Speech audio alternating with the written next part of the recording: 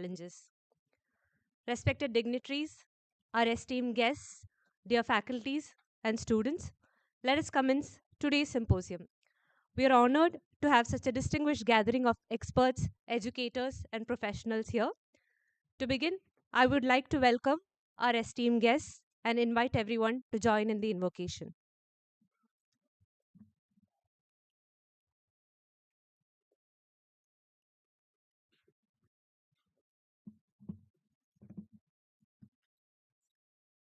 नभ से निकला सूर्य सुनहरा, उदय हुआ नभ चार। कला योजना में देश हमारा, अब रचे नया संसार। नभ से निकला सूर्य सुनहरा, उदय हुआ नभ चार। कला योजना में देश हमारा, अब रचे नया संसार। सुलभ संस्कृति शान हमारी, सर्वधर्म है पहचान। कला योजना में ज्ञान हमारा, देश का बढ़ाए सम्मान। धन्य हो जाए धरा हमारी, चलो इसे पुलकित बनाए।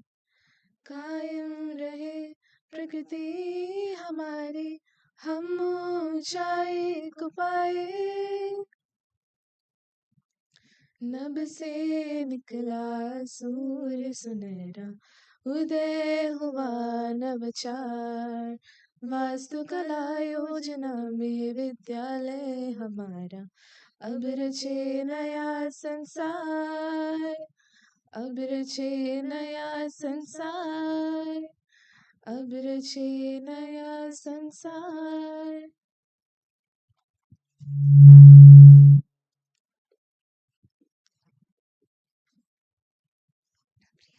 To provide an overview of the symposium, I now welcome Professor Dr. Aya Vijayalakshmi, Professor of Architecture, and Architect Srileha C., Assistant Professor of Architecture. They will take us through an insightful introduction to the symposium through their talk, Architectural Curricula at a Glance. We welcome you to the stage.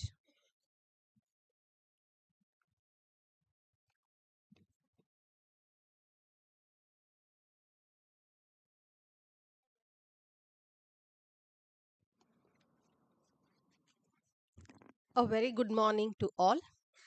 A hearty welcome to all the speakers, Pan India, who have come here to share their experiences, and also my faculty and students here.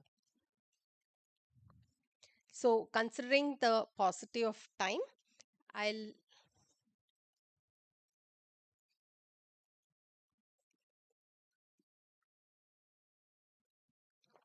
okay.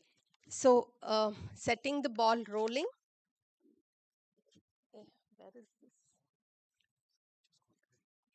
Okay. Yeah. So, forgive me if I might stir a hornet's nest today. Today's topic is on architectural practice, opportunities and challenges. And here we are here to share our knowledge to explore the evolving landscape of architecture in India and how, along with developments in fields related to rapid urbanization, climate change, and technological advancements, what are finally architects also doing apart from buildings? So, this is the reality. We'll start with a discussion on feel good aspects. There's a wedding invite, there's a Valentine's Day gift hamper, and bridal henna by architect Rasha Umar. Here, there is epoxy furniture using wood, maybe not of great quality and probably a way of recycling, combining with artistry, that is, sense of proportion, color, combination, and strength, to get new furniture by architect Alexandre Moran.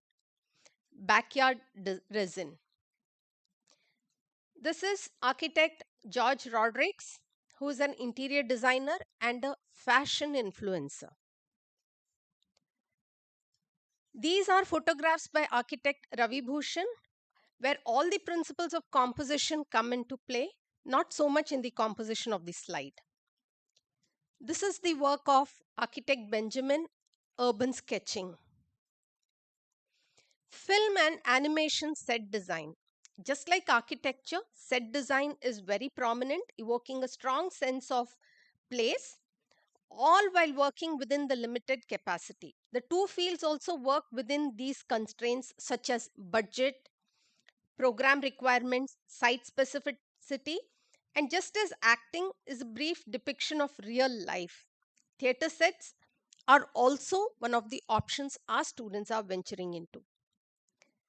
This is the one of the sets by architect Nathan Crowley. The sets of Sanjay Leela Bansali, art and sculpture.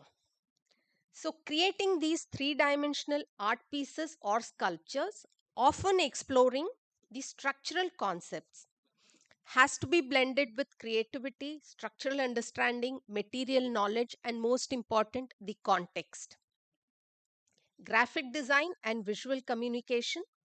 So, creating visual content to communicate messages, often in marketing, advertisement, branding, or publishing.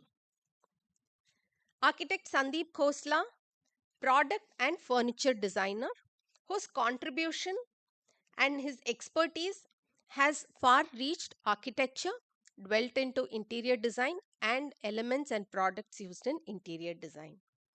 Fashion design, notable figures being architect Zaha Hadid herself, known for her architectural influence in fashion collaboration. Architect Issey Miyake, again renowned for blending technology and fashion. Slowly, it's the influence of technology, digital animation, and game design. So, creating three-dimensional environments, characters, and virtual spaces for gaming or films. Then, community focused startups, a new trend that has come. Affordable housing, disaster relief architecture, and social spaces. Architect Alejandro's Aravina social impact design firm, which is the first housing sufficient density on a good location, which is the key to ensure that the family's economical connection to the city's opportunities and also increasing property value is addressed. Specializations such as lighting design, landscape architecture, architectural conservation, etc.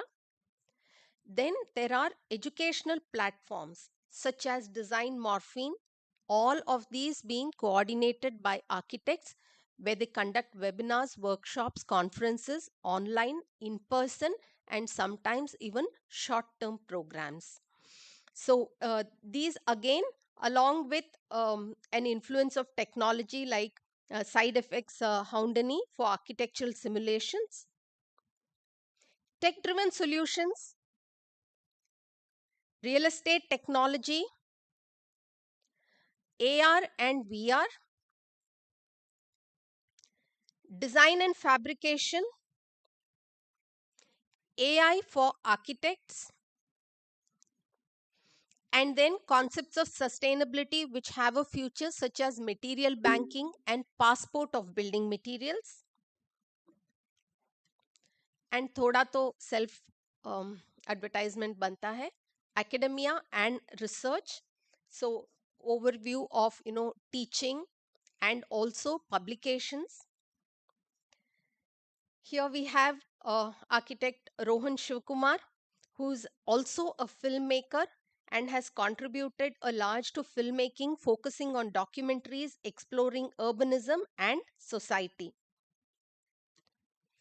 And who can not have architect Geeta Balakrishnan, also an architect, founder of Ethos, a platform for design awareness among students.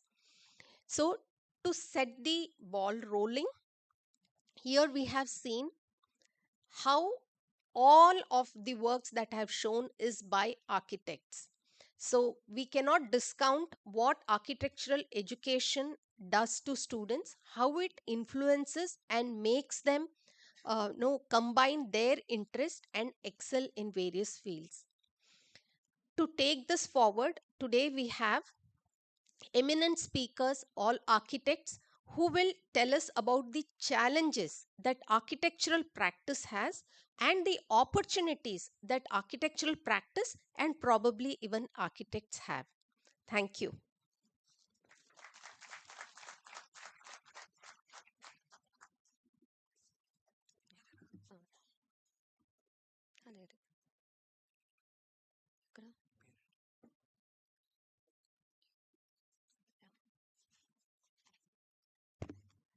Good morning, everyone.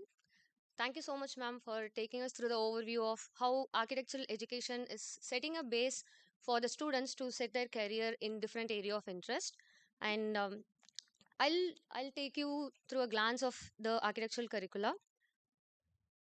So when we talk about architectural curricula, these are some of the broad categories which the architectural curricula consist of, starting from design and creative thinking, technical knowledge, theoretical knowledge, sustainability and global challenges, electives and specializations, which gives a varied area of interest for the students, and many more like this.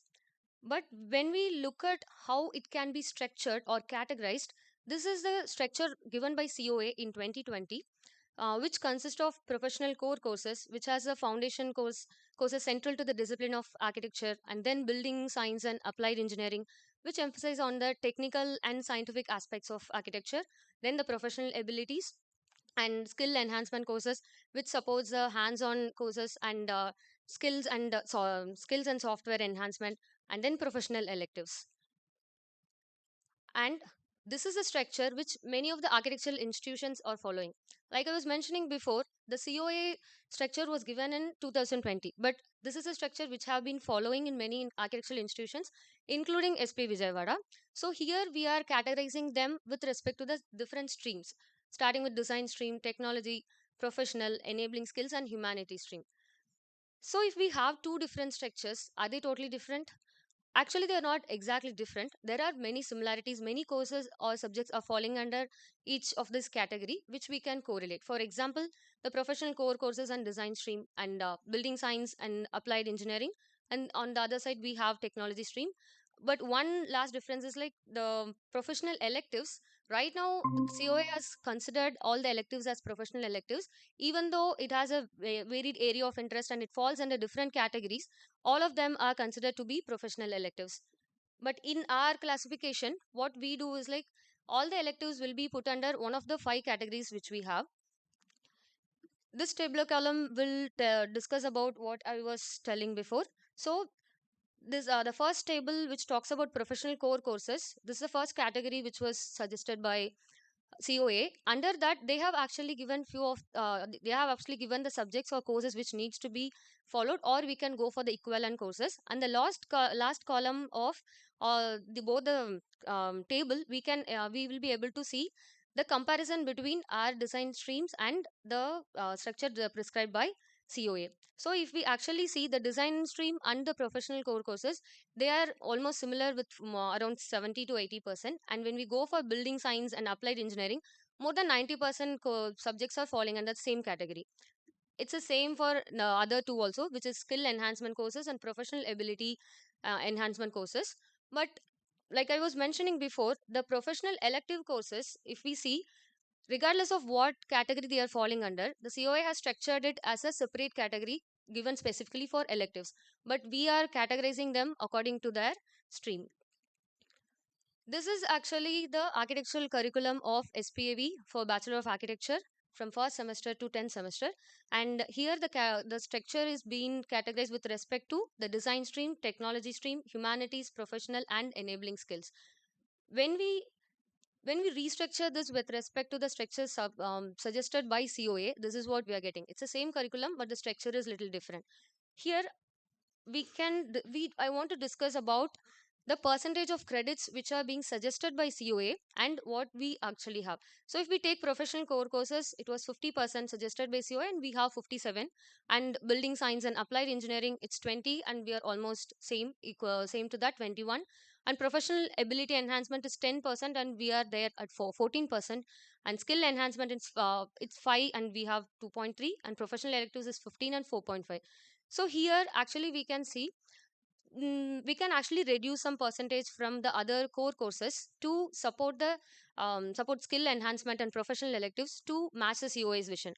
But when I'm discussing this, there are some courses like disaster resilient building, energy efficient architecture, architecture conservation, and many more, which are already being provided by the institution, but they are falling under different categories. So, probably by rebalancing these categories, architectural institutions can ensure a more holistic, flexible, and industry relevant curriculum while still aligning closely with the COA's vision. Thank you.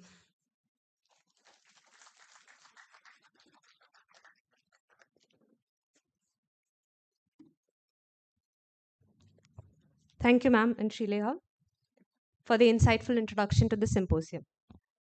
It's my privilege now to invite Professor Dr. Ramesh Srikunda, Director of SPA Vijayawada, to deliver the inaugural address.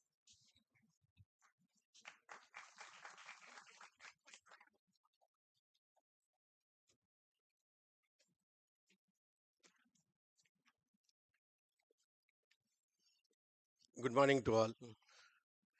It's really my privilege that to be here to give an inaugural address to this very interesting symposium, that to architectural practice. This particular symposium, I was keep thinking about it for past 2 years. I wanted to conduct it.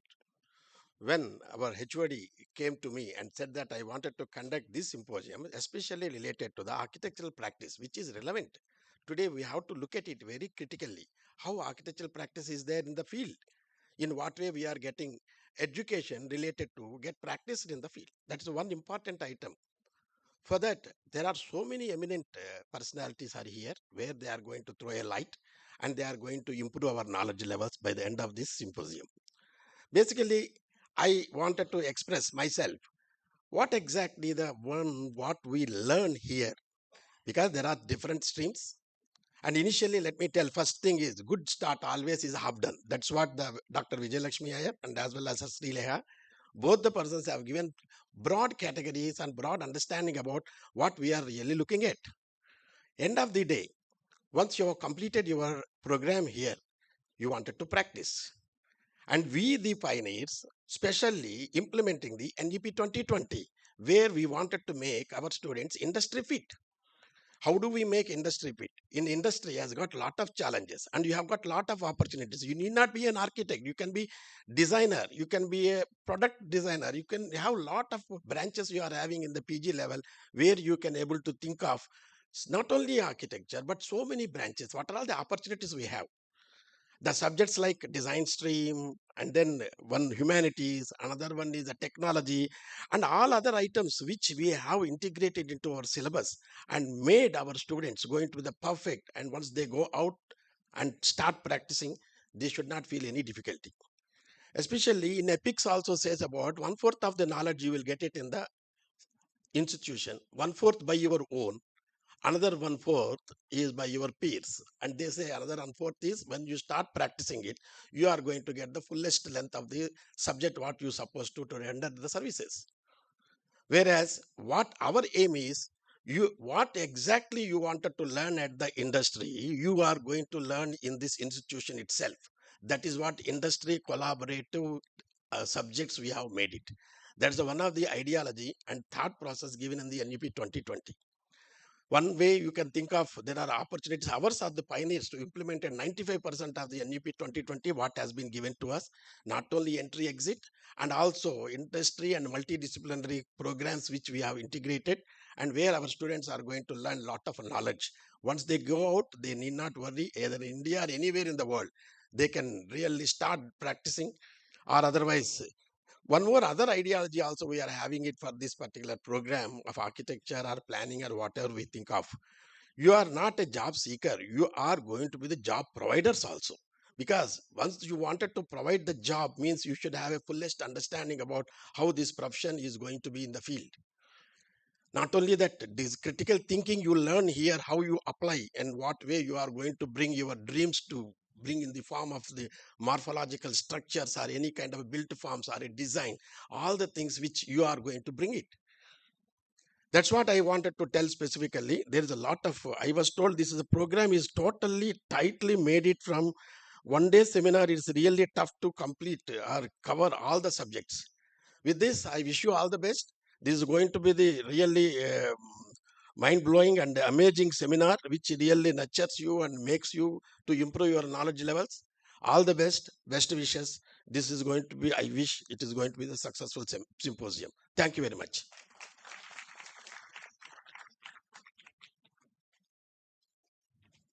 Dr. Shrikunda, your extensive experience and leadership continue to inspire the next generation of architects. Thank you for your words, sir. We now move ahead to the expert sessions for the day. We have 4 sessions that have been curated today and different talks under each session.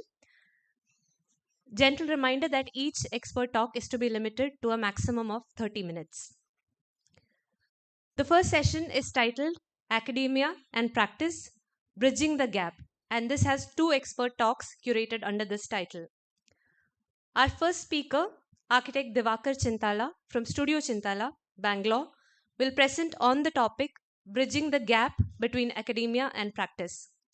With over 30 years of global experience, he gained from working at prestigious practices such as SOM and Gensler in the United States, China, Middle East, and India. Architect Chintala's innovative approaches promise an enlightening perspective. We welcome you, sir.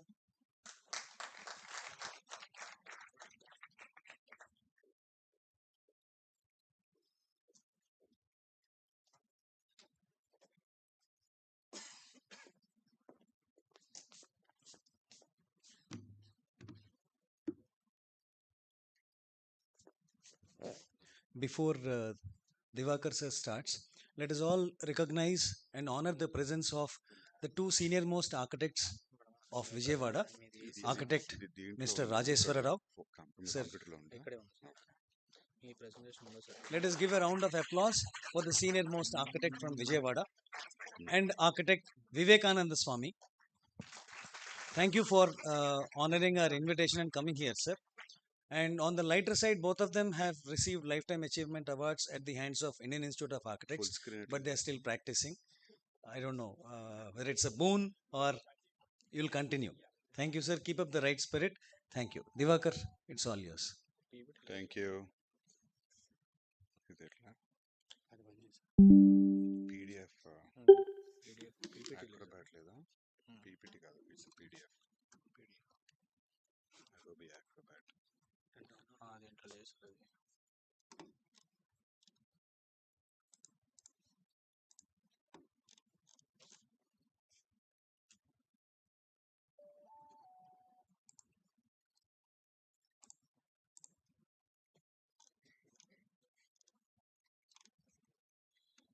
ఈ HDMI పెట్టొచ్చు కదా పెట్టద్దు ఇందాక వచ్చింది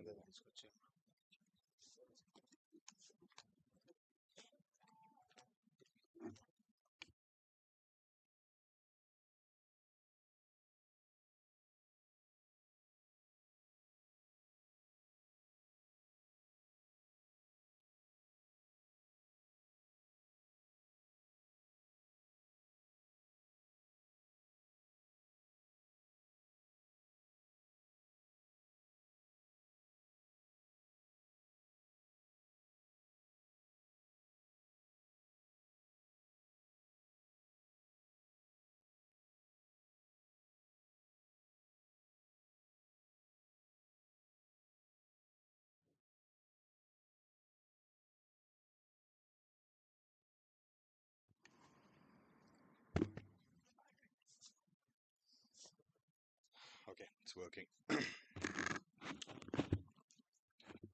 Good morning. Can you guys hear me?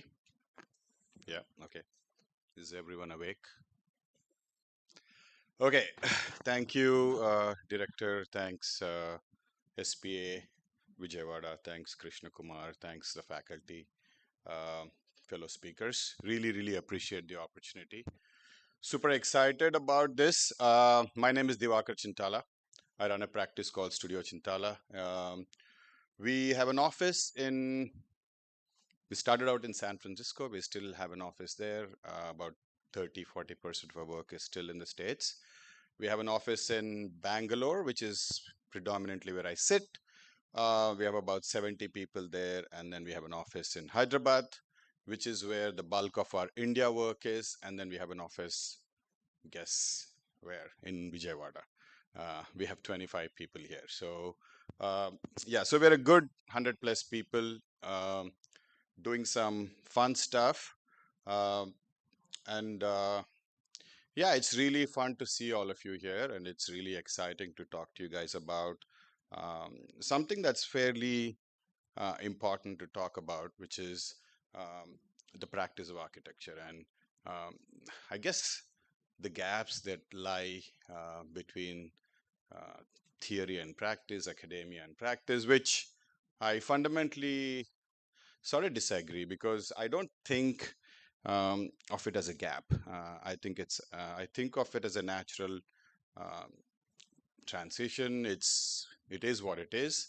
So I don't really have a big problem with the way education is run on a larger scale. But I think there's a lot more to talk about in terms of how um, the the uh, the focus of the education really. So through a series of slides, I'm going to try and make a case and really try and highlight the fact that it's not so much the curriculum, but more the approach and the attitude of the students that really needs to be tempered.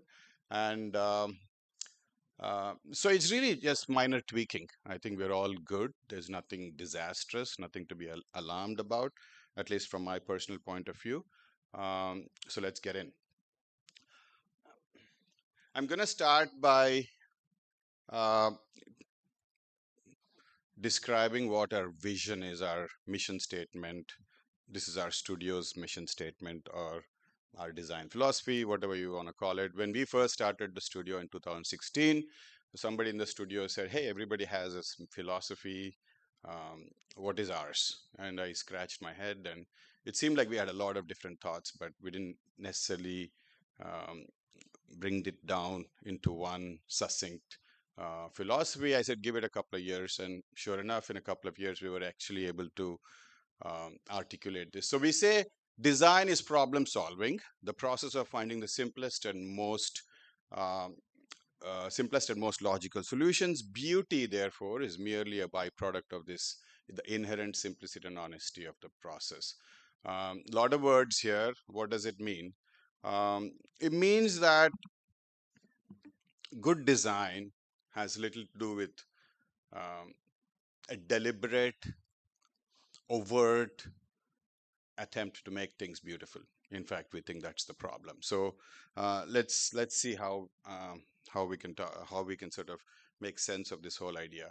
So we're going to talk about design, which is predominantly. I mean, I don't want to suggest that that's the only thing you guys learn here, but that is in many ways the center of your learning here, and of course everything else, the technologies, the history, the science, all of that really sort of eventually is geared towards um, your understanding of design, if I can put it that way. So, what is design and what is beauty? I mean, these are two sort of esoteric, intangible things we talk about.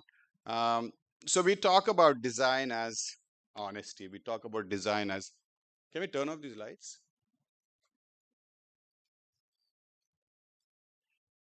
Yeah. So, we talk about design as something that is really an expression that comes out of an honest space. So if you were to ask a kid to draw a car, should perhaps draw something like this, um, and it's beautiful. It's inherently beautiful because she's not trying to win an award. She's not trying to impress. She's not trying to um, really worry about proportions and scale and all those things. But there's something earnest about it. There's something very um, soulful about it, and that is really what we think is beauty. So you know, everybody has their own notion of beauty, but we think the innocence, the honesty of the expression carries the day, and that's what beauty is. So for us, it's that beauty that we're trying to recreate. It's that innocence, that childlike, which is very elusive, but that sort of understanding of expression each morning when we show up in the office. So And then, of course, there's the whole idea of good design. So again, very subjective. You ask any architect, they'll give you their version of good design. And so we say design is really about intentions. So I got a picture of these are stabilizers, voltage stabilizers. Um, the one on the left is by a designer, presumably, maybe somebody who studied in NID or whatever. And the other one is designed by an engineer. Um, and I think, well, the jury's out on which one's prettier or whatever, but I think there's something very earnest about the one on the right, right? It's designed by somebody who's not driven by the desperate, urgent need to make it beautiful. And so it is what it is. It's got all the things it needs to have just in the right space, in the right amount. And that's what beauty is. So it's really about intention. So what separates, in our opinion, what separates good design from not so good design is the intentions. Um, so we think to be good designers, you need to really align your intentions, to really be able to separate yourself from all the other idiosyncrasies, all the other sort of um, desires to be recognized, to make financial gain, to really put the users and the final product in the center of the stage, and really forget about everything else. So the intentions really matter.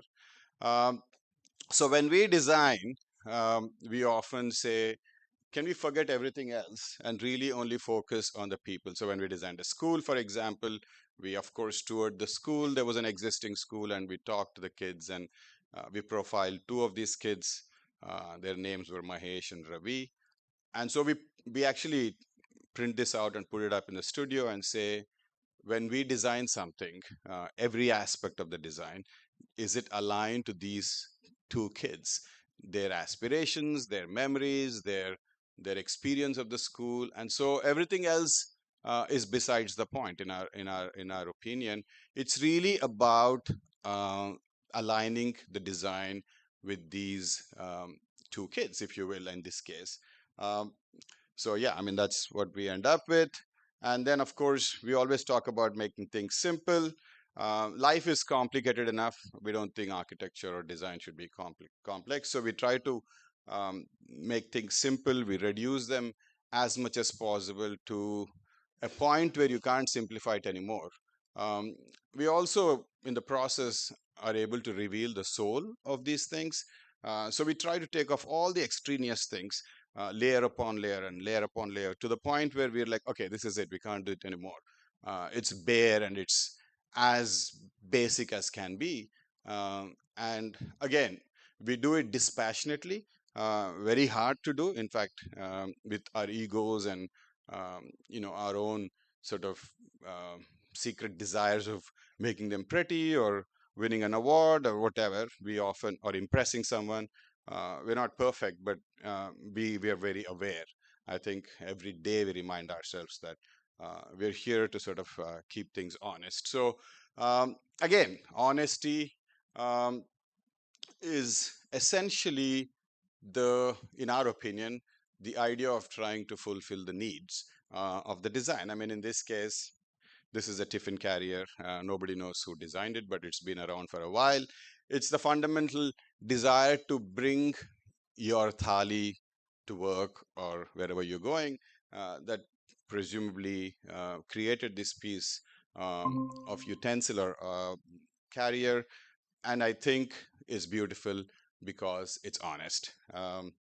So we are also driven by logic. So anything that doesn't stick, anything that doesn't pass the logic test, um, can go further. So as an idea, everything has to be logical. And then when you say logic, it's really something that everybody can agree on, like gravity. If you come up with an idea and you say, this is why I'm doing it, because I like it, won't work. If it's universally accepted as a truth, that's when it works. So process. Process is a really important consideration. I think for us, we are very, very linear. We're almost like engineers. We like that kind of thinking, where everything's sort of defined. So often when we design something, we actually go to the dictionary and read the definition of what it is, and then we try to sort of just um, meet the definition without getting overly consumed by the actual again desire to make something interesting. So when we designed a bench, for instance, we read what the definition of a bench is, and then we basically tried to address that. So we go about our process, and now I really want to talk about how this is relevant to our conversation. Really, the conversation that practice is somehow removed from academia, and maybe not, because I think in many ways this is what you do. And we actually believe that, or I personally believe that the lack of um, an emphasis on reality is actually a good thing in academia.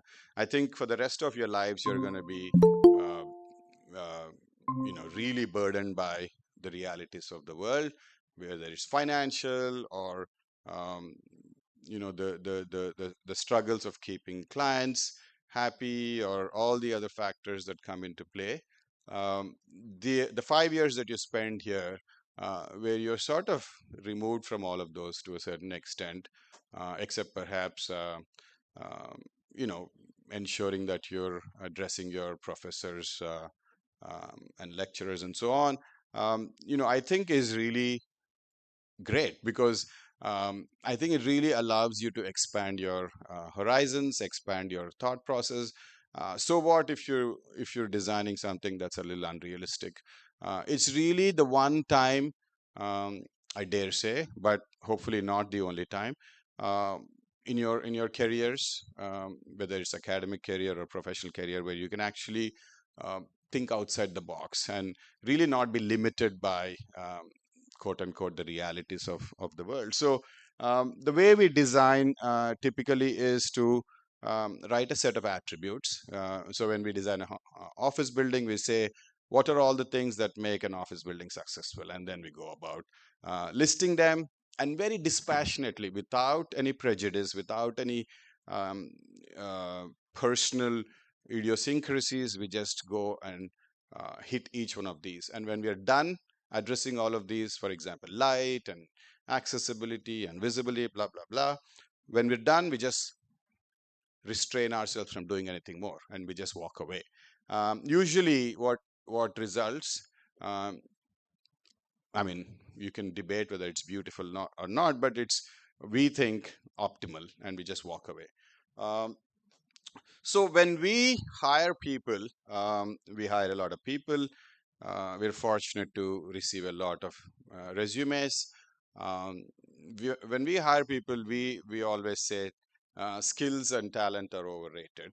Um, what really matters is the sparkle in the eye. So I mean, you can learn Rhino, you can learn Revit, you can learn Lumion, and all those things. Um, and I think the kids these days, I mean, most of you guys are so adept at picking up new skills. It's really a matter of days. So we really don't worry too much about these skills. It's really about the sparkle in the eye, and somebody, the passion and the desire, that you want to do something. You want to do something with your life, something that brings meaning to your lives, and something that really gives you the joy. So I think what we need to teach, in my opinion, well, of course we need to teach history. Of course we need to teach building sciences, and all the other structures and all the other things that typical curriculum in architecture education offers. I think we really need to teach people to love architecture. Um, I know these are things that not necessarily everybody can teach or be taught, but the idea that you can bring awareness to the fact that the profession that that we're talking about is actually a fairly fun profession if you love it. I think I keep telling people life is too short to do something that you don't enjoy. And if you don't enjoy architecture, it's definitely not fun. I'd rather you go hiking or whatever it is you like, because if you don't, I mean, that's true with any profession, but so much uh, more with architecture, because you don't make a ton of money, at least not in the first few years. It's a lot of struggle. Buildings take a long time, and so it's really imperative that you enjoy um, architecture, the process of design, if you will. It's really important. So I think the reason we think skills are overrated is because in the age of AI, um, you know, you can do most tasks. I mean, I remember we used to in the studio laboriously add people to our renders and put shadows, and you know, AI will do all of that for you now. Um, so I don't really think the skills really are that important to the profession anymore. It's really the passion. I think it's the passion and it's the empathy. Empathy is perhaps the most important thing for an architect. The the the emotion of connecting with the people that are ultimately going to be using the space. I think that's really important, and that is something I think architectural education should really focus on. Creating the idea, or at least bringing awareness to the idea that what we're doing here can actually transform lives. We believe that a well-designed house can actually um, make a family happy, come together. A badly designed house, this may be a little bit of an exaggeration, but can actually um, bring a little bit of uh, unhappiness, if you will, in a family. So I think design matters, and I think we matter, and I think we have the power, if you will, without getting big-headed about it, to actually uh, induce behavior into spaces. So empathy is very important. We're doing a very interesting master plan, regional master plan for the Hampi area, which is in Karnataka, and we were doing some site sort of trips and trying to understand the various parts. It's a huge, massive project, 300 square kilometers. We're trying to sort of look at it from a tourism standpoint. And when we do that, um, you know, we photograph all the archaeological sites, the opportunities to bring tourism. But the one thing that we keep focusing on are the people. Um, so it's really interesting to actually look at the people and understand who you're designing for, who the stakeholders are. And it's really that empathy that's really important to learn while you're in an architecture school. I mean, you can learn about form and harmony and balance and scale and all those things they talk about, but really to be able to remind yourself that design is all about empathy, architecture is all about empathy. So when we did some factory workers housing in Chittoor in Andhra Pradesh, we actually spend some time understanding the factory workers, understanding their desires, understanding their sort of aspirations, and really helps finally to design their spaces. So it's really about creating a value system. um, I mean, your own personal value system, if you will.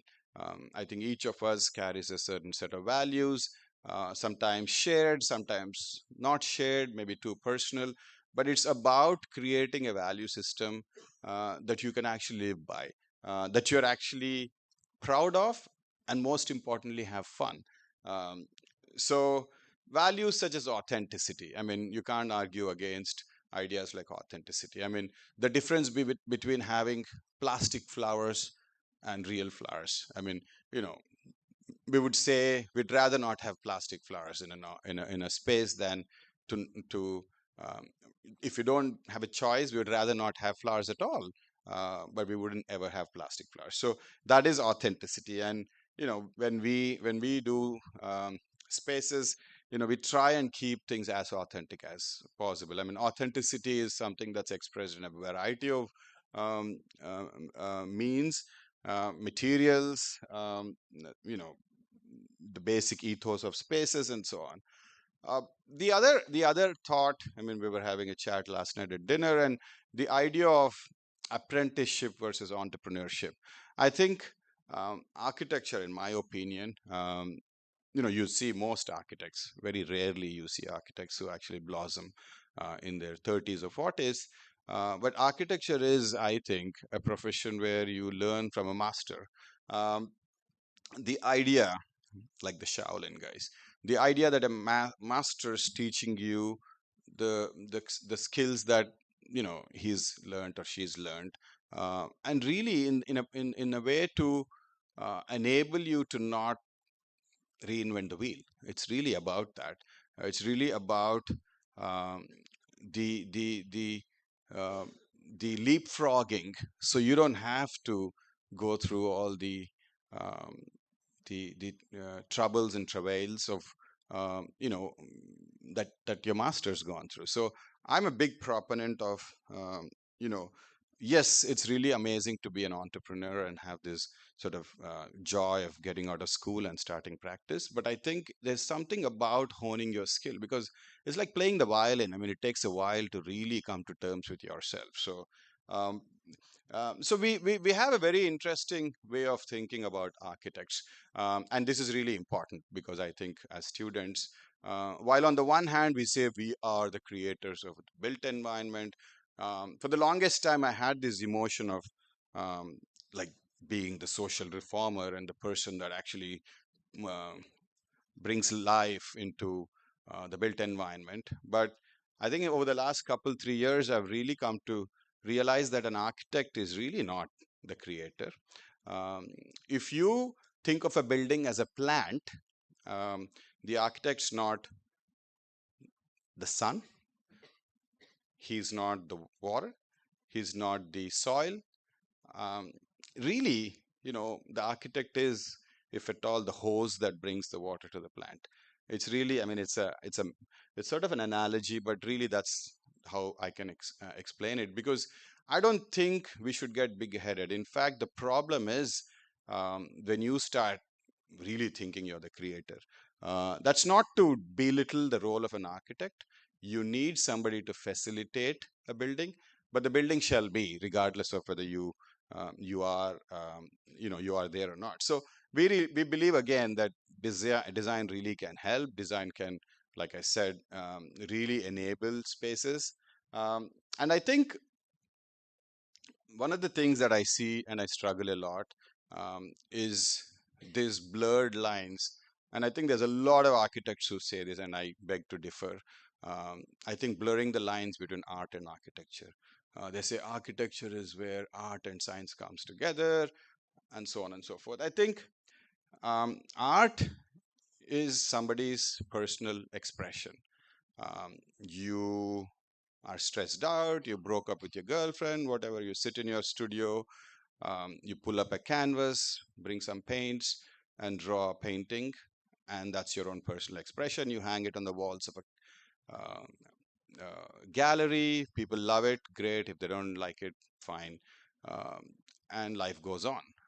But an architect has a far more uh, larger responsibility. There's the idea of it's not you're not designing for yourself. In fact, you probably seldom ever go into that space, if at all, after you've designed it. So it's really about people. It's about empathy. It's about the end user. It's about understanding the needs of the people. And so to remove yourself, and so yes, there is a place for art in architecture, and you can debate whether museums should be pieces of art or be humble backdrops for showing art and glorifying art, but that's a whole different discussion for another day. But really, architecture is not art. I mean, I would like to plead that architecture has definitely got the element of art. I'm not suggesting that art has no place in architecture, but architecture cannot be misunderstood as art, and that's something um, we think of, in architecture school quite a bit.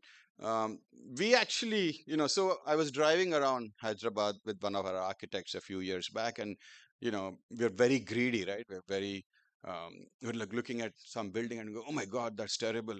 We should have been designing that. We could have done such an amazing job.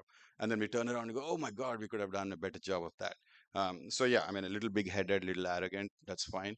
And then one of our architects said, you can't design the whole world. We only have a finite number of years and hours in a day. And so we said, okay, then how do we really, share our values, share our ideas? And he said, oh, the best way to do it is to teach. And so we said, okay, we'll start Bauhaus 2.0. And so we have this really crazy desire of starting a school of architecture, much like yours, or design rather, not architecture, very important, which is a kilometer long. This is something I pulled, with AI, you can do amazing things. This is like 10 prompts. And, this is Mid-Journey, or I think Mid-Journey that just pulled this up. So, but you can do amazing things with AI, and that's why, skills are overrated. Things like, do you give clients what they want, or do you belabor the point and try to find a middle ground? And then I think one of the things that really I hope we are learning in architecture school, and I think professors are actually a way to, in many ways, you can think of your professors as your future clients, because they are like that. They're unreasonable. Uh, they're hard to please, and a lot of other things. So we think that you need to learn to listen. You need to learn to let go. Um, we learn these things very late in in practice. We're sometimes so married to our ideas, and we're unable to sort of let go. And we say, you need to be able to let go. And it's similar in school when your professor is trying to um, trying to get you to look to another solution or another point of view. I think the idea of letting go is really important. In fact, letting go sometimes brings such amazing ideas. It's really amazing. Um, this is one example where we were designing an auditorium, or a convention center rather, for the Telangana police. And we were really enamored by this very fluid form, if you will. What ended up was this, we let go, and somehow, when you let go, actually magic happens. So very hard to explain, but it happens. Uh, they teach you about scale, proportion, hierarchy, patterns, all those things. They're very, very important. Of course, they're very important because they really hone your sensibilities, hone your skills as a designer. But ultimately, what really matters is the passion and the empathy to design. History is sort of taught um, in isolation, but history really is an amazing subject. I mean, I didn't realize it when I was in college, but I look back. Everything that you're trying to solve, funnily enough, is already been solved, believe it or not. So you look at the step wells. This is in Connaught Place, and we you can learn so much from it. We sort of use the strategy of step wells in a parking garage to bring light and to bring people out, and so you don't have this dark, dingy parking garages. We talk about vernacular again. So much to learn from vernacular architecture. This is a typical veranda, your overhang, your front porch, if you will. And then we employed that into an office building, and you get these sort of beautiful interstitial spaces. So building science is something that they teach you, really important, something that you can learn. It's really logical. I really don't think it's the end of the world if you sort of don't get a full handle of these things in school, but you can definitely sort of hone these when you're in the real world. We talked about environment behavior, how the built environment can impact behavior, or vice versa, how uh, behavior should be thought about when you're doing the built environment. This is a very important, in fact, my master's emphasis was about environment behavior. And it's incredible how, as architects, the facilitators of the built environment, we can actually um, create behavior or encourage a certain behavior or discourage a certain behavior. And it's really powerful to note that. Yeah, learn to hug your professors. We learn to hug our clients, um, engaging with them. And so, it's really amazing. I think one of the biggest sort of fears I had before I moved back to India about 11 years back was after 22 or so years in the US, I wondered if Indian clients would really um, get it and would they be patient enough to listen. And what's amazing and really endearing is the fact that they actually listen. I mean, it's surprising. If you can earnestly talk to them, I think they listen. And I think by far we owe a lot of our success to the fact that we really engage, we talk to them, we talk to them in a very meaningful, very logical way, without getting too esoteric, without getting too fancy. And I think they listen. I mean, it's a project where the client wanted something really gaudy, if you will, for the lack of a better word. And we try to communicate the fact that you can, because the fundamental desire was to be magnificent, to be huge. And when you can explain that there's many ways to do it, I think they listen. Um, Form and function, I think this is one of the sort of the big buzzwords you learn about. From all the things I've told you, I clearly um, think form follows function, but really form is besides the point. I think that's the idea I'm trying to sort of really advocate for. It's really about being honest with solving the problem, and everything else falls into place. So some examples of how we tested it out. The exuberance is great. Doing good is important. We do low cost housing. And to evolve constantly is important. I mean, it's very, very. I look at Richard Meyer, and you know, he's been doing the same white buildings, and I mean, there is a certain consistency about the work, but I think I always wonder how it would be if you're stuck in that rut of sort of how do you evolve as a person. So it's constantly important to evolve. We've never done arches in our life. We thought we would never do arches, and here we are doing arches for a project. We're doing some crazy houses, some crazy offices, research centers. It's very important to learn to collaborate. I think there's this notion that an architect is a lone warrior. How can you collaborate on matters such as design and creativity? And to be honest, I always argued against this idea of collaboration, because how do you dilute an idea? How do you keep the sanctity and the purity of an idea if you collaborate? How can somebody else understand where you're coming from? And total nonsense. I think with design, you can collaborate. The beauty of collaboration is amazing. Um, when you interact, when you talk to somebody, they're challenging you. I find myself saying things in a collaborative environment that I didn't think I was capable of. I say something and I goes, wow, that came out of me. I didn't know I was capable of saying that. So it's really amazing what collaboration can bring about. The idea of sort of being challenged, the idea of building upon somebody else's ideas. It's really, really fun. So I think, something to learn in school while you're at school, to really know that to share your ideas with your peers, to bounce them off, to really sort of, encourage each other, to challenge each other. And it's really that's what it is. It's about multiplicity of ideas. It's about um, really sometimes more ideas are better than one. Sometimes, the best ideas stick, the rest fall off. And two ideas can lead to another entirely new idea. So I think it's really important to sort of keep the ideas flowing. That's our studio, how we collaborate.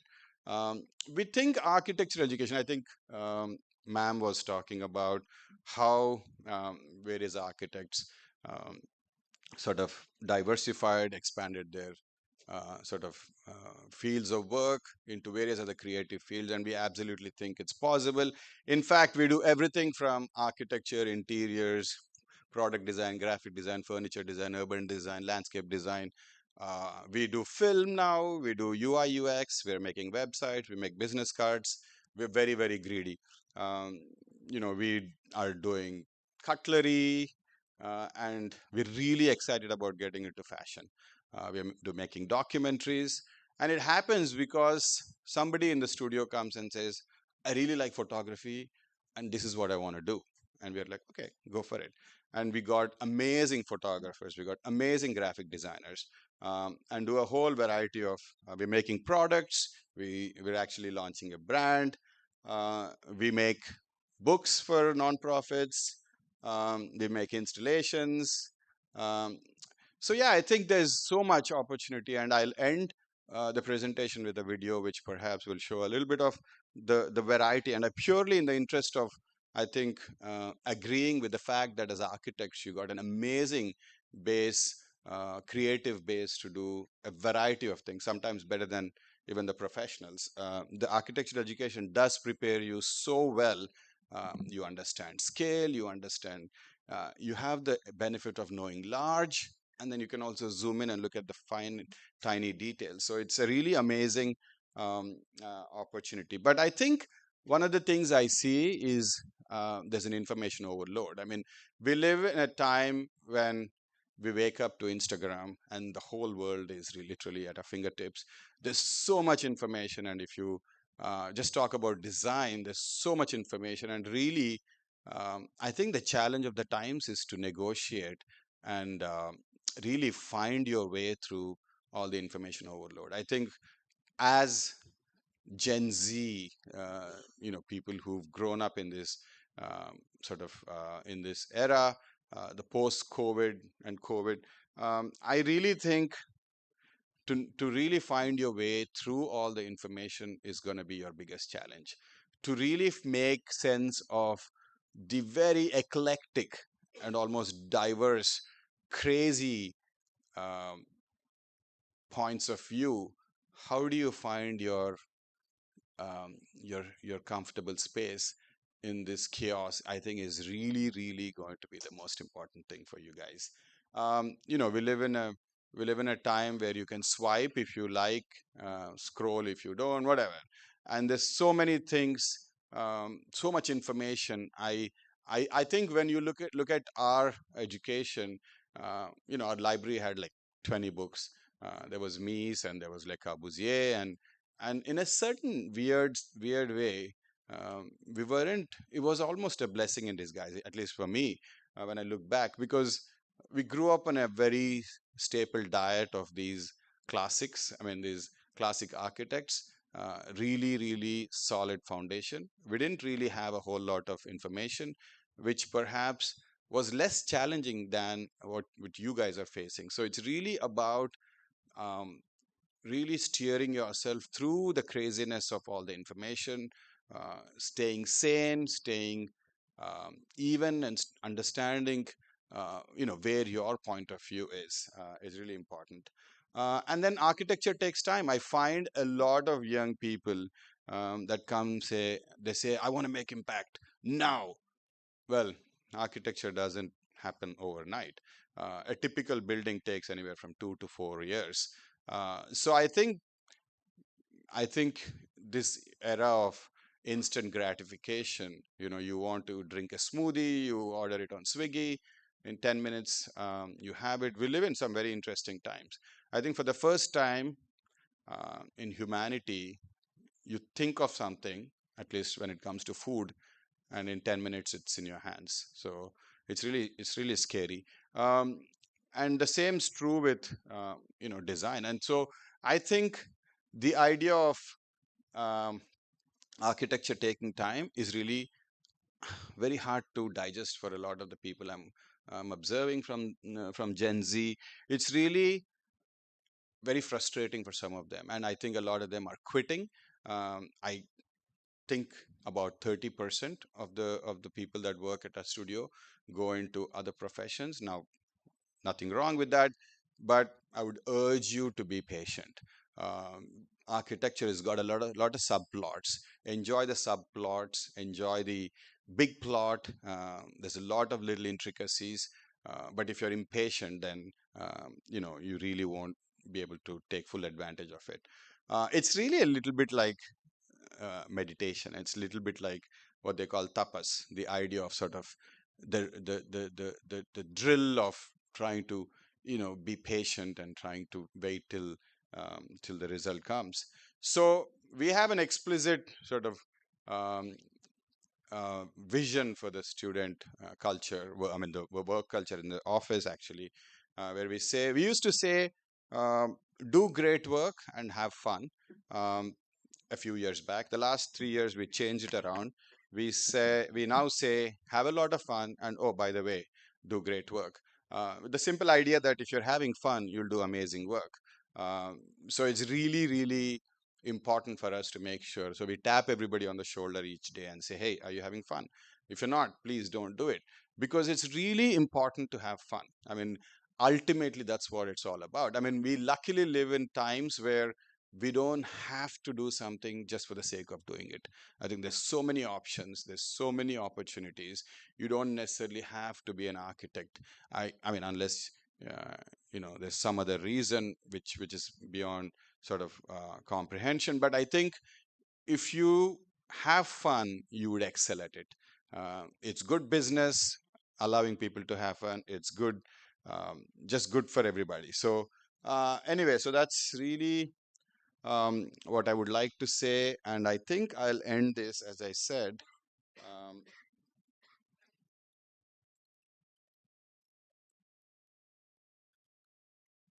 with a video that actually shows a little bit of.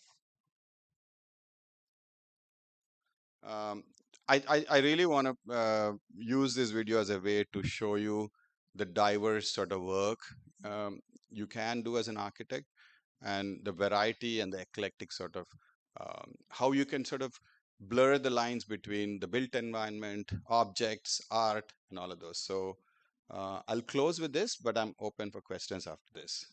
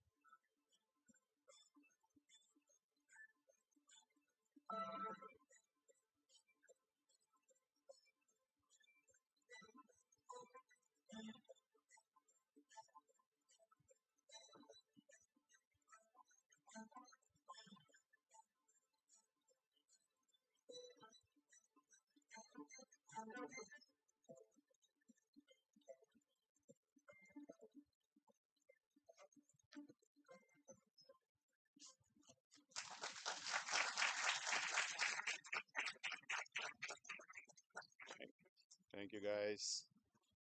Can I answer any questions?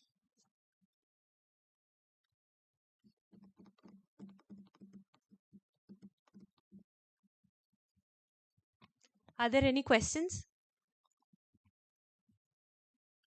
If not, we'll move forward.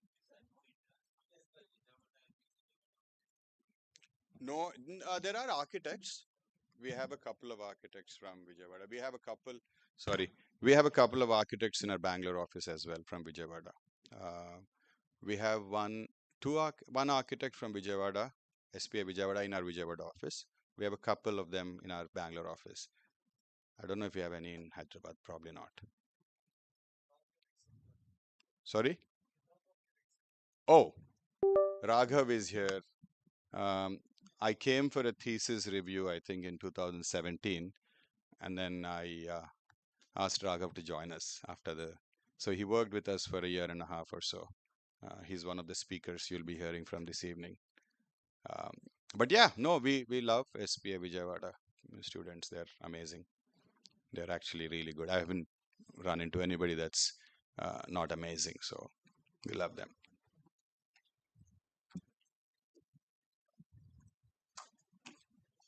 Do you need a mic? Or can you see? Oh, yeah, go ahead.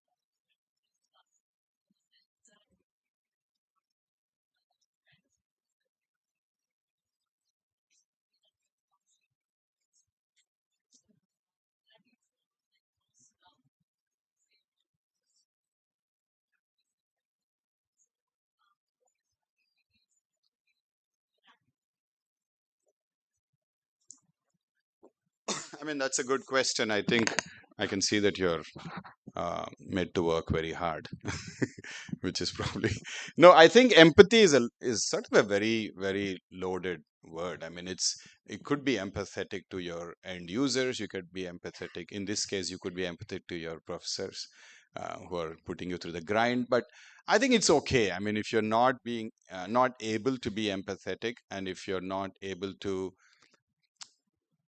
if I'm understanding your question right, really reciprocate, and really, when you said we are unable to be empathetic to architecture and architecture is unable to be empathetic to us, I think it's okay as long as your effort is earnest and as long as what you're doing is coming from the heart. I mean, that connection with your work, to really feel that connection is okay. I don't think you need to really stress out about empathy and all of that. I think by empathy, I mean that connection, really. I mean, it can be a variety of things. If you're in the real world and you're designing a school, to be focused and empathetic about the students and their desires is very important. Right now, you can be very empathetic about your ideas. You can be very empathetic about a certain agenda you have in a design. So I don't think you need to stress out, and I don't think you should be disheartened that you're unable to focus on a certain area. I think the key is to have a lot of fun. Lot of fun, go crazy into it, and really see the layers of thought, and it can be pretty intoxicating. It can be really amazing to be able to connect with your work, really remove the layers, understand, really bring awareness to your thoughts and how you're able to sort of think and articulate.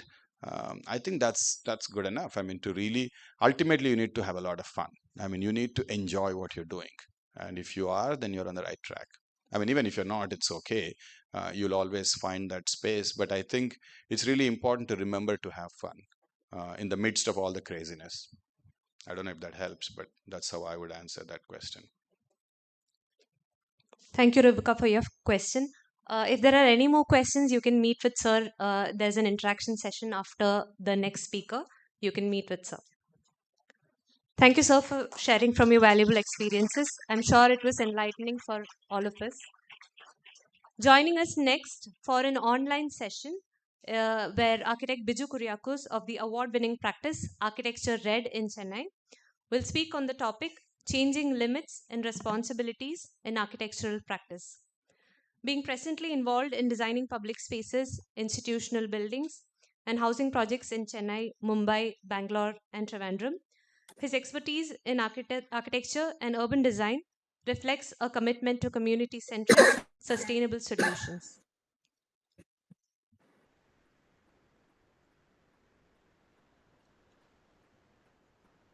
You can go ahead, sir. Okay.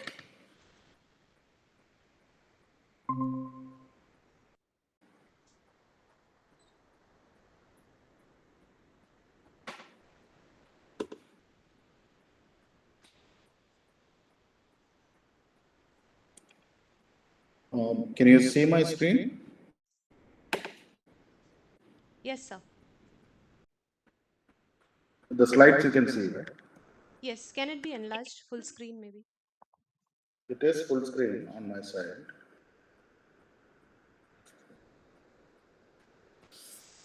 Is it not full screen there? Hello? Yes, sir, we can see. Okay. Um, Thank you for having me in this wonderful session. It's always great to speak to students and faculty and be part of the conversation, which kind of talks about where the practice is, where the academics is, in the context of today's India in many sense. So what I'm going to talk a little bit about. A lot about our practice because I'm primarily a practitioner, although I teach different semesters of different schools, but I enjoy teaching, but my primarily focus is of a practitioner. So a lot of what I talk about today will be about the learnings from the practice and what we see as the sort of the what I call as the changing limits and responsibilities of the practice. And so when you practice today, you're constantly thinking about it. What is the role of the architect? Um, how do we place, how do we add value to the kind of the larger conversation that's happening within the sort of the building industry, but also in the academics. So a lot of these are what I talk about a bit is also the introspection from the practice that we do. Of course, I'll take you through some of the projects and some of the works that we are doing. But a lot of it is also, in some sense, learnings from the practice, and I would love to kind of share some of our thinking and some of what we learn with all of you to kind of then generate a conversation. I haven't been feeling well last 2 days, so excuse my voice bit. And if it is becomes too feeble, please let me know. I'll try and speak louder. So I titled it "Limits and Responsibilities of Practice," and like I said, the more you practice in today's, not just in India, in today's world, you are constantly kind of, as an architect, you are constantly trying to kind of ask this question: what is our role in the sort of the fast-moving, fast-paced, sort of the world that we live in, and how do we constantly add value to the built environment or shaping the built environment? Architecture today has been dominated by market forces and become increasingly detached from its place. Just as the challenges of climate crisis, loss of biodiversity, and social inequality, urgency for a more proactive position. In a world of cash flows, urban inequality, and failed governance, where wealth dictate access, how does an architecture practice situate itself to effect its desired role as a practitioner rooted firmly within the sphere of the public? How does a practice respond in an increasingly polarizing urban environment, especially when it chooses to engage with that context, to delve in and explore what negotiations are possible or direly needed? keeping in mind the complexities of the city's actors, politics, place, people, and profit. And so these are some of the inquiries that we have within the practice, is that how do we place our practice in this kind of socio-economic context that we practice in? And a lot of our work is in some sense, a response to that context that we practice in, the socio-cultural and economic context that we practice in. And so we are constantly look at trying to understand what this context is in many ways and try and kind of respond to that context through the works that we do. So in an environment where less and less is in the hands of the public and more is in the control of the private, whether a corporation or an individual, what place does social equity and civitas have? So, in many ways, our approach has been in twofold. One, that of the larger territory of the urban, its geography, economics, and ecology.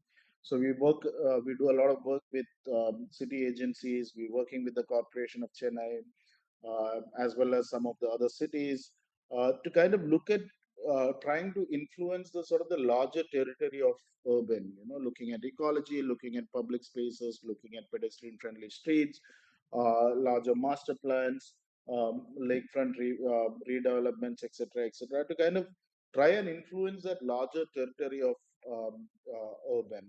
And here we don't work in isolation. We work as collaborators with other professionals from various other disciplines, and try and kind of influence that larger territory. And the second is that of a more localized urban intervention, the urban building or an urban insert, as the case may be. So this is, what many of the practices do. A client comes to you, you then kind of react to that client, the program, the requirements, etc.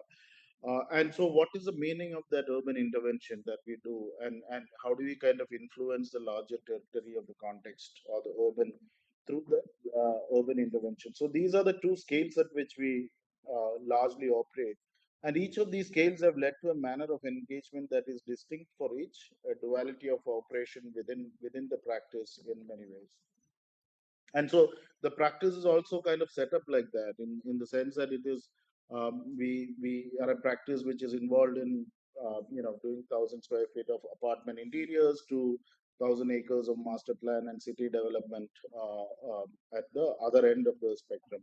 But yet the practice is not sort of structured in a way that there are certain verticals, different verticals, and different people operate and work in different scales. We believe that design is much more homogeneous. We want to kind of learn from the different scale that we operate at.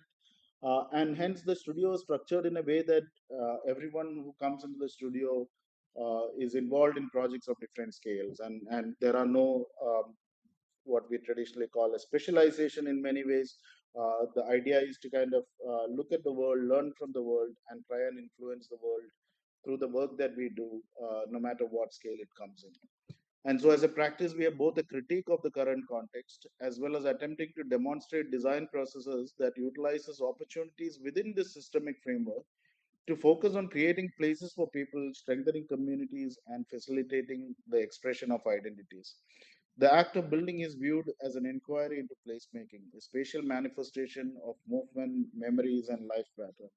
We believe that, while we claim to kind of live in a highly social world, and we also claim that our economic growth in today's world largely come from the fact that we live in a highly social world, but yet the way we build our buildings are highly becoming, in some sense, exclusive, or dare I say, antisocial. We are constantly looking at making that box wrapped up and locked up in many ways, and create an environment where people are, in many sense, isolated depending on their economic, which economic group they belong in, the kind of gated communities that we create. Even campuses, for their example, we work on many campuses. You often see that one discipline doesn't interact with the other discipline, and each building is locked up at the end of the day, and the students leave the campuses without really learning from the fact that you're actually in a campus where you can learn from other disciplines as well. And so we find these kind of, in some sense, these contradictions. On one hand, we talk about a highly social world, but our buildings and the way we build our buildings are becoming highly sort of exclusive in many sense.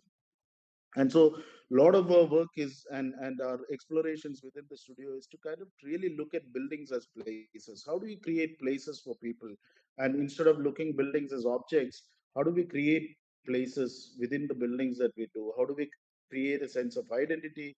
How do we create a sense of place? And through all of that, how do we create memories and shape people's lives of coming together and buildings becoming an extension of or rather spaces are all extensions of those buildings and bodies, etc. And so this is a project we finished. We've been involved with a campus in Chennai for the past 10, 12 years, done multiple buildings, multiple institutional buildings. This is the first building we did in the campus. It's the School of Aeronautics. And you can see here how the sort of the section is articulated of the building.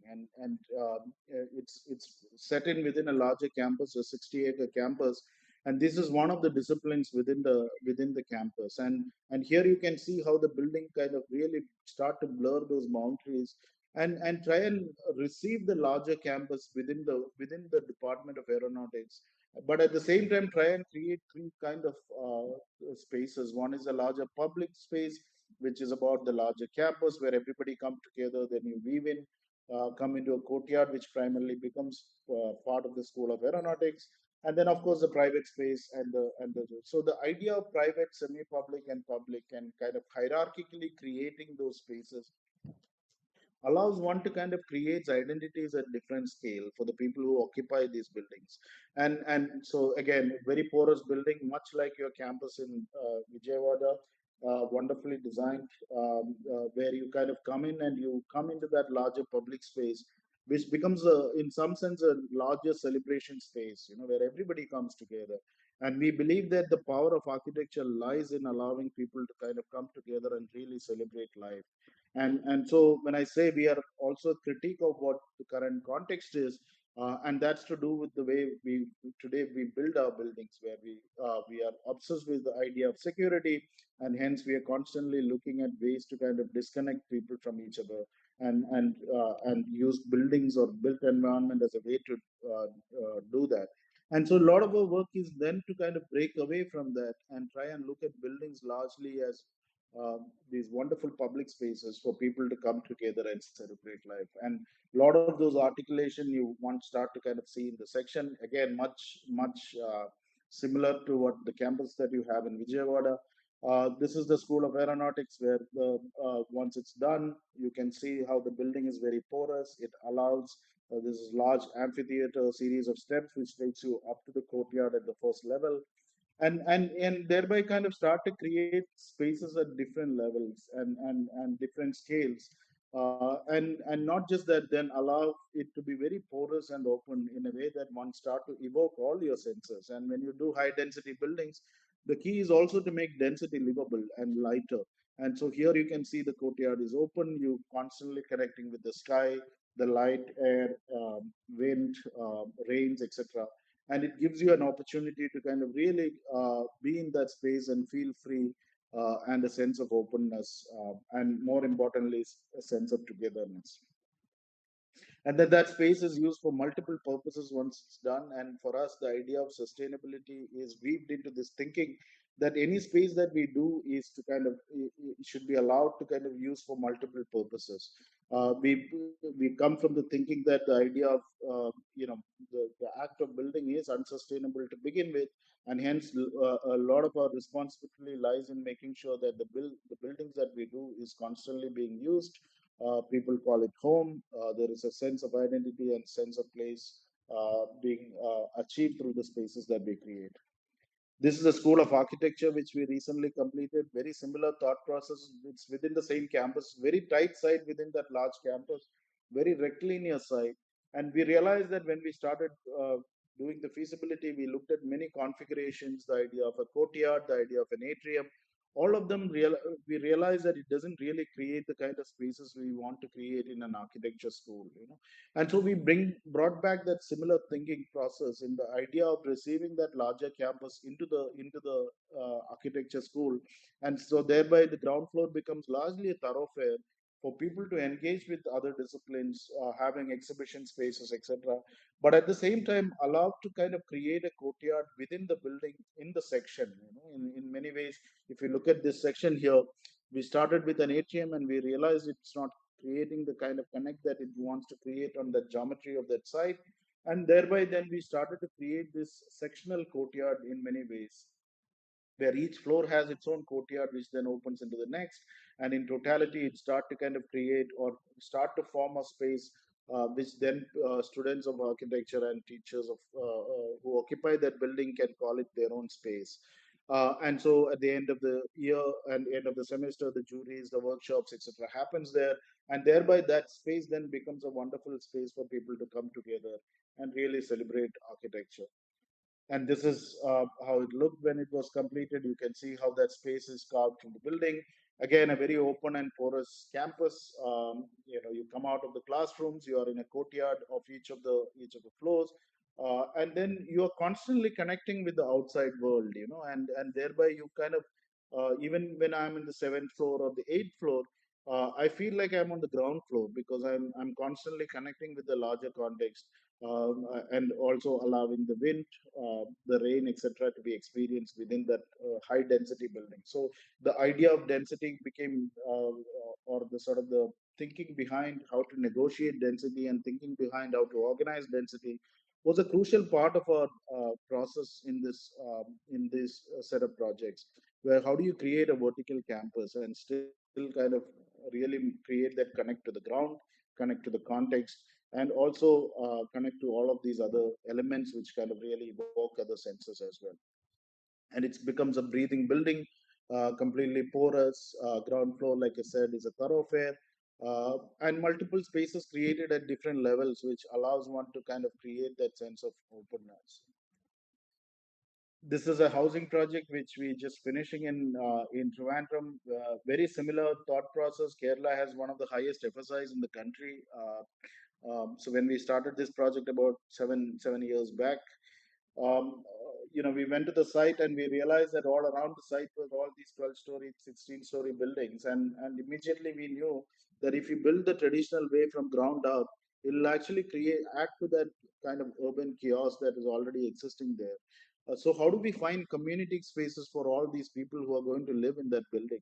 How if we start to organize density like that. Our site was about 10 meters below the street level because Trivandrum, as you know, has a very high topography. And so the first thought we got is to really put all the parking within that 10 meters to allow the ground to be lifted up to the street level. And then studying through the building regulations, we realized that one could go much taller than our neighbors, so we could go up to 22 stories.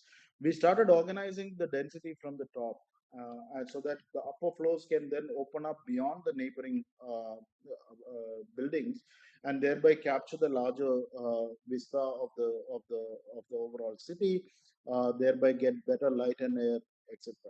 And so what was interesting was also that by the time we reached the third and the fourth floor, we were able to get all the density that were required or allowed to be built in that site.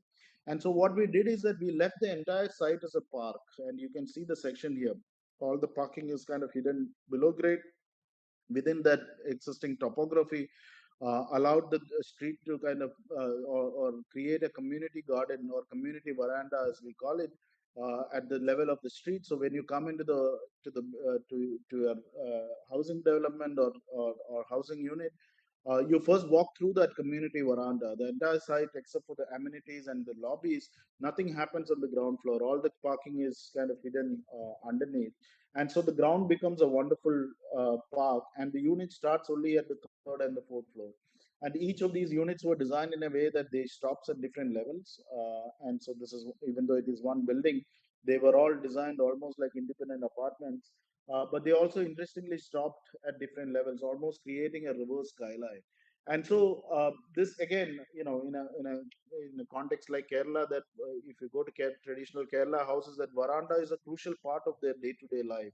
And so a lot of the thinking is that when you go from a house to a housing, how do you kind of take some of these qualitative spaces back into that scale, and how do we articulate that? And that's when we kind of came up with this idea of the sort of the community veranda, where one can still be in that space, enjoy the Kerala rains, and still be protected by the building, almost kind of hovering on top of that, almost like an umbrella. It kind of protects that, and that's the scale of that space.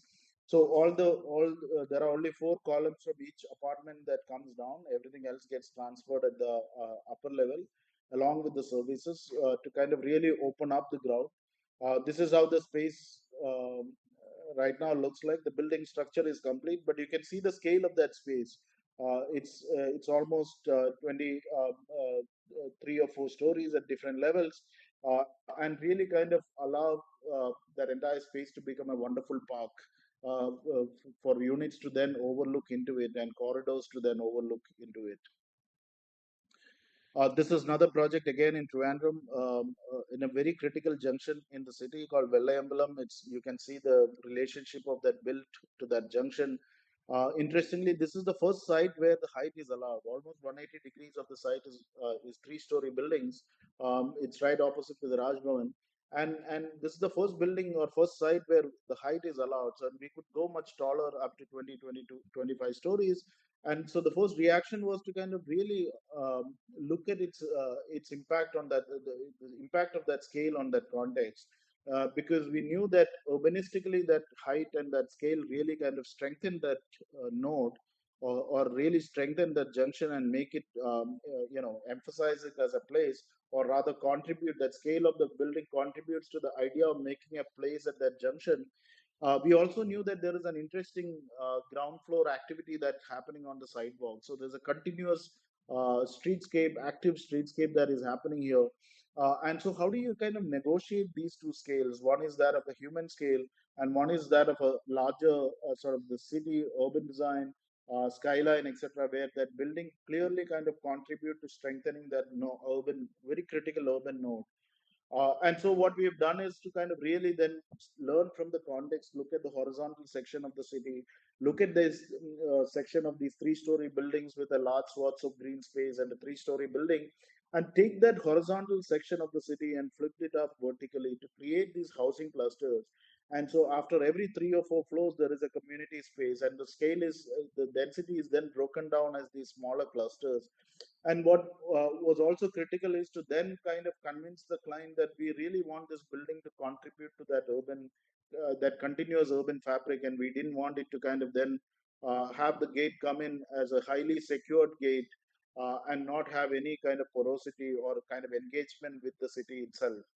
Because we found the sort of the sidewalk activities quite fascinating, and so we convinced the client to look at a retail piece at the ground floor, which then comes out more closer to the street, and thereby stitching that building to the sort of the activities of the city. And in the process, you negotiate that scale as well.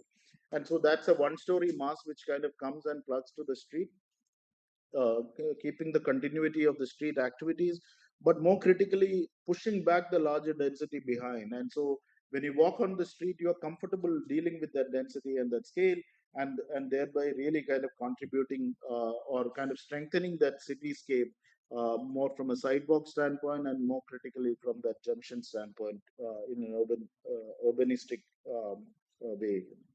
So those are some of the earlier conceptual sections. This section you can see here. You can see how that scale has been negotiated. This is the retail piece which comes closer to the street, and it kind of works with the scale of the context buildings, and the larger density is then pushed back to kind of create this. Uh, the building just got completed. We have not professionally shot this building, but these are some of the images from my phone. So you can see here that's the retail piece, which kind of comes and contributes and be part of this the cityscape, and the larger density is then pushed back to kind of hover on top of it and really strengthen that skyline. So this is an image taken from that Vijayawada junction. Today it becomes a place which, or rather a building which really strengthens and brings in a certain kind of identity to that particular junction, compared to the rest of the junctions. This is another housing project in Chennai, a very tight site, completely opposite of what you've been seeing. This is an 8,000 square feet building, but in a very chaotic Gindi neighborhood, where you can see the neighbors are all on your compound wall, and a context where things have been built over a period of time, the rooms have been added to existing buildings. There is a certain collage nature to that context. So how do you kind of fit in a new modern building into that context and still make it belong there, while your client has certain aspiration to create these wonderful new building, but as architects we are conscious of the fact that how do I make that building fit into such a challenging context, almost kind of this over a period of time grown collage context in many sense and chaotic. And so a lot of our exploration was in kind of trying to understand how do we kind of negotiate that language, how do we make that building fit into that context, because even though it was only 8,000 square feet building, we found that building to be too large to that context. When we put that 8,000 square feet density in there, compared to the rest of the context, we felt that that building is too large. And so, in relationship to that context, and so a lot of our earlier exploration was to really try and break down even that 8,000 square feet density into further different masses. So here you can see that attempt to kind of, that's the entire building, to really break that down into multiple masses in a way that it almost start to create this idea of a collage. And if you walk around the context, you see these brick rooms being added to largely painted building. And so we wanted to kind of borrow some of those language and really kind of try and allow that language to come into the building. In the sense, it's still a new building, but allowing that mass to kind of articulate it in a way that it start to create these interesting pockets of private spaces there, from which you start to kind of interact with your neighbors, and you walk around the context. That's what you see. There's an activity happening on the terrace, and there's a constant engagement by somebody from there to that terrace to that terrace. So there is a certain sense of community being built within that private realm, a set of private spaces that we created. And so the idea was to really try and bring some of those characters or some of those spaces back into this building. And so thereby, when I come out of this apartment, I have a little pocket space. Thereby I interact with my neighbors, and not just within the building but also to the within the context as well. And then every little space that we got inside, we try and kind of make it a little community space. These are some of those private balconies where you can step out and then be part of that larger the context, and in totality start to kind of create a sense of community. This is another housing project in in Bangalore, which we recently completed. Again, a very high density development, but when we go to the site, we see these large banyan trees and rain trees. And how do you negotiate that density and continue to keep those trees, not just for preserving the trees, but also allowing that tree to be part of the new day-to-day life of the new occupants of that space. And so the idea was to then map all the trees, carve this building around those trees, and then design each of the units in a way that every unit then start to make its connect to one of these tree clusters. And so we avoided the corridor. We convinced the client to do two building codes, so thereby each of the units are completely cross ventilated and connect with one of the tree clusters. The ground is left largely open to experience those trees. The roof is being converted into again another community space, almost replicating the ground, and and the building then just weaves around those trees, and it creates a new dimensions, and it creates a new way to kind of then experience the city as well through these multiple layers of the louvers and the trees. But at the same time also making that balcony constantly evolve through the day because of the way the light is modulated into that balcony, the way the light, air, shadows, etc., play within that balcony, and also give you the sort of the flexibility to kind of deal with it the way you want to deal with it. If I want that balcony to be a completely private space, I can close it and really be in that space and meditate. But at the same time, I can also open it up and really engage and see the city through these multiple layers of blurred layers that's been created within that. Another housing project in Bangalore, a similar thought process. This is a completely different unit types. These are a series of very tight, high density row houses. So each one is a row house. all built around a community space. So every unit, every house comes out from has a backyard, which then opens into this wonderful community space. All of them coming together into a community building with the clubhouse, etc., etc. So the idea of really celebrating community life and kind of make the cars sort of secondary, or rather eliminate the experience of the cars within these developments becomes crucial part of our thinking. So a lot of the thinking goes into the planning of these buildings.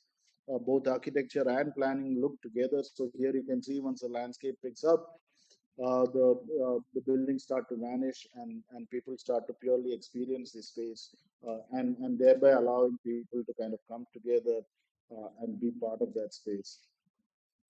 So, what is the role of an architect in the society? Where does the discipline of architecture and design fit into today's context? While master architects of the past contributed immensely to the post independence architectural language of India, redefining the social, economic, and cultural landscape today, in the context of post liberalization, the profession has largely become subservient to the real estate driven agenda. Ideas beyond economics, community, craft, sustainability, and materiality often become possible only as niche and elitist explorations, watered down and reduced to a branding strategy when engaged in the real estate environment. So, as the role and the contribution of the architect in society becomes increasingly questionable and diminished, we must inquire the reason. With the changing times and increased complexity of our context, has the profession been unable to change and adapt? Has the profession stopped engaging with society's larger problems today, and as a result, been unable to find relevant contributions and solutions? There's a reimagining of the profession required that has become important to reflect on. Rather than going back to the past, to the time of the master architect, it is important to understand how to proactively and meaningfully respond to our new context.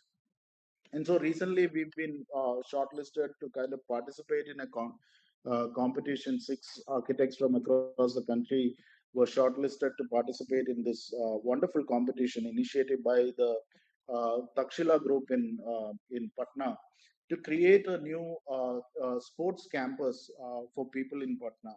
And it gave us a wonderful opportunity to kind of really come together and use this project as a way to further explore some of our thought process in the idea of a place, who does a place belong to, etc., etc.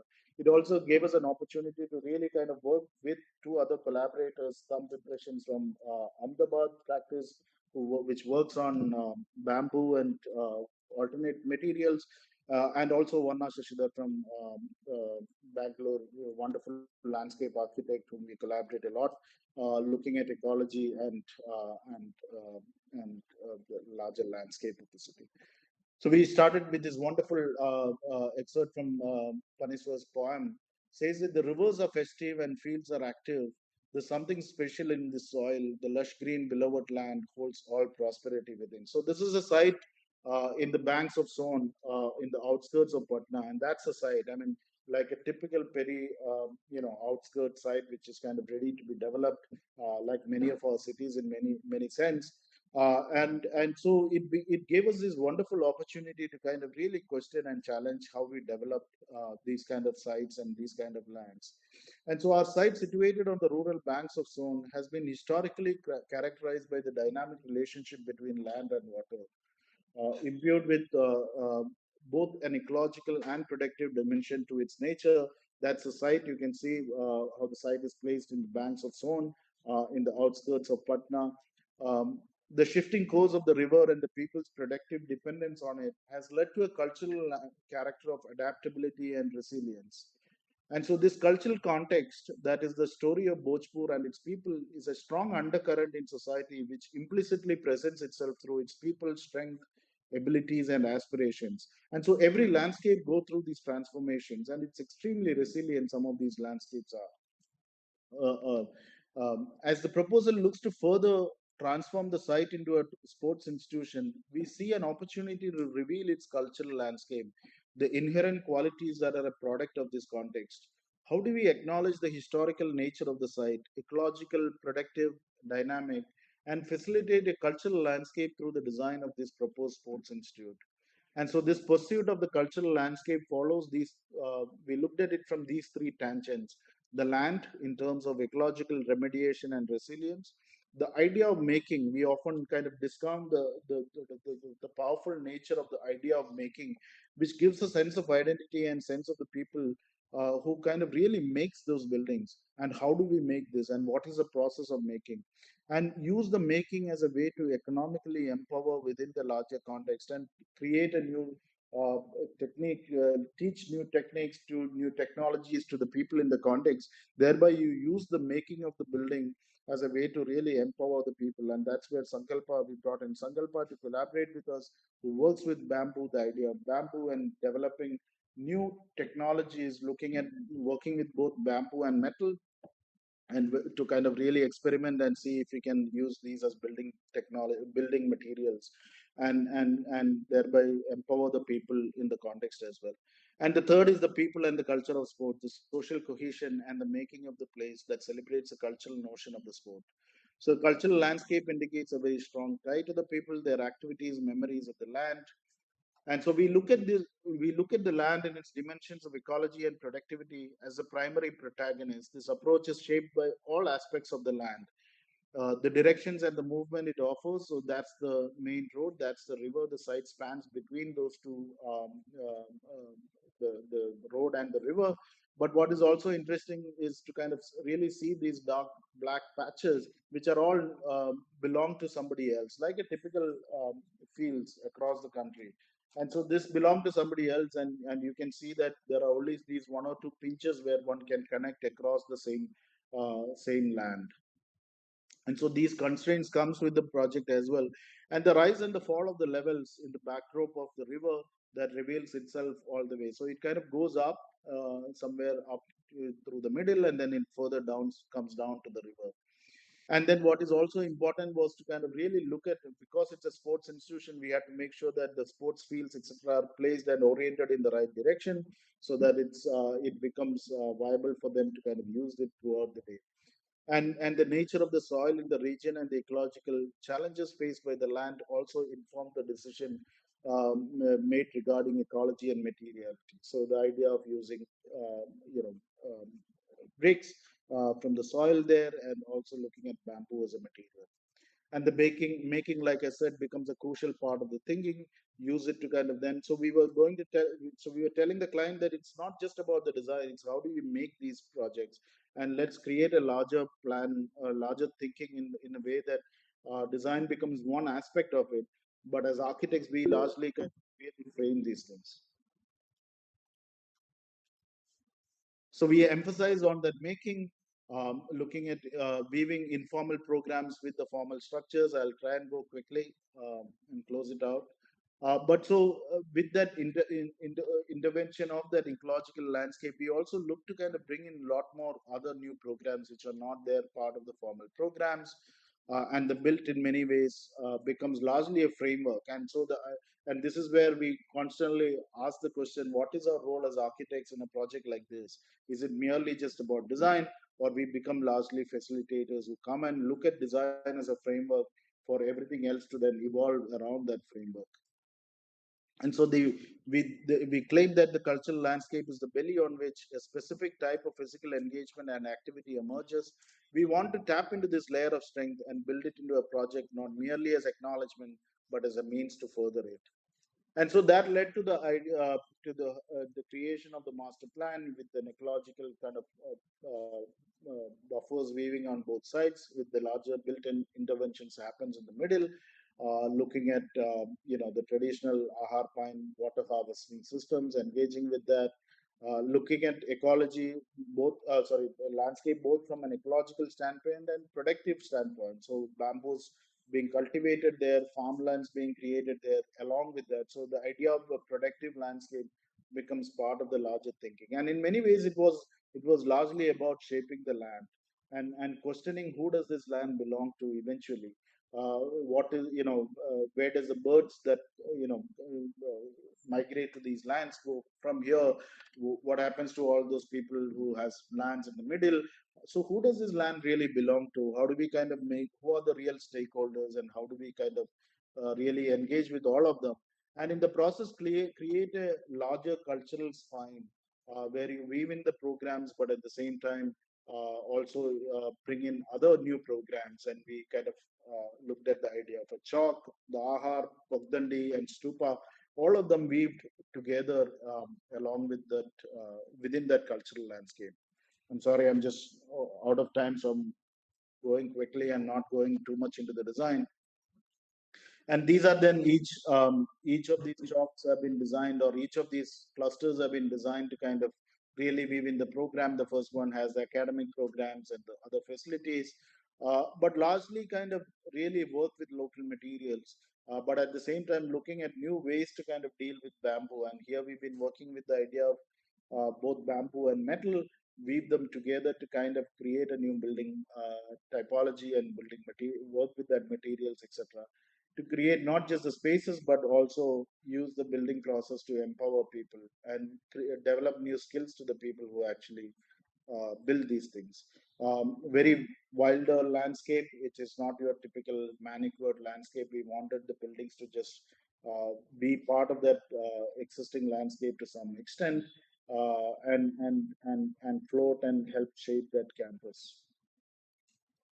Created a canal system onto which some of these programs like cafeteria, gym, etc., then overlooks into it. An idea of connecting to the larger context and constantly kind of experiencing that landscape, whether you are within the building or outside the building. The idea of bringing in traditional sports, because traditionally these sports were part of their day-to-day life, and they were not just professional sports. Kusti was part of their day-to-day life. People, go to their village chowks, play kusti. These were all in many ways part of that larger cultural landscape. And so the idea was to really bring some of those back.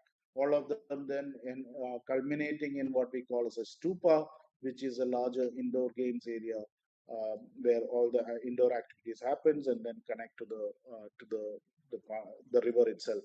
And so the idea of materiality, the idea of working with bamboo and metal to kind of really develop this larger indoor space, and also kind of look at developing details which then can become, how do we use these techniques as a way to kind of create large span structures and kind of cultivate that.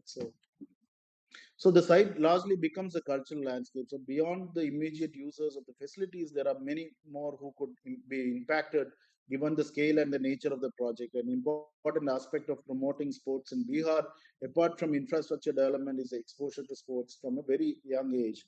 Therefore, we believe that the site opening up to the public, specifically families, children, and young adults, enables an exposure and possible interest in the sports. I'm just going to scroll down this, not going to explain much, but you can kind of get a sense of the kind of spaces that we wanted to kind of create.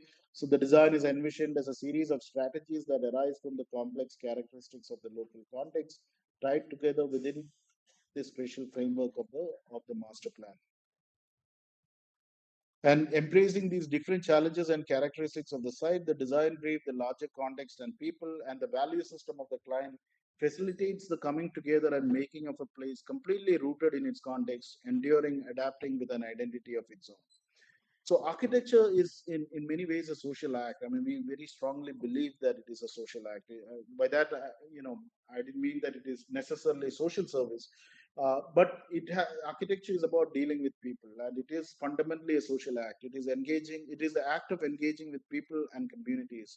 However, the social context of today has become increasingly complex.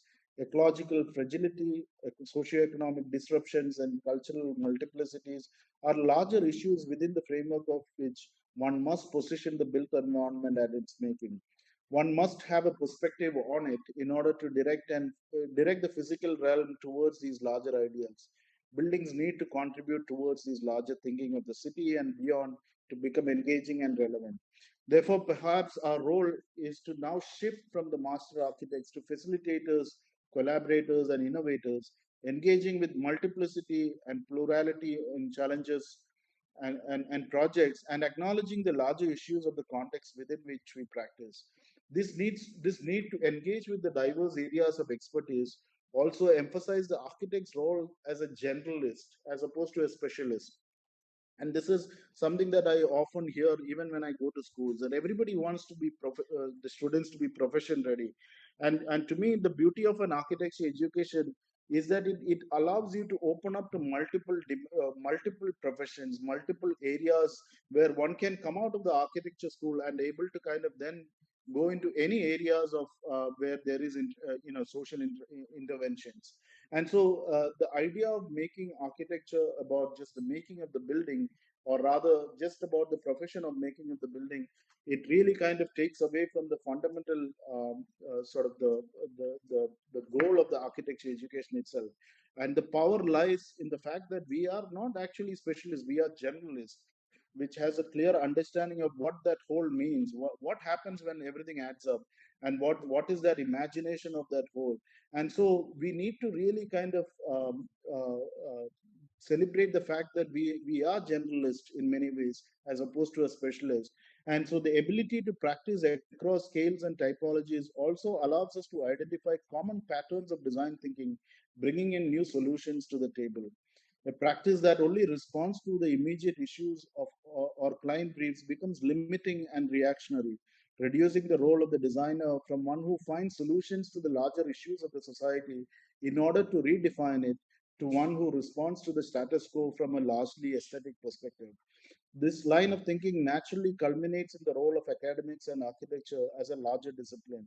The discipline and practice are not the same, with the discipline being a larger approach and design thinking that encompasses the practice.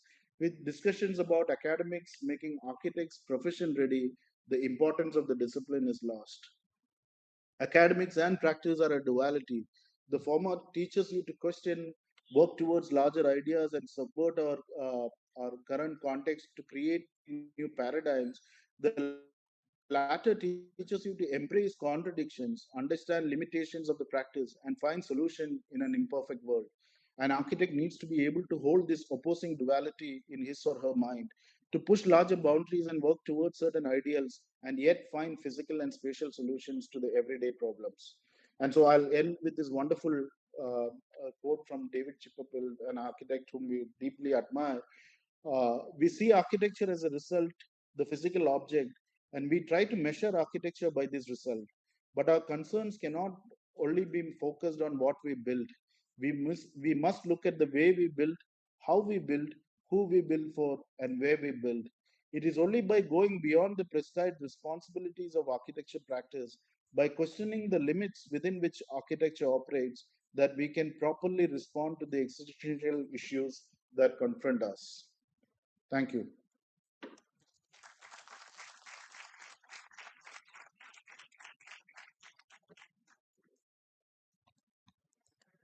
Thank you, sir, for your time and for sharing your insightful experiences with us. Thank you.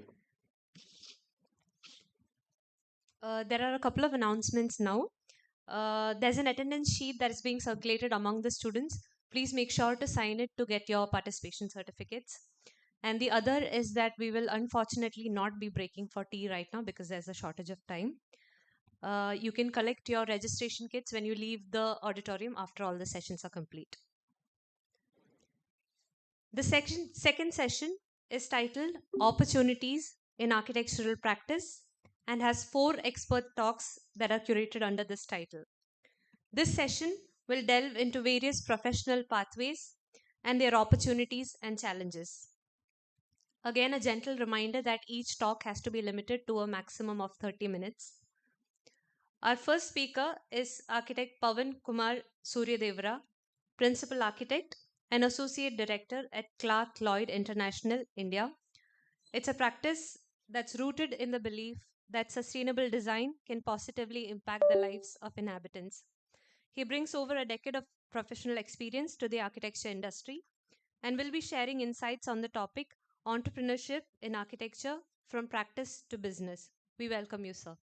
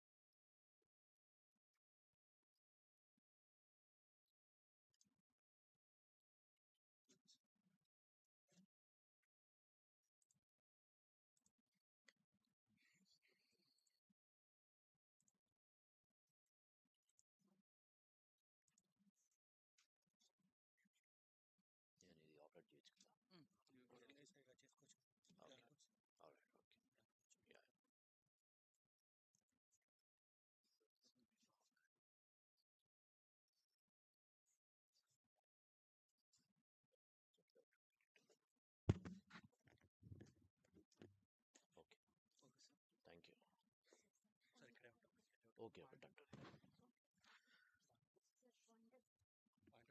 ఎవరు pointer ఉందా okay దీని మీద తీసుకో దీని మీద తీసుకో okay okay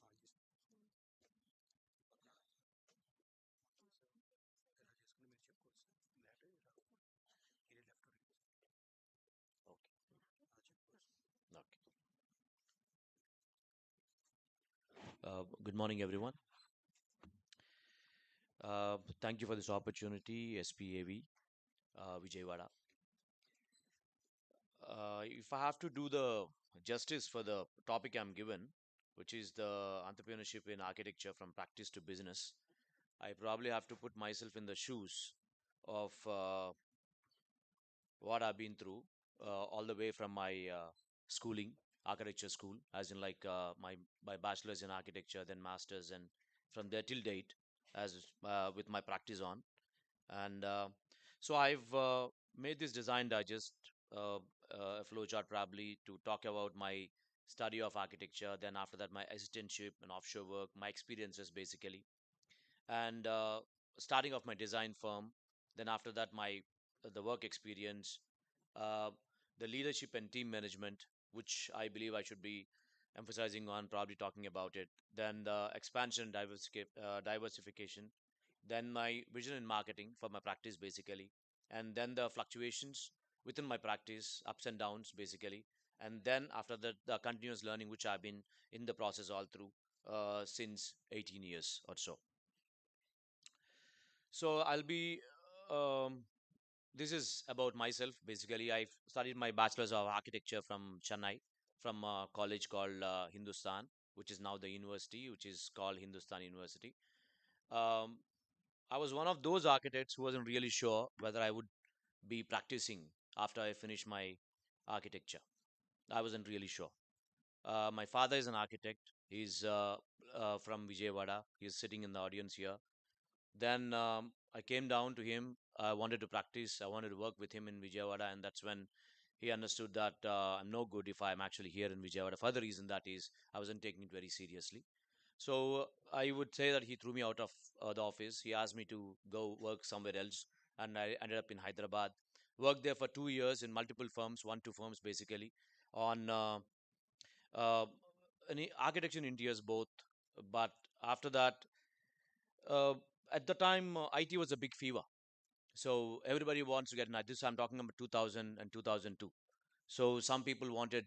A few of my friends suggested that we started do the works in IT, and I was a little what do you say is distracted from my regular what I want to do. But I also knew that I didn't know anything else other than a little of design and what I've learned, and very less really learned on IT. And I decided to stay back, and that's when I wanted to do my master's in architecture after 2 years of work, because I was thinking that I was lacking on something. Probably I probably have to learn a little more. I have to get a little more exposure. So that's when after 2 years, not immediately, but 2 years, I wanted, and I went did my masters in UK. So as you see a few pictures of what I was dealing with there is it was a study, a research study on architectural, the designers, architects around the world, and I chose in Kabusia because I thought it was easy, but it's not easy. It's a very difficult. He's a very difficult person to understand his work, his style, his this thing. So I took up a very small thing called the Cabanan, which is his house, which he lived in France. I took it over. Then you see that I was explaining this model to my fellow students, who are the Japanese guys, who are very intelligent. They are quite experienced. They have done 5 to 6 years of their work in their respective countries, and they came back to do their master's study there. And I was one of them, sitting with them. We always had reviews, discussions on what sort of work we're doing every day. And my skill set wasn't that great. I wasn't CAD was very new in 2000. My hand sketches wasn't that very fast, and they have to be really slow. That's when my professor, who's from AA School of Architecture, those people taught me. So they always suggested me to go with what I'm good at. So I chose to do models. So model was what I started with a small cabinet. After that, we also did 1:1 scales of the same cabinet. We almost did half, and it we couldn't finish in time. So that's a different story. But so that's when this was a game changer for us. The whole of the master's degree, what I'd studied there, what I always thought I missed, and what I always thought I wasn't really serious on. and this actually turned everything. And this is where I really took a lot of interest, lot of love towards architecture, a lot of interest towards how I should be pursuing the next level is to work with shadows, work with light, my sketches with charcoals rather than with pencils, which is easy. And it's like how a child plays with his with the paper and a pen, or a paper with a charcoal. That's what I've been doing. And I was also asked to interact with the first years of architecture who was doing the graduates, as in like, for us to actually develop the field skill set again. It's really tough for me, and we did that work continuously. 1.5 years of master's degree was amazing, for the reason that is, we have took it to that's the weather was cold, London how it is, especially in the cold years. We have to sit in a very old space, in a very old school in Stratford in this thing, and then we have to do these models, as you can see that extreme right corner of it. So those kind of models, something which we worked on. Then once I was able to through with my masters, all happy. Then we came back to the assistantship and the which I have to be working there. I decided to work there for 3 more years in UK, for the reason that is, we thought all these things what we studied now we need to experience how the practice is also there. And my first work was in a place called Bath. It was in UK, and the whole of the city is on a World Heritage. It is um, the whole of the redevelopment, if at all can happen in the city, is purely on conservation.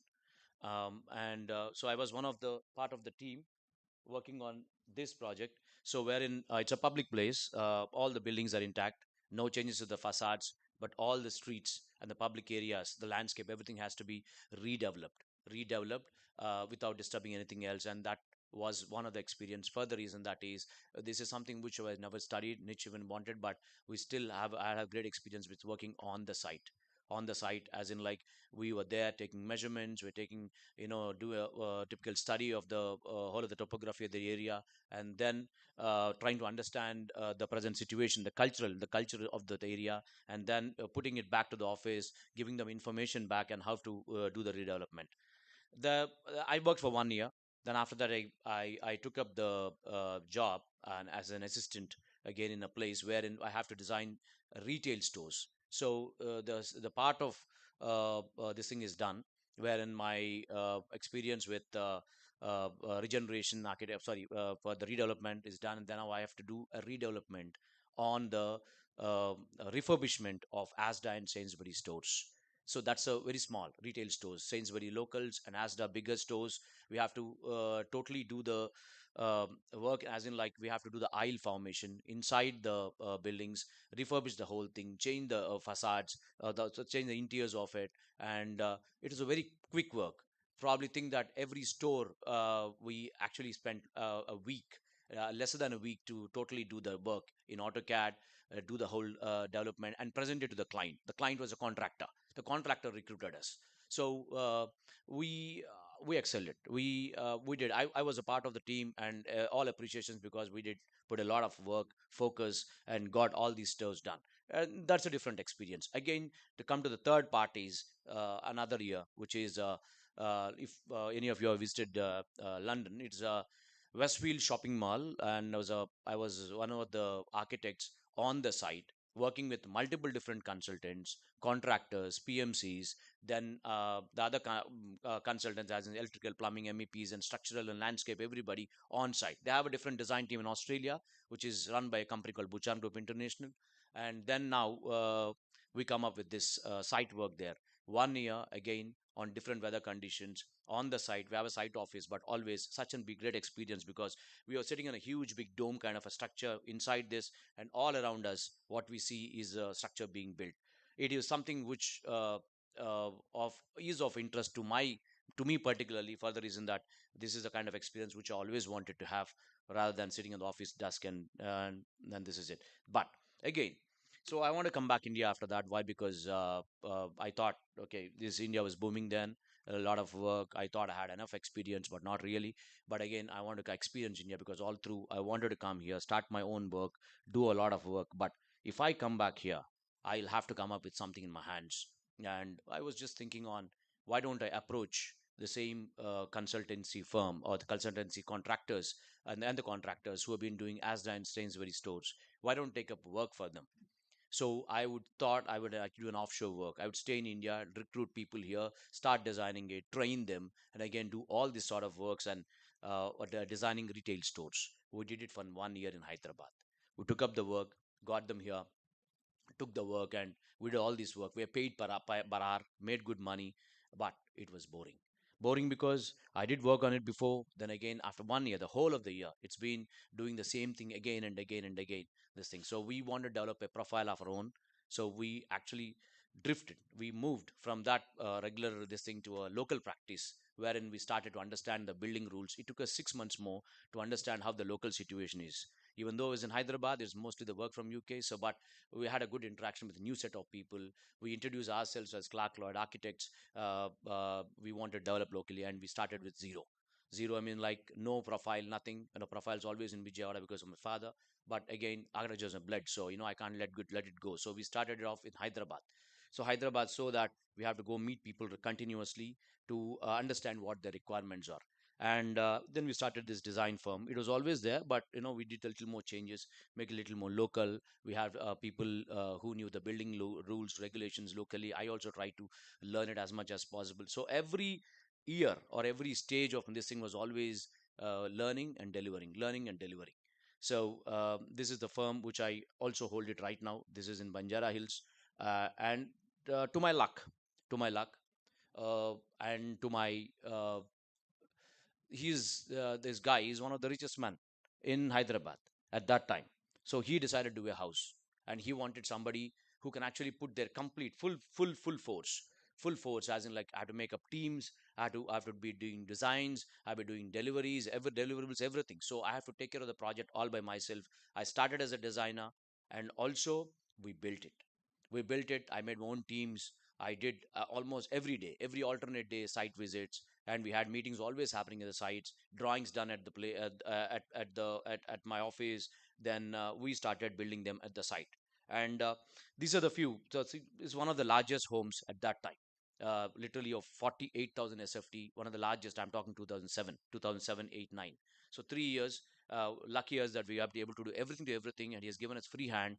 So we did different styles in the house, as much as you can see what all we've been learning through, what all we will put all of them together, made a presentation. We didn't even show him the 3Ds. We showed him what best we could do with all the details. We did little sketches, then drawings and everything. Explained him every day. Literally go to the office, explain him, come to the site, and start to execute. So we didn't stop till there. Then after that, again, same again, within good reference again, we got another project wherein we had actually have to build, design and build again. So this is the thing. So we started, then we understood there's so much money coming in because we're designing, the fees were more. Then we're also spending a lot of time. We just thought rather than doing a lot of volumes, well, I stick to finish off these buildings. So one after the other, so focused on it as much as possible. Always with a site office home, site office home.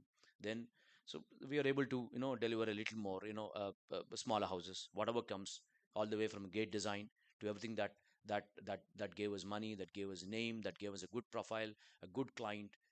We don't have a choice to choose because we always people who came to us always busy, very busy. They always promoted as well, and there was a gave us a good name, good profile. So we thought, okay, let us take it forward. This way is to start sticking on to homes, luxury homes, smaller homes, bigger homes, whatever possible, houses, then housing projects. So next comes the project wherein this is a little on a Mediterranean style, which was done there, and we were able to finish the model flat, build this the huge colony of 125 villas. Uh, mm, we started doing one villa after the one villa after that, almost close to 12 to 13 in the same this thing community, and we managed to finish off all this. And next is a little more stylish, little more luxury, probably add a little more detail into what we are doing. So again, we started recruiting teams who works other than Hyderabad, somewhere in Delhi, Mumbai, some places who are more into details, or little on a classical side, a neoclassical side again. So started working on details like this on the floor. So it's so nice to learn, so nice to be in the site. We get to understand what we can't do, we never learned. We have to what we have had experience from the rest of the teams, which are the simple staff, the labor contractors, the contractors who can do articulated work from different parts of Delhi, who always moved in furniture, which we never even understood how the furniture, how the whole system is. They started making furniture in their factories. We used to go to their factories, see their work. uh, then all these cots, beds, furniture, what you see. So, and this is another house in the same premises. Next client again, one after the. So, learning to understand how to curate art, how to meet up with people who curate art, then understand how to put a furniture together. Again, dealing with people locally. Until then, even then, we are doing a lot of furniture work from China, from Italy, and rest of the places. But this is totally Indian. Uh, so we started encouraging, and it's working out better for us in pricing also. Budgeting is such an important thing. And uh, and and after that, we need to grow big, obviously. So we need to grow a little, this thing. So we had uh, we had to make teams. I have to work out my day properly, because half my time I spend on the sites. We need to make somebody in the office accountable for all the design works happening, or also how things had to go. So we started making teams, and ours is a very simple system, simple office, 15, 16 people. We don't try to increase anybody more than that, because I know I can't deliver better, or I can make a bigger firm, because we don't want to make it look like a corporate style or much bigger practice and all that. What I'm happy with, and this is what we thought we'll be doing, is so we start 9:30 every day, 9:30, 10:30 every day review. Every day we sit together, all of us, all the 15 people in 2 or 3 different teams, sit down together, try to understand what sort of work they do, what sort of work we have to do that day, and they review, they sit, and then 10:30 get the report on what is happening, and I from there on start to move things forward. And uh, and uh, diversification and expansion, obviously. So we had a great opportunity every time. Parallelly, we've been doing our construction activity. Just because we are PMCs, we also have PMC teams, we have also construction teams, which we executed projects. So whatever properties I have, whatever sites I got for development, we used to develop them and sell them. That is something which parallelly we've been doing along with my architectural practice. So one of it is this huge project which we are developing in Hyderabad now. I'm myself as a partner right in the city in Jubilee Hills, 4 acres, 1,000 crore property, which we wanted to develop it further, and develop into make ourselves a bigger name as a builder as well. And these are the few developments, other developments that is happening in Hyderabad, which we are the developers, the construction, the builders. Then comes to the vision and marketing, obviously. So just because we are doing some noise, obviously we'll be asked by different organizations like IDAC, FOIDs, IDs, and ADs, and to actually be or participate in their activities as well. Like sometimes we are called as speakers, sometimes we are called as the guests to talk, and sometimes participate in their vendor activities and all that. And we because we feel that we should be when you are developing business or developing architecture, which is business. Obviously, we need to be marketed well. We need to be in the right platform, and we feel that this is something we always choose a good platform, smaller ones to bigger ones, whatever best can actually put us forward, give us a name in the market, and take us. You see that. See, one of our clients wanted us to go for very good branding. So they requested us, if you can actually get us some Bollywood film stars to brand the project. So we got these two film stars here to brand for us. So they were a part of our branding process for almost for 5 years or so, and we get featured in magazines, obviously, for the little work we do. And also, as you see, the fairs. Don't never miss a chance. We do attend every fair possible here too, because understand what is happening in the rest of the world with the furniture or with the design. So as you see the E-Saloni, then the Maison object that's happening in France. Then given an opportunity, I was asked by IID of Hyderabad to head the chapter or center in Vijayawada, wherein I need it's IID, Institute of Indian Designers, and I was the chairman for almost 5 years. Uh, uh, to serve the fraternity. So whenever I get a chance, we do something like that. We take it up. We don't know. We're not waiting for our retirement to actually serve the fraternity. We got a chance when we have the, uh, you know, we have the full force, and we used every opportunity. We met with everybody possible, did a very good branding, tried to meet as many students, as many the young architects here, and we did the best what we could do for 5 years with IID. As you can see, we did huge events like Amaravati Design Festival, which happened in 2019, wherein we did multiple workshops and all that. So given a chance, not just the practice, and we thought we'll do. And this is interesting. The best part of the whole this thing was it didn't bore us anytime. Why? Because every 3 years or 4 years we're getting some kind of opportunity that is coming to us, either to build or to design or to do some kind of activity which is good for the fraternity. Who knows? I'm waiting for a little more surprises maybe in the future, whatever comes. And I decided to surprise myself, and that's when I got into construction, which gives me money and a good recognition. And obviously profile did matter a lot. We had a very good profile, obviously, as in our name was good. No regrets. And we started using that support, that kind of a clientele, to buy our properties, to sell them and do business with them. And that is this thing, and fluctuations, obviously. So next would be, any business will have a lot more fluctuations, ups and downs, as you know. It happens with everybody to anywhere, because of your personal life or your business life, whatever. Everything gets affected. Your works go slow sometimes, but you should know, obviously, how to plan it well for the next stage. Is when you are slow at something, you miss a few hours or a few days or few years or so, and we have to cover it up. We'd have to cover it up, either increase the teams, make it big. And these are the multiple things, like especially with your partners, with the associations, you might not do very well. Architectural practices do have 2 3 people together, and they break after 10 years, and you see that you are not the same strength anymore. It doesn't mean that you stopped on that. You probably have to make up a new team and start working on it. And this is a process. It's just so it also happened to us, not with architecture, but with multiple different businesses what we started with. And no, we had breakers, and we and competition, obviously. When you're in the market, so you don't want to get into the competition is number one. Either you want to compete because you're very strong. So we decided not to be in the competition. So what we did was we chose an alternate thing, which is obviously a construction, and we make sure that this we compete with ourselves as much as possible, because we are our own clients, who is always repeated. We have repeated set of people. But the thing is, their design changes. There sometimes we do their offices, sometimes we their homes, sometimes we do something else. We design and build.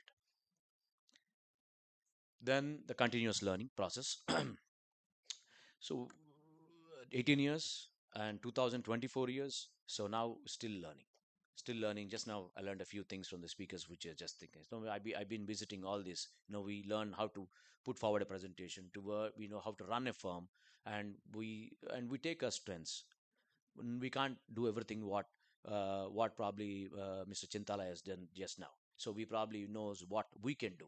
So that's what we've been focusing on, and focus on a particular subject or a particular discipline which you think you're good at is something which I believe, and I also tell all of you to take it forward, rather than trying to imitate somebody else or trying to do what other people you are. If you're not good at that, please do not get into that.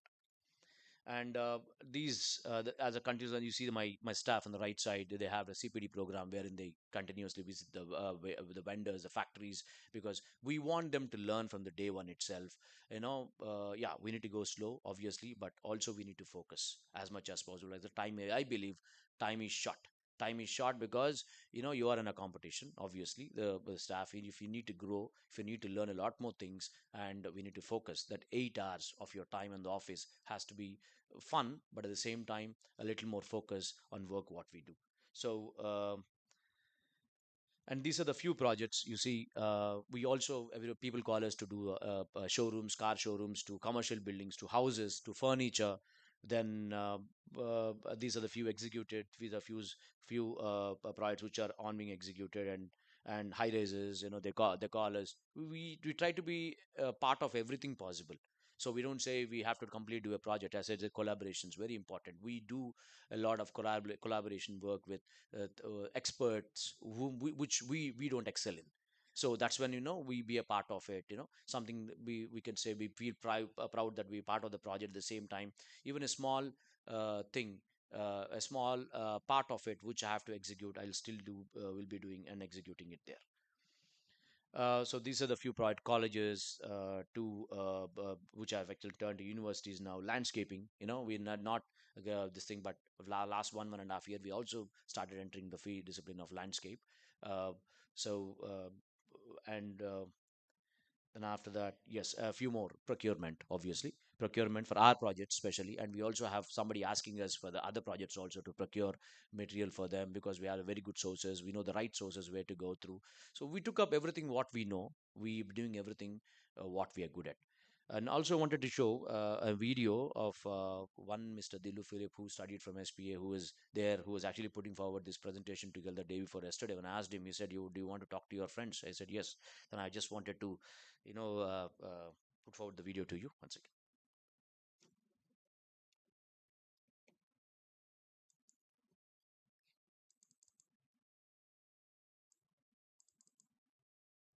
Hello everyone, especially to all of my juniors and all the faculties who are out here today. I'm Thiru Philip from the past batch of 2024 School of Planning and Architecture, Vijayawada. So today I'm going to share a little of my experiences from the first 3 months outside of the college. Starting off with working as a junior architect is completely different from my internship period.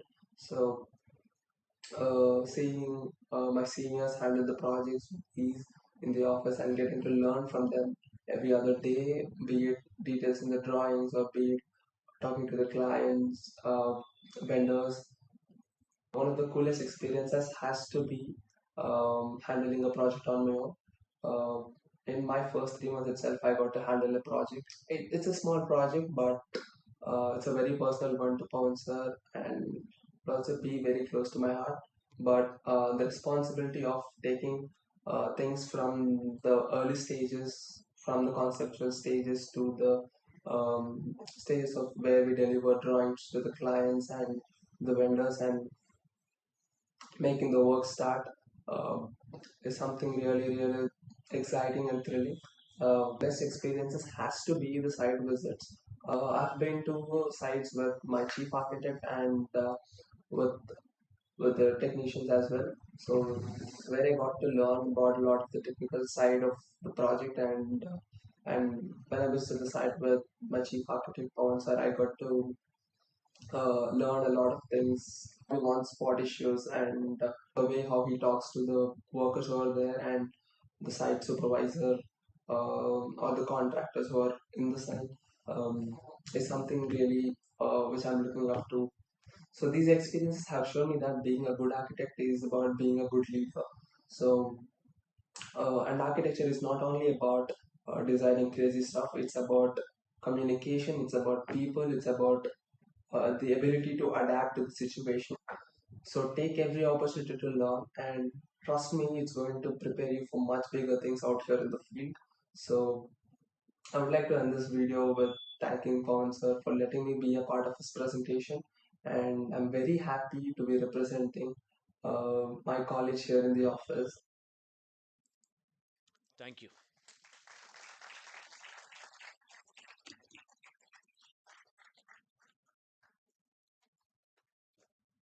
Thank you very much, sir, for sharing a part of your valuable experiences with us. One more reminder for the students to sign the attendance sheet that's been circulated among the students. Our next expert is architect Aparna Bidarkar. She's a principal architect of Hue Designs, Hyderabad, and she will be discussing on the topic Design to Build End-to-End Opportunities. With a remarkable 25-year career, her projects span healthcare, retail, and technology-driven infrastructure facilities with diverse private and government clientele, and has been featured in the 2003-2004 issue of Femina Interiors as one of the young interior designers to look out for. We welcome you, ma'am.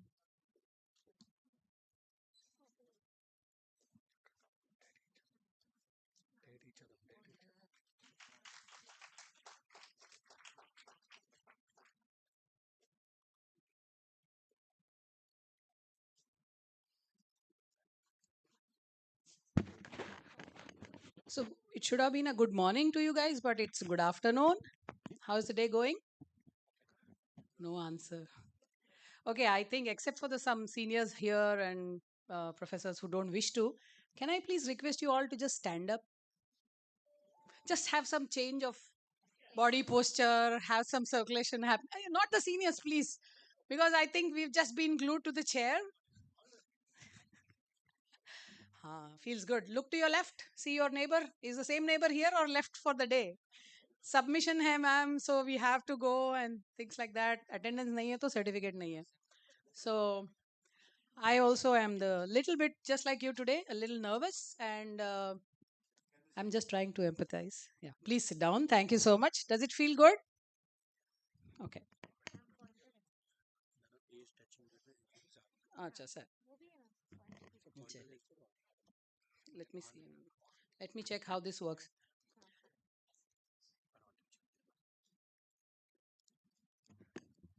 I'll try to breeze through the things. So some of my pre-speakers also needed a break, so they will join us soon. I was one of you guys, and I still am. I have brought in a presentation for you, more like a last-minute student presentation. I have done a small. I'm also a student who is trying to do some research work for my PhD, so I had a review on the Friday, and I was here. Saturday was the only day I got, or Saturday was the review. See, I forgot. So I can totally empathize that you guys are made to sit here to listen to us. However, I will urge you to deal with that feeling. Helpless, but have to be here. And that's what the profession has been. So this is going to continue. So let's be happy about it. So all of us start like this. It's more a reflection of what I'm seeing. We all want to make something of ourselves, some blues, some yellows, and purples. Let's see if I figured out something. Myself, I want to share some journey. I'm not going to discuss projects, but I will just be flying you through them. And there's going to be a guiding compass. See if it's relevant for you and how it works out at different stages of your life in this time also. So very briefly, that's the way it has been going. A little random. Started off as a student, just like you, graduated. Then I worked for a few years, even before getting into the masters. I was fortunate. And I am into a forced entrepreneurship in a way because I was happy just being an associate with some architect. You deal with the finances and getting the projects, but I want to just deal with running a project. So what you resist persists in life. So unfortunately, we lost the chief architect, so I had to stand up there and get the works done, and we have never looked back from there. Fortunately, the gentleman also, like Divakar, has worked. He was architect Srinivas Sharma, an alumni of JNTU also, and he had worked in US and scaled to design manager, which is a little tough thing for a brown skin. And I got a lot to learn. And the whole intention of coming to seminars and talks like this is to see if I can share what I learned, what I couldn't, maybe in the studio. And so we all have this itch of doing something special and more. And over the period of this journey, somewhere a passion to contribute. Some of us must have volunteered, no? College fest chal raha hai.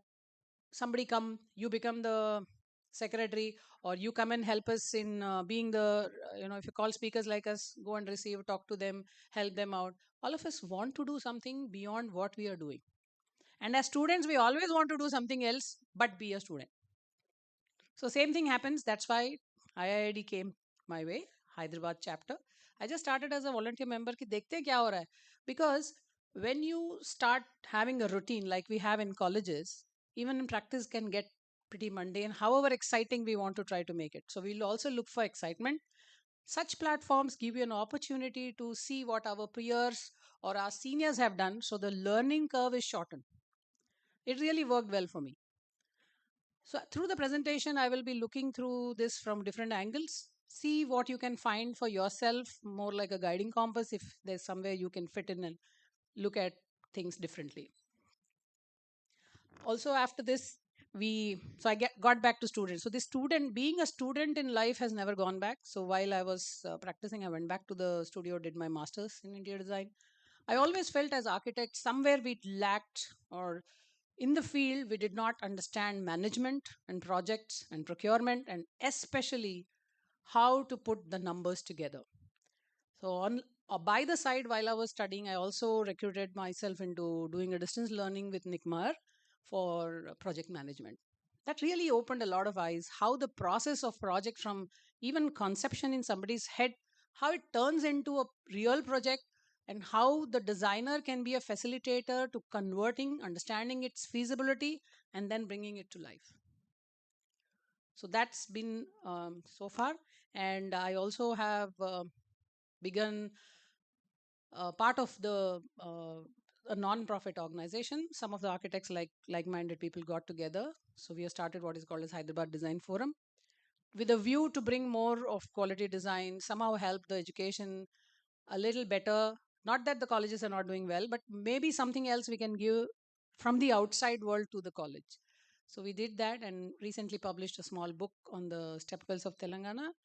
And a couple of years ago, we also got the World Architecture Festival exhibits to the country. We hope to keep doing it. Maybe come here sometime soon. Also, what other thing, when we go through, I will let you know. I'm glad Divakar is back because I will have to be referring to him sometime. So this is it. So I just want to bring this basic lesson which we are taught. How many of you know of this? 1, 2, 3. A little bit. I didn't know, honestly, when I was passing out. I only knew that we always given design brief in class, and then somehow we have to figure out the design. And then maybe the offices figure out a way of doing things only when you start apprenticing with people. And especially my first encounter with this kind of cycle of design came when you start dealing with government projects. I feel right now that the architecture schools, we have to equip the students, and we'd like to be a part of equipping to learn to know how to make your tender documents for your own project, and to learn how to even figure out how much this table costs. Not just fall for the fancy thought of creating, like Divakar was also saying, a good looking object will be good for the first time, but we should know how it works and how it is made as a product and launched and circulates in the market, how it is bought and sold. So I use this is going to keep coming back again and again and see where it positions you. I'm just going to show some of the presentation, how and where I found myself dribbling between this, sometimes going diagonal, sometimes going up and down over the journey of a little over 20 years. So let me just skim you through some of the projects. Like I said, the first encounter was the APS RTC Bhavan interiors that we did. It's almost 20 years now. That's when it hit what it is to create a BOQ, how engineers in the departments develop the tendering process and all of it. If you can, try to get knowledge about it. Otherwise, sign up for management courses. It's really important, especially in construction. So I'm selling the course for you. Yeah. So some of the interior projects that we have been doing alongside architecture happens too. I will not delve into all of this because a lot of things about process and how it all goes through has been done by two speakers ahead of me. And the opportunities with government projects on the left, these kind of large housing projects which we can sometime want to feel to be a part of, it comes when you work with the government. But you have to have the wherewithal and the capacity to hold and wait for the project from inception to completion. And some of the projects just die on the tender document table, or some of them just die at the foundation level, or some really get built. So I'll be showcasing some of those also. Did I miss something? Yeah. So alongside, when we are doing this in our office, we call these projects like Alibaba Chalis Chor project. All houses look the same, but the interiors have to reflect the owners. And that's where we as architects, interior designers become facilitators to bring the soul to the house. So if you see, some of these houses are very similar, same plan, same facing, but each of the clientele, if you see the antique finish kind of thing below, and the neighbor's house is a little contemporary. It reflects their style, their choices, and their preferences. After some time, we also try to outgrow of this as well. We also had a lucky chance to work for the defense. There is a large campus in Hyderabad, and they had their core reunion. and we had to work on the officers' mess. So this is another stream with the MES that we got to work. How the whole system is so stringent and so much in the grid. Then how do you bring in new specs into the place? How do you work when, especially the defense forces have very large old buildings? How can you tamper with them without getting out of the rule book? This has been a great experience. This is the time when, like I said, the founder of the firm that I am currently leading passed away in an accident. But one good thing is, architect is good as long as the client is good. The general of the army came to us, to the office, and said, I have faith in you. I know you can do this. So we went on to work for the next 3-4 months and then finish this and also attend the core unit. So you will meet a lot of people on your way. Be open. Don't be impatient with not knowing what to do, what's happening right now. I think patience as a virtue is what you have to start developing now, which we are even doing currently, right? So some more projects there, some architecture. The top 2 pictures is one of the recent works through COVID. These are other private clienteles. They are a breeze. It's easier to work with them. Sometimes even if you don't give an estimate, they're happy because their choices keep changing and we also change our way of working with them. Look at the top left. The before picture is the GHMC office where all the permissions of the Hyderabad buildings happen. And then the way we changed it with all the stringent process and procedures, because the engineering department wouldn't want to budge their way of working to the head of the planning also. And you'll also learn how officers in a rank become so graceful and also go out of the way to ensure the works are happening. So there are a lot of learnings of life that come. Be open. This is an amazing field. You don't have to be the principal architect trying to do everything. It is never going to be. The times are changing, so the word that's constantly repeating in all the presentations is collaboration. And be open to learning. This is one thing. We'll come back to that reference of the army mess again, and some thematic interiors, retail, corporate, all of that we have been dribbling. So why I was waiting for Divakar to come. In one way, Divakar helped or collaborated first time when you were coming to Hyderabad to one of my seniors. He's also a senior to me in college, where I think they did the Novartis building. And we were also working in Hyderabad. One of my seniors, Nandakumar and Shilpi, we all just got together and we said, hey, this seems to have worked, and why don't we do a competition work together? So the competition work we won, and we formed what is called an architecture design office. And then we've been doing some collaborative works. We are doing a couple of high-rise apartments. We've done an auditorium together. In fact, recently we are also working on a skill development center. So when you collaborate, strengths come together. So as a student who's passing out, somehow I feel the education has doctrined ourselves to be the master builder. So throw that the whole definition out of the window, because you have to work together. You cannot do without engineers. You cannot do without the MEP consultants. But we are the key facilitators. So we should wear that hat. And especially with this kind of work, when you work as collaborators, you may not have to be the lead designer, but you may be supporting in some of the processes. Let me show you that. So this is a recent auditorium that we finished again through COVID. It was a national competition. We won it. By the time it got to tender to execution, with all the complexity of auditorium design, we managed to finish it and we also got award. But that time our finances were not really in great shape. But now we are able to pitch more projects. So these things will happen and happen slowly. And someday we want to even look at Divakar to see how we can work together. So I keep following him. Right? So that's the mentorship you get when you work with your seniors who have more experience. Back here. So when you're collaborating, and when we did all these practice, whether it's government project or private projects, constantly we see ourselves moving between this circle. And there is more to this as well. But just see, even as a person, as a temperament, where you kind of fit in. Look for offices where the processes are in place, the systems are in place, so you can navigate through your strength. Like Pawan was saying, see your strength and see where you can apply it, where you can fit in. So when you work and collaborate, all these things happen. Brainstorming, presentations, like Divakar said, you have to be able to let go of your idea and not stick to it. That way, a new idea emerges, and that's how success comes through. There's a lot of person and personality involved when you're working in this profession. It's a beautiful profession because it's constantly staring at you. Now tell me what you want to do. Now tell me what you want to do. What choice are you going to make? And then when you move from just a schematic design, which I think is a very beautiful, rosy, a mountain-like theme for you to submit for your design's presentation is only one speckle at the schematic stage.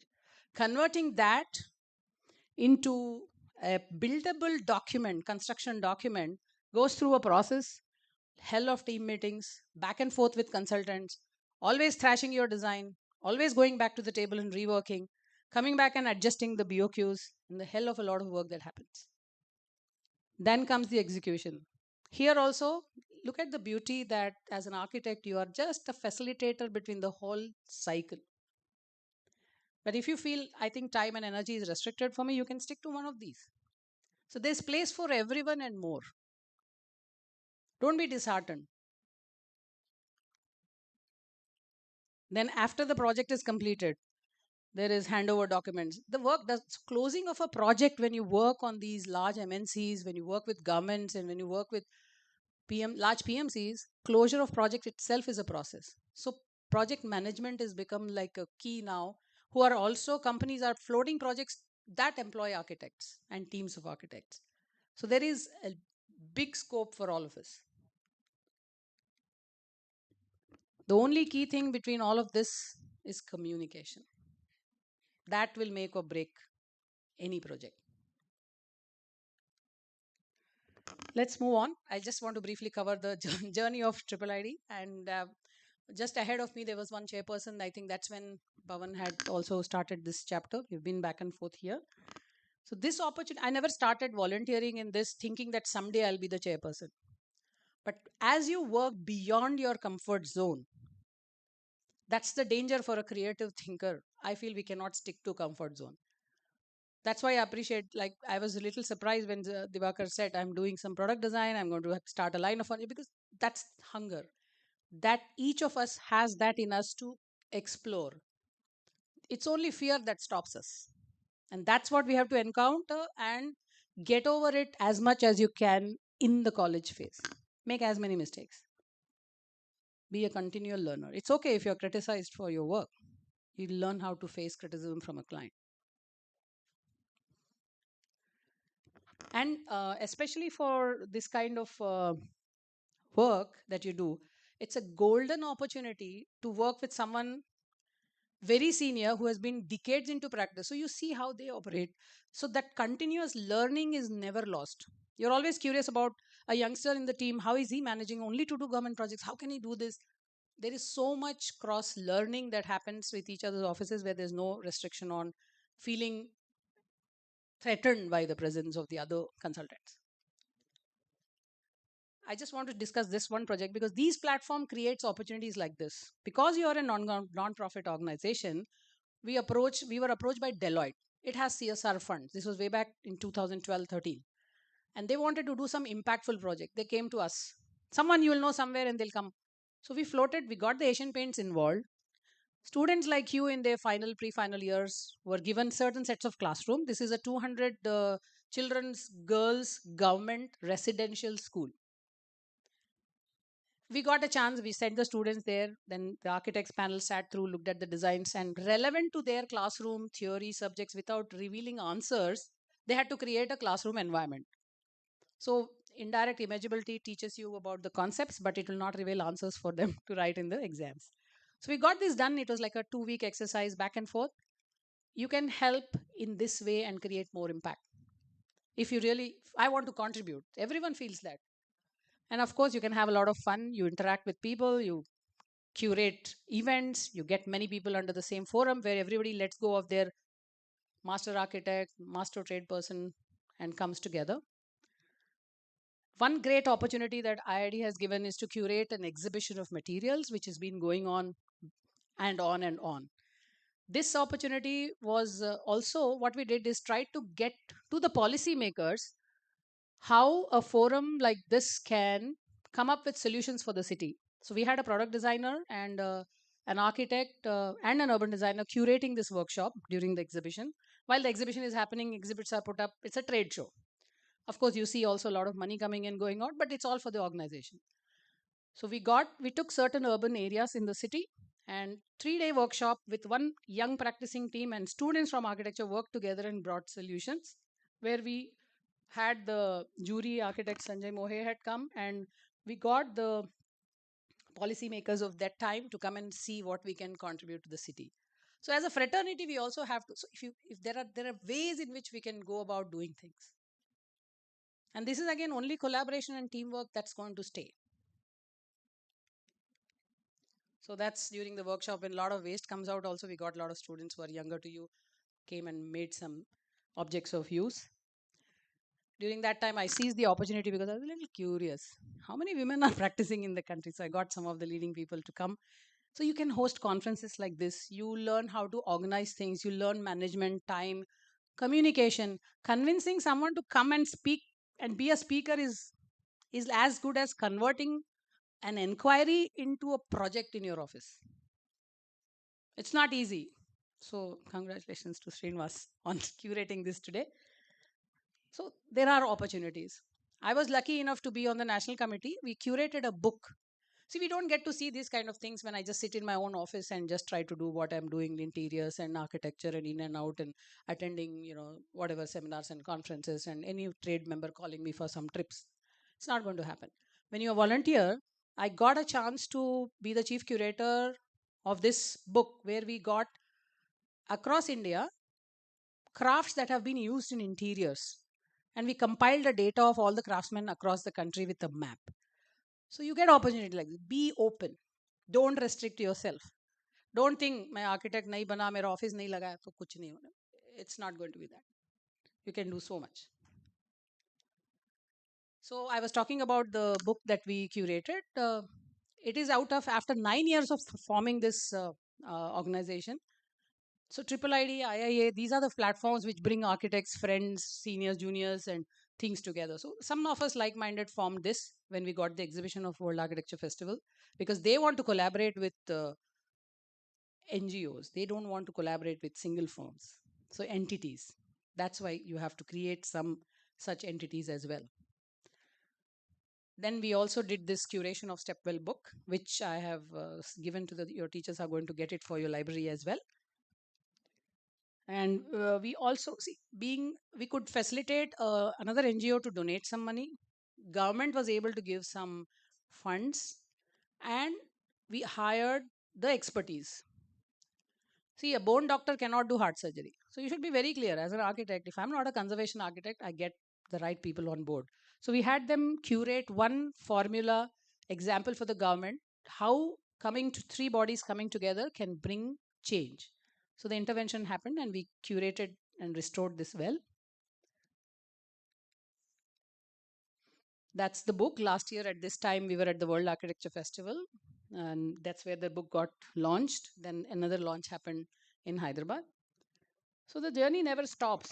And I think I'm still going to go on and just have the little love of bringing people together and talk. So what has happened unknowingly, I teamed up with someone and did some workshops for teachers, train the trainer kind of workshops. And I got an opportunity in IID also, where a lot of chairpersons had to be motivated. When you're in the national committee, 33 chapters, you want to do some workshops and motivate them and help them learn from each other. So got to curate some workshops like this, and it's never going to stop. I think that's going to be my retirement plan. Currently, like I said, I'm like you, studying, researching on trying to finish my PhD. So the student is never going to die, and I want to keep it alive continuously, and that has helped me, because that way you will feel you have not arrived yet and you can constantly keep moving. So some research I'm doing as an experimental research in classrooms. I'm right now in the stage where I'm going to present my findings. All the presentations this morning, and what you will see until the end of the day looks something like this. But it is not. Each of us have gone through this, and so you will. I'm sure you're going through this every semester, right? Starting off this, अच्छा करेंगे इस बार, no delays in assignment, no delays in submission. बस एक teacher ने कुछ बोल दिया, बस 2 weeks are gone down the drain, no submission is happening. Don't let it ride your brain. Like everyone has spoken about empathy, listening skills, able to let go, what collaboration, what is it, what is it, is it only architecture? Is it only design? What is it speaking about? Who has to do that? Think about it. I want you to give me now. Who has to do all this? Who? 3 fingers are pointing at me, right? Yeah.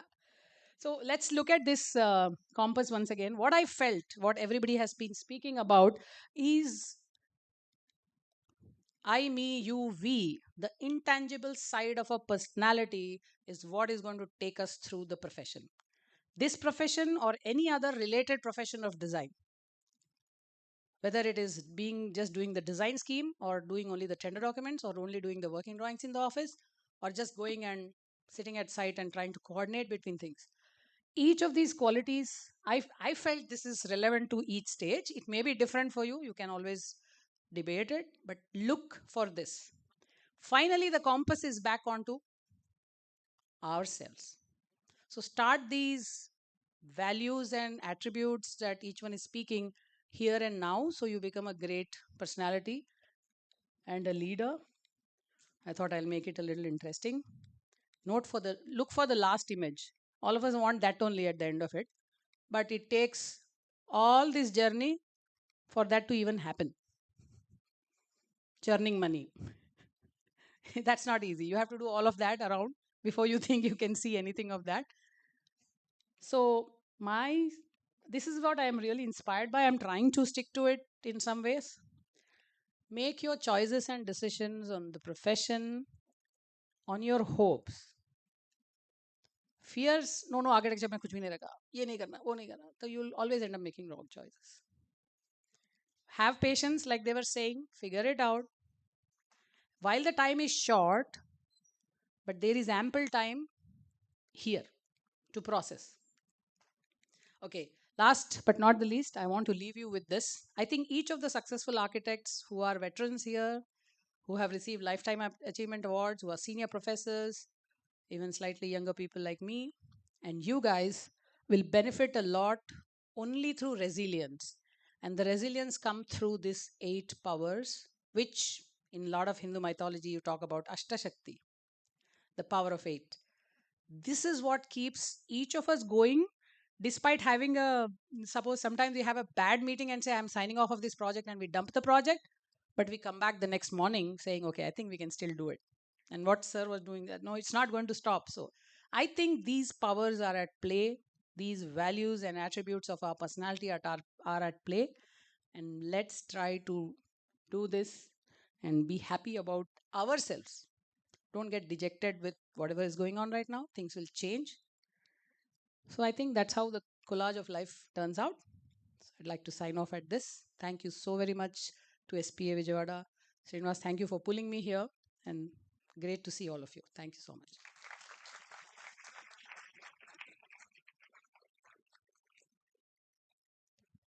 Thank you, ma'am, for a very... I hope I was in time. Yes, yes. Yeah. Thank you, ma'am, for a very comforting and engaging listening experience. Next, we have Dr. Janmajoy Gupta, Associate Professor and Dean Research at SPA Vijayawada. With over 19 years of experience, in which the latter 13 years have been in teaching and handling institutional consultancy projects, he believes architectural research, academic discourse, and architecture as it is practiced should be in sync with each other and contribute to each other. He will be speaking on the topic working in institutional consultancy projects with government organizations. We welcome you, sir.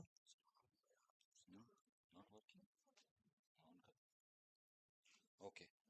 Uh, Good afternoon, everyone, and thank you for this opportunity to the organizers. I'm Dr. Janmejoy Gupta. I'm an associate professor in Department of Architecture and presently Dean Research here at SPA Vijayawada. So, in line with what the previous speaker Bidarkar ma'am said, actually, I'll also be talking about the institutional consultancies which involve government to government interactions, because as SPA Vijayawada, being a national institute of repute, we are always handling with government agencies, mainly state and as well as central. And we have a few A's where we have got the chance to work with the government. So if you look at overview, we have done a lot of projects with the state government and the region in the South Indian region. So Polavaram irrigation project, one of them. We work a lot with Andhra Pradesh State Architectural Board. We have done GIS based master plans. We have worked with APSRCTC as well. We have worked with APTDC as well. And these are an overview. I'm not going to speak of all these projects. I'm only going to speak of some in which we have been presently involved. And Pan India also we have handled a lot. Of course, it's we means SPA Vijayawada. There have been diverse teams, and the projects which I will discuss about here. I mentioned the teams actually. So Gram Panchayat Spatial Development Plans, Himachal Pradesh Housing and Urban Development with Huda. That's a project based in Himachal Pradesh. Some of our team members are involved in it. Grid of roads projects and even smart city initiatives in Vizag, Mahua project. So there have been previous projects also done, obviously, because it's an institution that has been existing since 2008. So Grid of Roads, CMDA, AP Police Martyrs Memorial, and the list is in front of you. I won't go on reading it. So now coming to my personal experience in these close to 3 years as Dean Research what really happens when we are interacting with the government, what are the paradigms that are brought in. And so one of the projects which we did partially, to be honest, and then it stopped. That's how many government projects work out. And it was without money also, to be honest. So, but we did a lot of work. The team members involved, they know they did a lot of work. So it was, first of all, government projects may come to you when it's already partially done. They have tried out other options, it didn't work out, and then they have come to us, right? So that's how it happened in Polavaram. And and we had our own methodology of developing the thing, which again, when we presented before the administrators, read IAS officers, basically administrators who are in charge actually, they will make us change it. Like neighborhood planning will not work out so well. They have a set parameter that you have to fit in 11 uh, families per acre. So 11 plots per acre. So that has to be done. Your neighborhood planning and all those guidelines can go out of the window in that case. And that is what happened. And we had these neighborhood concept. We wanted rationalization. We did the work in our idealistic planning ways, and it was both architecture and planning exercises. And of course, the moment you're working with government, the land distribution, the guidelines become even more important. But to highlight what layout we gave and what finally it came out to be, you can see that we gave much more open spaces which were actually spread about. These were very big sites. These were very Chinturu and all those sites. These were very spread out sites. So, and they wanted it to be concentrated, and they wanted maximization of density, right? Obviously, because they have their issues of fitting in maximum project displaced families. So your idealistic way of thinking won't often work out. Amenities as per norms are very stringent as per as government norms, and we have to convince them that we are fulfilling them, as these few slides show. It's obvious, I won't get into it. So we have rural areas, rural guidelines, urban areas, URDFI guidelines, so the relevant guidelines, and of course NBC is always there. So this was a very recent project in which we are actually involved. It's ongoing, and SPA Vijayawada has actually successfully been one of the 3 entries from Andhra Pradesh for this central funding scheme, under SASKI scheme actually.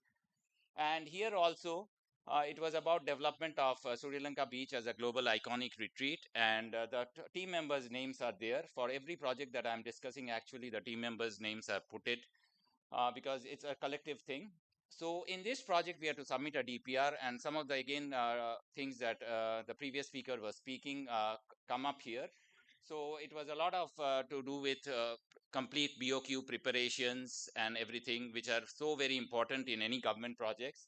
And this final DPR also, they have their own formats. We had to, and our teammates, some of them are sitting here also, were involved with along with me in this project, in which we had to repeatedly tweak things and to get in line with their way of wanting.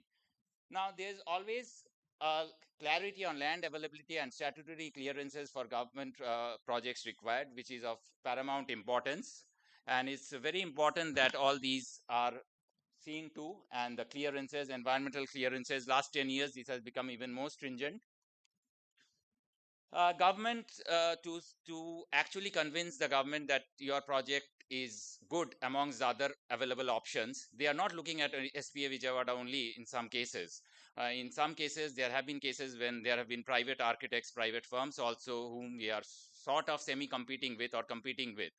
So they want to be convinced that the future commercial viability is there, the rationale is there, and why the government should fund it. This is something that administrators repeatedly tell. Why should government fund your proposal? You have to convince us that. So the project impact and the value created is of immense importance in such projects, and we have to showcase that. The revenue generated with all the standard calculations. The sustainability measures is something that has again been very much highlighted over the past few years, and we have to highlight the carrying capacities, the seasonal management, the zoning. So everything, it was actually part of the DPR, whatever we are presenting here. So the sustainability measures have to be highlighted, which we did, of course. The employment opportunities, the long-term feasibility of the plan, the operation and maintenance plan. So it's not just designing something. It goes much beyond that, because DPRs are an integral part of all government documentation and projects. So we had to highlight what was the tourism marketing plan, what was to be actually enhanced. These are glimpses of our work, doing a bit of SPA Vijayawada promotion, what all our faculty members who have done combinedly. So obviously, we had to highlight on promoting local events, the mythology that was involved in Sri Lanka beach, and that is how they get convinced. They want some things which are not really directly what which would come to our minds at the very onset. And if we don't convince them, it won't happen.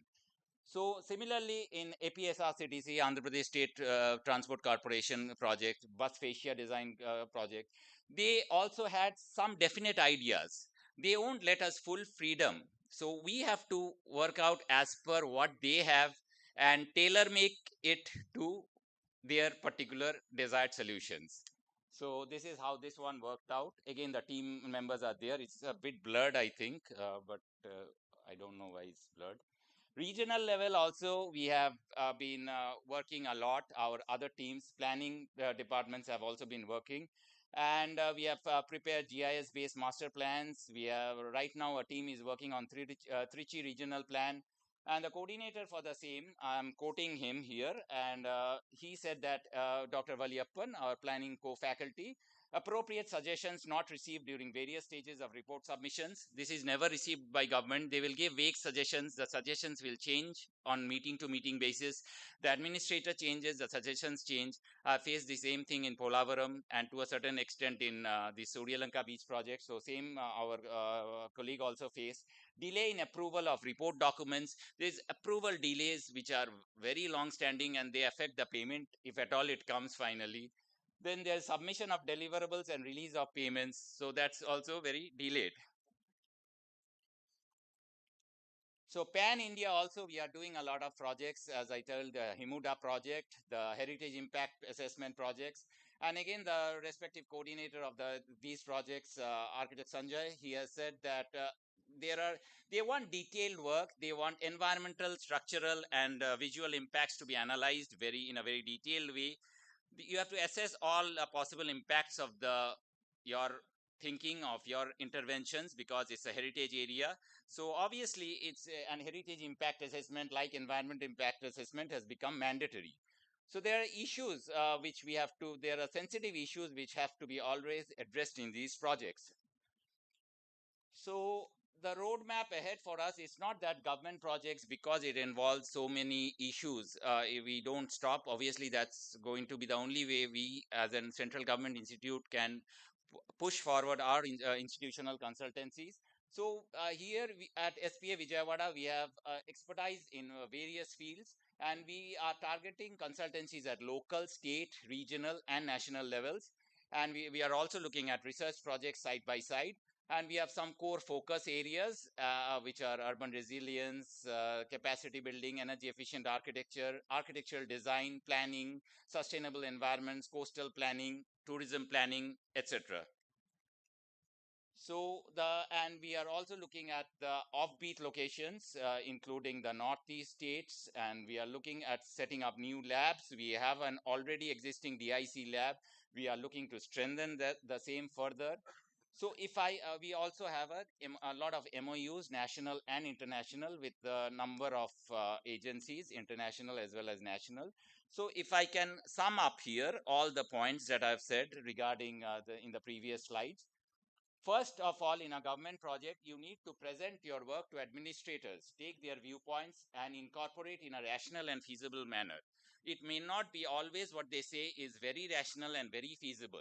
So that has to be, but you can't make your client angry. In that case, they are your clients. You can't make them angry. They are very powerful people. You should not even try to make them angry. So you need to incorporate the same. Number one. Number two, funding may take a long time or may never happen also. 50% cases it will happen, 50% it won't. Third, norms and standards become more essential to follow to the hilt in these government projects. They are very essential that we follow the norms and standards. It may not be greenfield projects, as I was quoting the example from Polavaram. It may be a partially done project which they have given to private. It hasn't worked out. Then they approach SPA Vijayawada, and then we go on to finish it. May need to take up already started, at least planning stages, or even partly executed projects. In case of Polavaram, Taduvai part was partly executed also. Analyze, assess, and act judiciously without either extremes of being extremely idealistic in your thinking or extremely bogged down by what the coordinators want and what the administrative people at the helm of government projects want.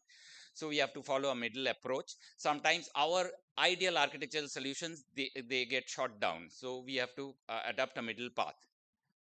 Have proper MOUs, contract agreements, because in one or two cases we have found where there have been MOUs which have been vague. It has been to our own loss, right? So have proper contract documents. Lot of emphasis, of course, on DPRs, BOQs, etc., as previous speaker was also saying. Have a strong focus on environmental and sustainability aspects as well as future revenue generation. Appropriate suggestions is not received during various stages of report submissions. Delay in approval of report documents. Submission of deliverables and release of payments is delayed. Evaluating environmental, structural, and other aspects is very important. And rigorous documentation. Nowadays, government projects need a lot of background study also. They want you to first come up with rigorous documentation analysis and ensure that your project is closely aligned with prevailing norms and standards. So that is what it is. Thank you.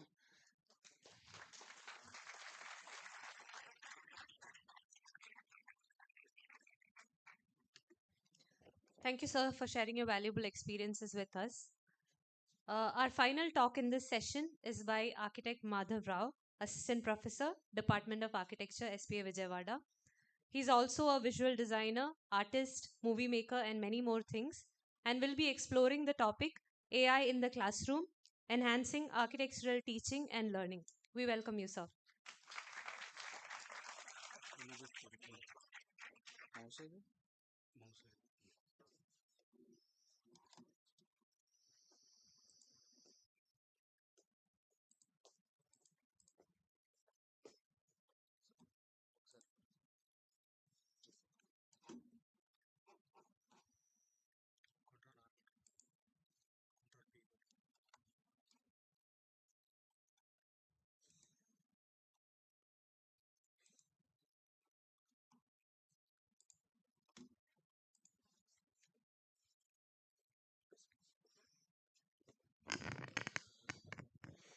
architects, faculty, speakers, students of SPA Vijayawada. Good afternoon. Today I'm here to share my experiences about AI. About I'm here to share my experiences about use of AI in the classroom, especially from a teacher's and the student's perspective, and also use of AI in designing.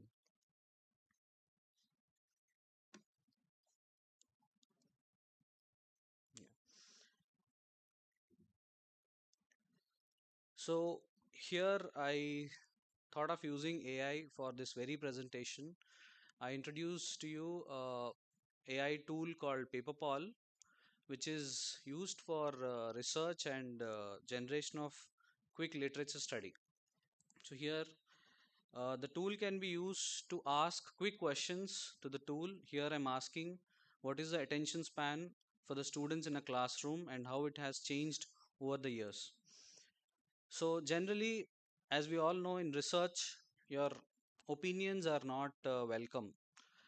Only if you have facts or someone has worked on it, or if it is a result of some research, then you can cite and quote that the attention span has come down. So we all know that attention span has come down, but we need someone who have talked about it so that we have a better proof. So you have multiple citations now who talked about attention span of students in classrooms.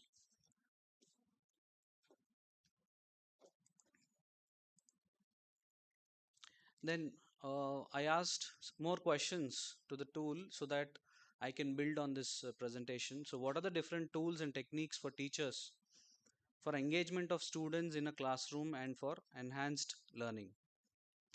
So here you can see uh, the tool working. So it's going through a database of a lot of papers and collecting information from for me, where they talked about various tools and techniques used by teachers for engagement of students in the classroom. Yeah. So here you can see there are many strategies, there are many citations. They talked about innovative technologies, computer programs, mobile applications, interactive textbooks, 3D modeling, and virtual experiences. And it has demonstrated significant improvements in comprehension of complex subjects and increased student engagement. We all know that how architecture is quite complicated to teach, starting from teaching communication skills, drawing skills, designing skills, which take a lot of time, and it's quite complicated. Yeah. So Gen Z and millennials are often characterized as having short attention spans, with leaders and employees acknowledging the issue in the workplace. The average attention span before a Gen Z student's mind began to wander was found to be 48.7 minutes, which is just shy of our 50-minute period in SPA Vijayawada. This suggests that while there may be concerns about attention span, it is not short as some might assume. So it's not just about Gen Z and millennials, it's also about every individual where your attention span is coming down. But just that I have not found a citation for it. There's one more law which talks about average person can hold about 7 plus or minus 2 items in their working memory.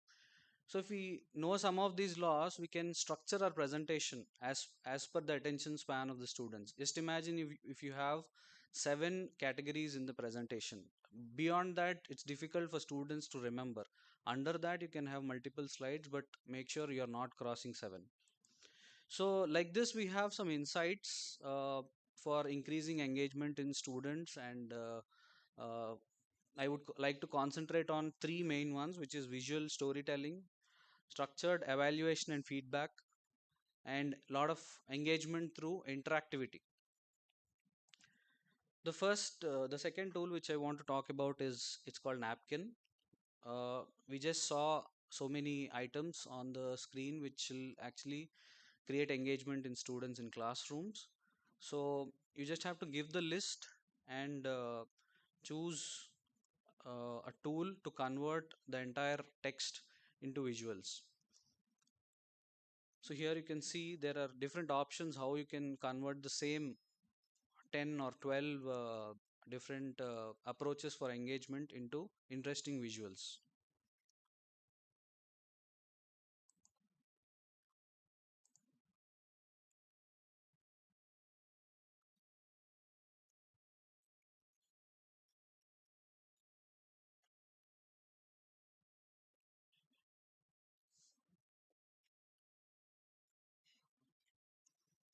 Yeah, this is quite interesting, so I selected it.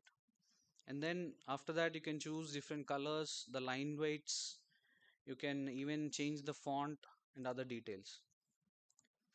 So I'll skip this as we understood the point here. Yeah, so this is the output. Definitely a better visual than looking at text. If you observe, these icons are auto generated. So you just have to give some text and it will also create icons for you, obviously, which is quite engaging, better than text. The other tool I want to discuss about is Luma. Can be used by anyone, teachers, students, architects. So what is interesting about this is it converts images into videos. We all understand that videos are better than images, images are better than text, right? So here I've made a small rendering and then brought it to Luma. And then if you type cam, it'll ask you what are the how do you want the camera to move, and then you can add slow motion and other details. Yeah. So this is a simple um, image. We all know this image. It's a beautiful design.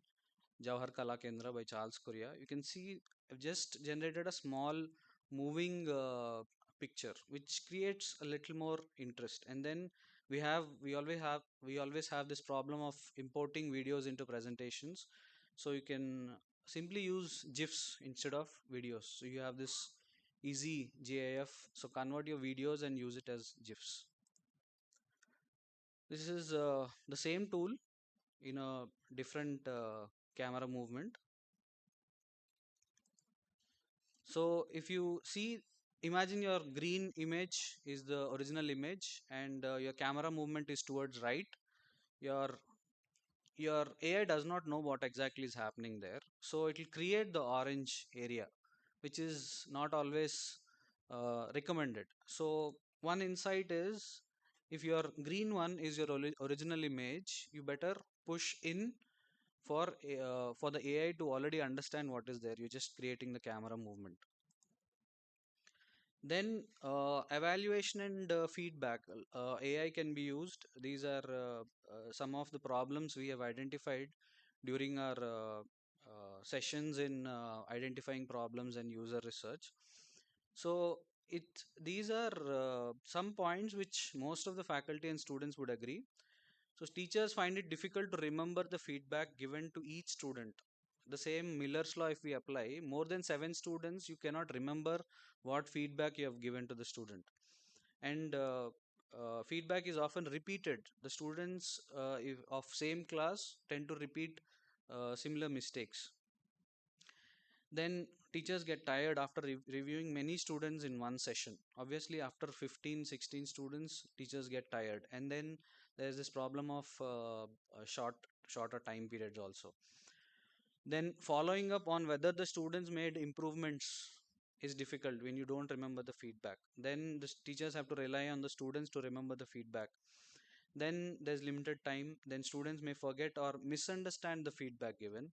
Students may not take proper notes during feedback sessions because they tend to have one-on-one interaction with the teacher. At the same point of time, it's difficult to write notes.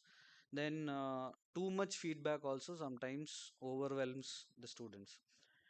And we tend to agree that individual one-on-one mentoring is always better. Students also expect teacher to be there and discuss and give all the feedback for their design. So this tool is quite simple. It feels it's very simple tool. It is transcribing your speech to text and then summarizing. So recently around 1 month back we had 13 different groups for us to discuss, and then we spoke to ChatGPT over phone. We did not write anything, so it has transcribed the whole thing, and then we have given a prompt saying, okay, summarize the entire feedback we gave to group D during the jury, then categorize it between strengths, weakness, suggestions, actionable steps. Or you can ask AI to have architectural keywords, categorize our feedback and give it to the students. Obviously, after reading what that has given. So this is how it will categorize and give it to you. So we might think it is very simple, but imagine students, maybe in the morning they come to the studio, get a feedback. After that, they go through two other theory classes, and then late in the night they open the butter sheet. It's it works well if they have a checklist in their hand saying, okay, this is the feedback, this is the checklist. Then actionable steps. Then how we can ask AI to give architectural keywords. Based on that, you can categorize the entire feedback. Then keeping a record. When we speak to AI, we'll it's better we mention, okay, this is for group D, this is on 14th 11th 2024, and then ChatGPT has its own memory. Now after maybe 2-3 months going through all the reviews, you can ask ChatGPT about that particular group and how it has progressed. So that will have a very comprehensive feedback on hand in text, so that both the faculty and students can refer to. Then analyze the feedback provided to each group and summarize the key points into general feedback. Now we have 13 different groups, and then we want to summarize the whole thing and give it to the class. If anything is repeating also, your AI takes it and then gives it to the class. Then I want to discuss about one more tool which we used recently. So I am not a great fan of generating directly from AI. So I tend to work on SketchUp, understand human scale, everything, and then make a model and then use AI for rendering. So this is the SketchUp model, and this is your rendering. I think this took around 2-3 minutes. Even design studio students can use your SketchUp to AI rendering, so that there can be more and more iterations and discussions with the faculty. Yeah, so this is a SketchUp model, this is your rendering. This is my favorite. So this is a simple SketchUp model. When students come to faculty also, it is not appealing. I mean, the form, the silhouettes are interesting, but this would look more better when you show it to the faculty or even clients. Yeah, there are more tools like this students can explore. Yeah, this is one more. So this entire beachfront design took, I think, 1 day just to develop the SketchUp model, but developing these renderings and the next video I'm going to show, it took not more than 10 minutes.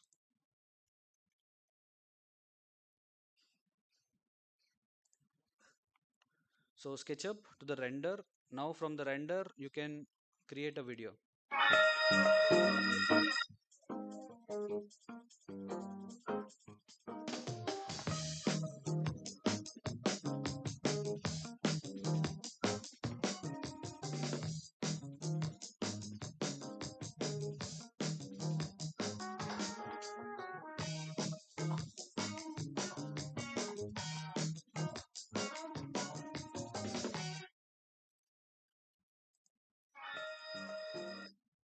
Yeah. Then I'll talk about engagement through interactivity, where you can have quizzes, you can have some kind of surveys done in the class, which will engage students through interactivity. We know Mentimeter, Lucid Chart are two most important tools used by teachers. But I want to talk about AI, usage of AI for developing some interesting products. For example, not recently, sorry, 3-4 years back, I bumped into this JavaScript library. It's called 3JS. It's a JavaScript library used for 3D experiences for the web. It's generally used for games, music videos, and data visualization. So the idea is to use this library for architecture, especially through first person shooter camera movement. So if you play CS, Far Cry, GTA, you would understand what is FPS. So I started there. I'll show you one of the use case. So this kind of visualization is happening on the web. Generally, we require AR, VR headsets. We require some software like SketchUp or Enscape or something like that. But using 3JS, you can actually do all this on the web. You type a domain, and this is what you can do using 3JS.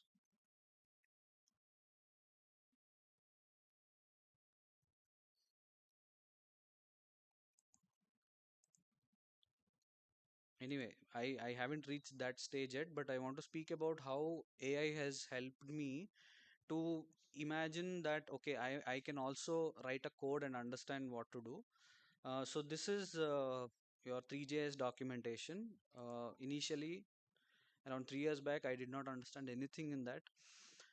So when AI came, I read about AI. This is your basic prompt structure in your AI. First, you define a role for yourself for the AI. Then you give a task, give requirements and instructions, and if in the instructions you can give expected outcome. So I started with simple prompt, act as a 3JS developer. That's the role. Help to create a 3D scene task, optimized performance and basic lighting, requirements, step-by-step code and explanations. So it gave me something like this. Still I did not understand. Then I thought I should have some knowledge about HTML, CSS and everything. So your I call this prompt during crisis when you don't understand anything. So this is a very famous prompt that so you give a role that pretend you are a expert coder come storyteller and described how cameras work in 3JS in a way a 5-year-old can understand using examples like looking through a toy telescope. Then it will break down the whole thing to you and explain you in detail. So this last one is pretty interesting. So it's saying there are different types of cameras in 3JS. One is called perspective camera, which is looking through a telescope.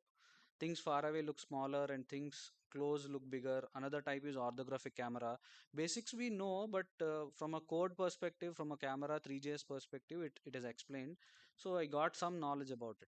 So this is just a transition between one slide to another, but this took 1 month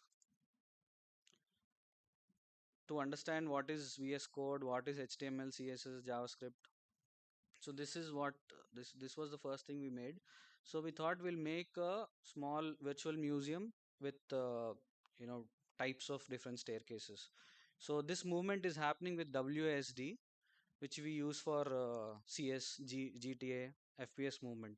So it's the use case you can see clearly. Students can open this website anytime they want, understand types of staircases, look at the reinforcements, how it works inside RCC.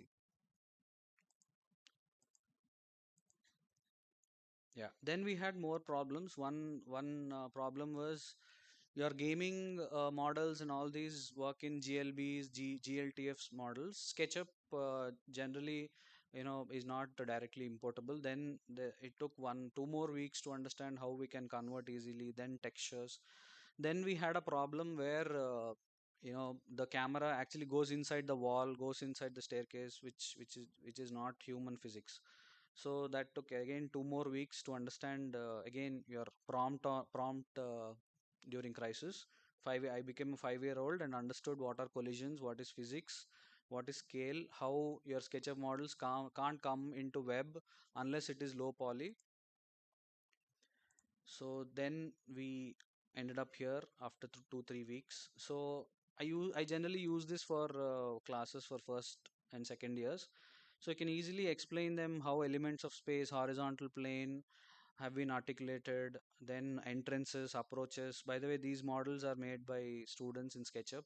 I've brought it into this. So as you can see, physics is working. So if when there's a ramp, you actually go down. So this is one use case. Then you can talk about many things using 3JS. Then incorporated some gaming elements like you can jump at this place I talk about framing, vertical framing, horizontal framing.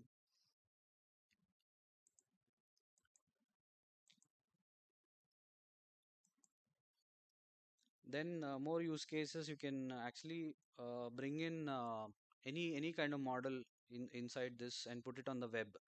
Obviously it's not better than AR VR, and AR VR is a very immersive experience, but what this is focusing is on scale.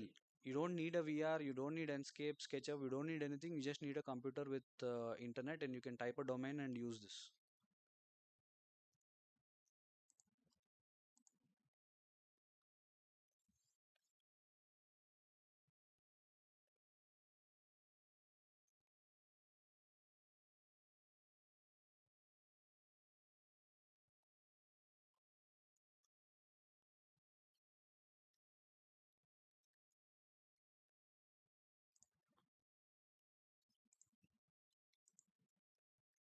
Yeah. So that motivated me to get in more models. Now we have more than 50 different models that are actual buildings designed by great architects of the country. We focus on models which are not there available on the internet or in 3D warehouse. So we are collecting all that, and with the click of a button, you can actually roam inside that building. Yeah, that motivated us to create a platform. It's called Interactive Architecture Lab, where we are creating more and more things. We're creating a database of all the architects from A to Z. It's still under process, where everyone famous architects would be there, and with the click of a button you have all the information about them.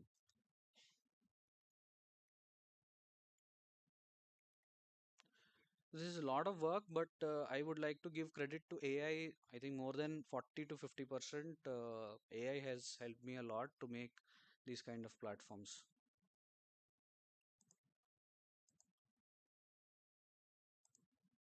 Yeah. So with AI, you can actually push your boundaries. Maybe 5 or 6 years back, I wouldn't have imagined to write a code and then use JavaScript to make something for architecture. But with AI, actually, we can push our boundaries and imagine more things that can happen. Yeah, we made an architectural quiz. So I would like to end the presentation with a QR which you can scan and simply play the quiz. There are around 20 questions. By the end of the 20 question, it'll give you a score. Thank you.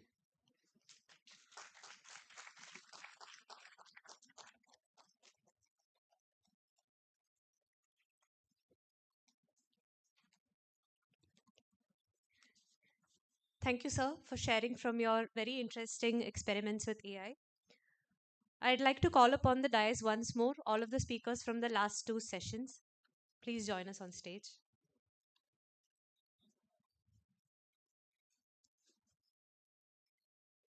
May I also request our director, Professor Dr. Ramesh Srikunda, to step on stage to felicitate our speakers.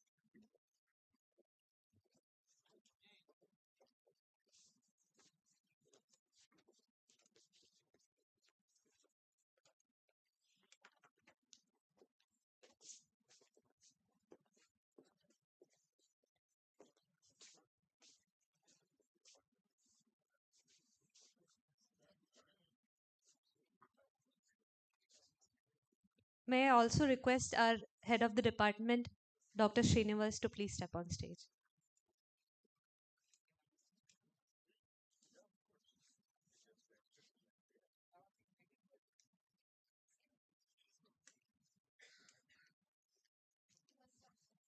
First up, we have architect Divakar Chintala.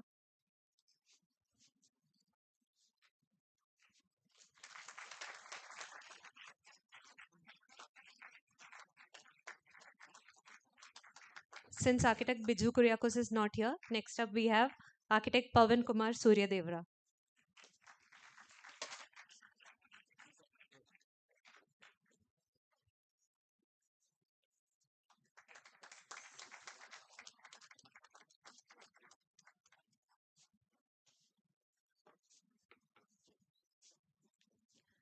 Next, we have architect Aparna Bidarkar.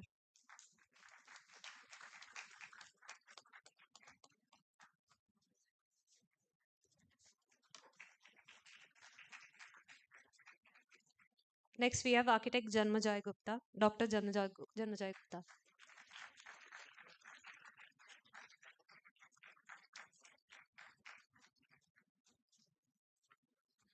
And finally, we have architect Madhav Rao.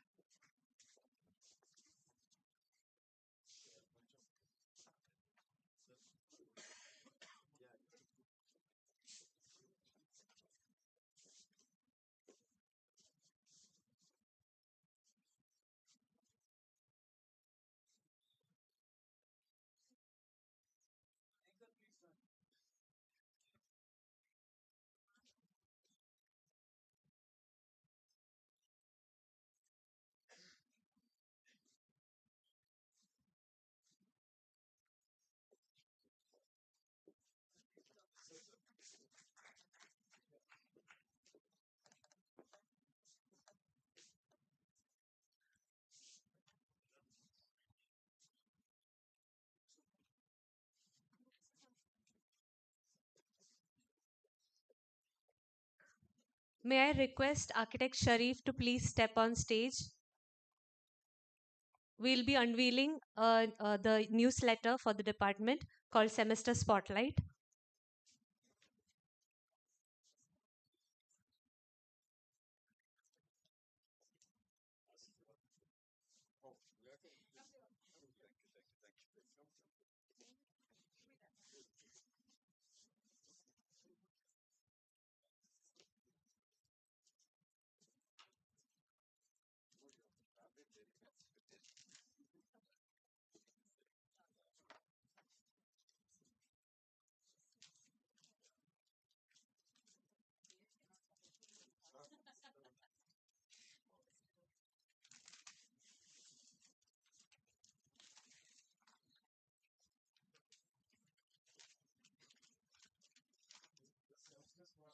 Semester Spotlight, the editor is one of the editor is Sharif. Please.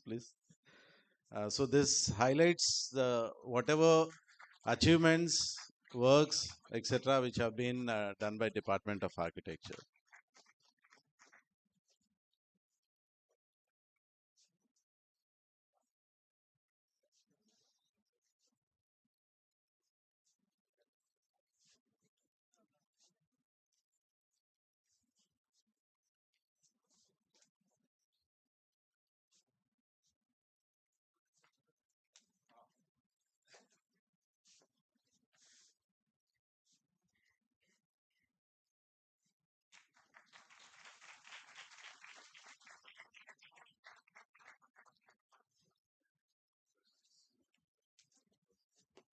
May I request everyone to kindly remain on the stage?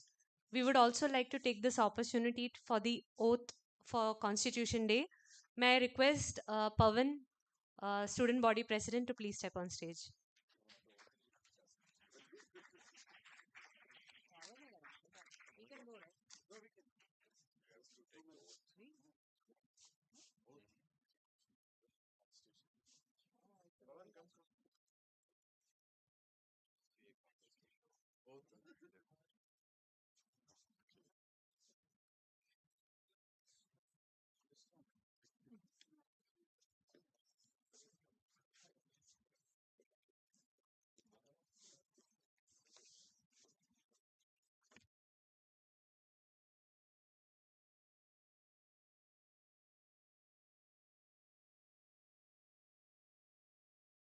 I'd like to request everyone to please stand in their seats.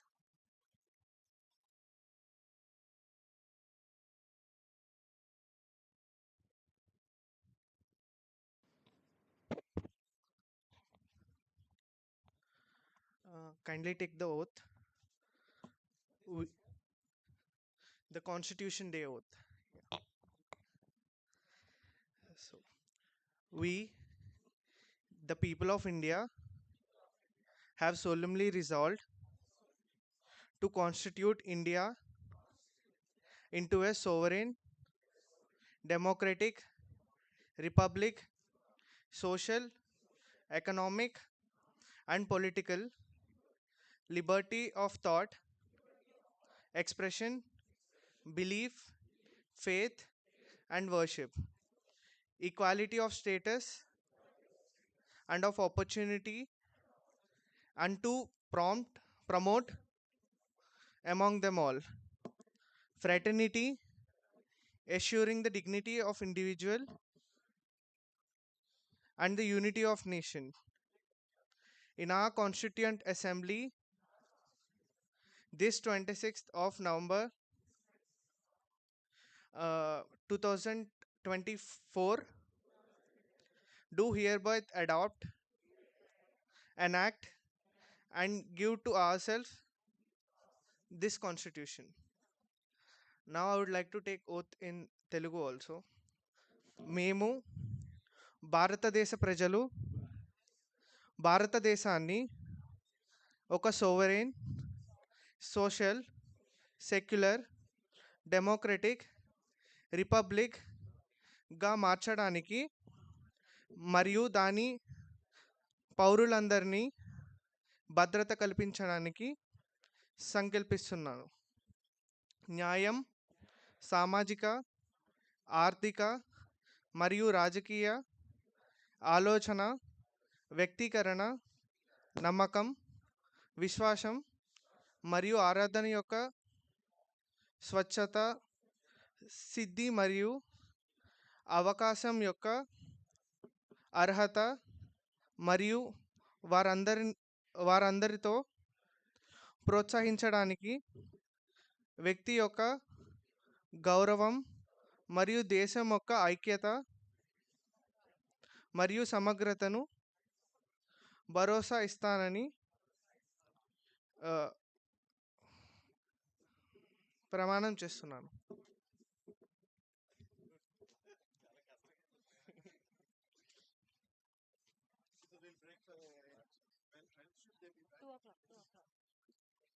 Thank you. Breaking for lunch. Students, please have lunch and return back by 2 p.m.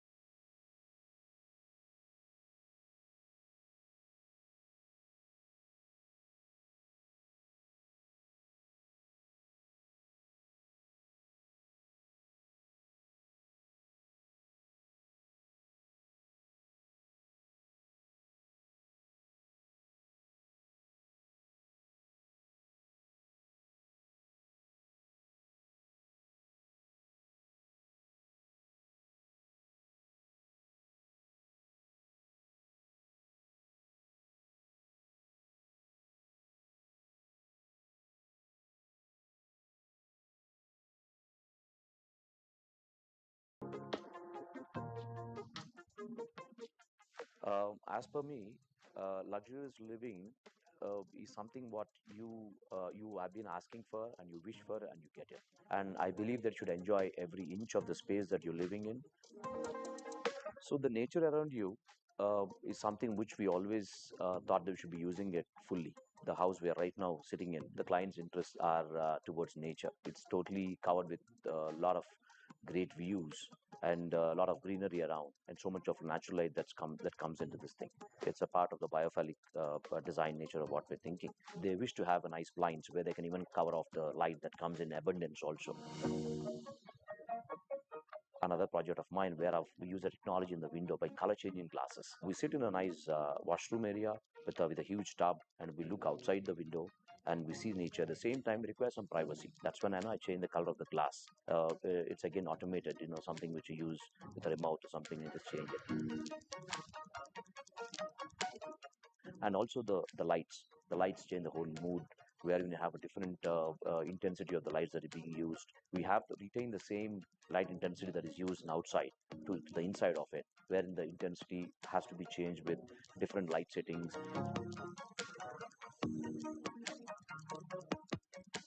When it comes to challenges, I could say it's always a compromise.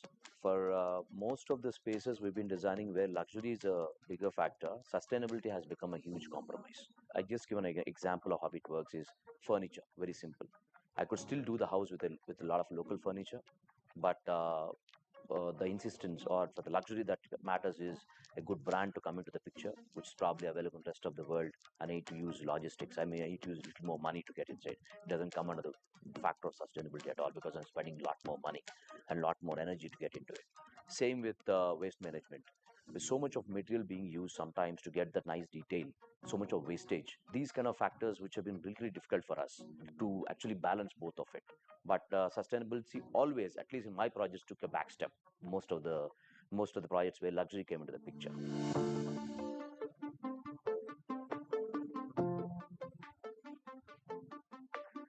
I always believe that young minds work much faster and be a little more creative than what we've been through. And it may be the youngsters who are much better off with getting hold on this technology and innovations which they've been learning and by through their travels a lot. Their understanding is much faster.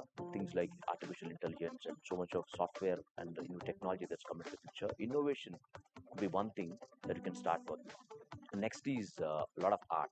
How does it actually enhance to a space rather than doing a lot of paneling where you're cutting down a material and putting up a nice piece of art which is going to be a piece that's going to stay all through your life.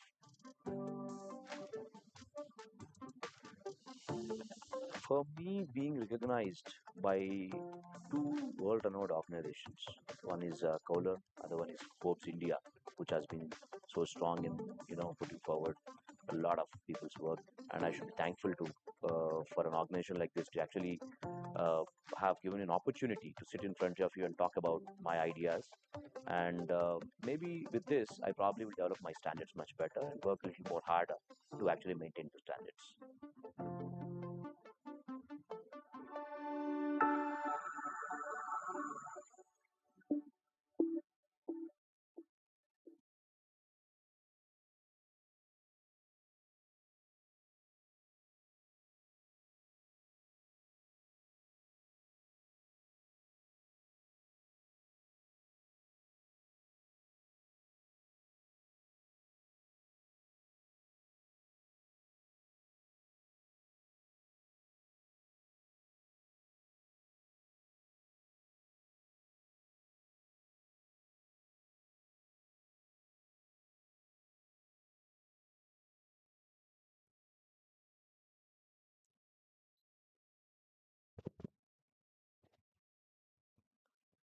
Welcome back, everyone. We'll be starting our third session right now. The third session is titled Current Trends in Architectural Practice and again has 4 expert talks curated under the title. This session will delve into evolving practices in architecture. First up, we have architect Manohar Kamireddy of Stark India, a young firm situated in Vijayawada. It's currently handling around 15 lakh square feet of total volume and has around 10 people on his team. He's going to take us through the experiences of a young firm through his topic, Evolution of a Young Architectural Practice. We welcome you, sir.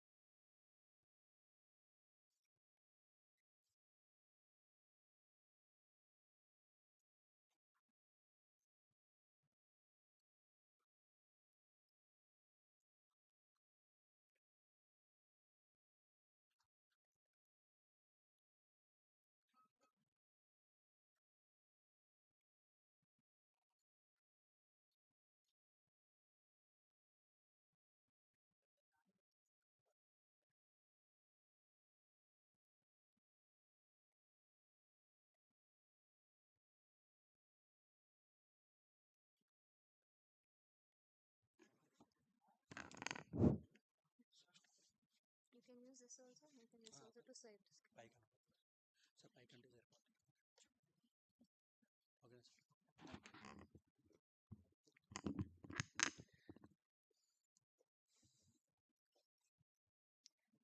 Good afternoon, everyone.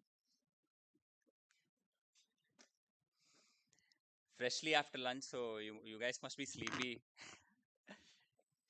Anyways, I'm Manohar Kamireddy, founder and principal architect at STARK, short for Standard Architecture. So let me give you a brief context of what we're trying to do at STARK. So currently we're working on projects of various typologies across Andhra and Telangana. So these are in various stages of development between design to execution. So I would like to thank SPAV for giving this opportunity for younger practices to explain themselves. Also, while learning valuable information from super seniors. So I would like to explain our little points of view and takeaways through our journey. Like first I'll start showing you what we're trying to do.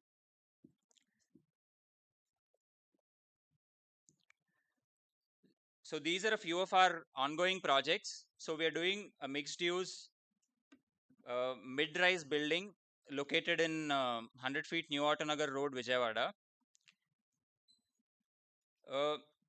So this is a natural evolution of what we're trying to do differently in conventional commercial and residential when there is commercial to residential division. So within this is a 24-meter height building. So usually when your key challenge will be your segregation of entrances and separation of the services. So here we tried to take a transition band instead of a transfer floor to save the space.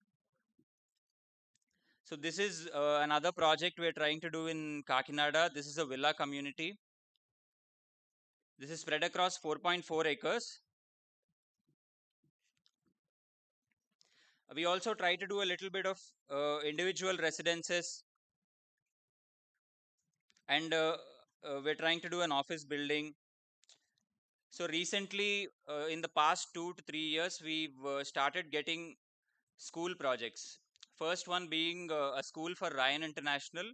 This is a 3.1 acre campus. Like we have to build around 1.3 lakh square feet.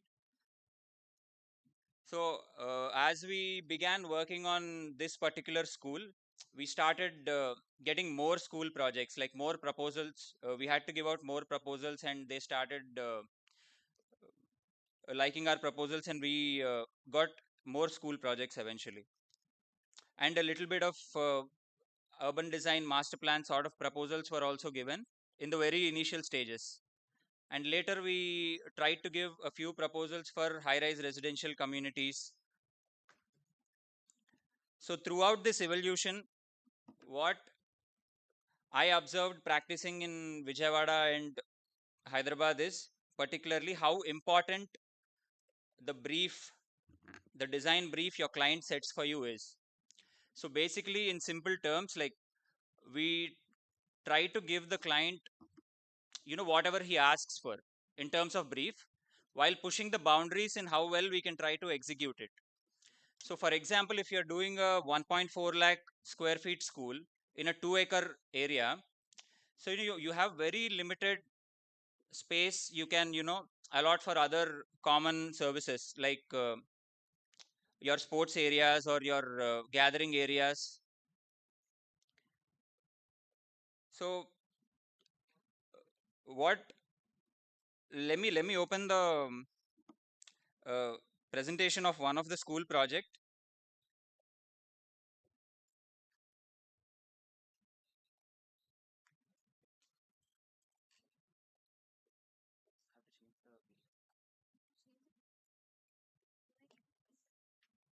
No, no. Within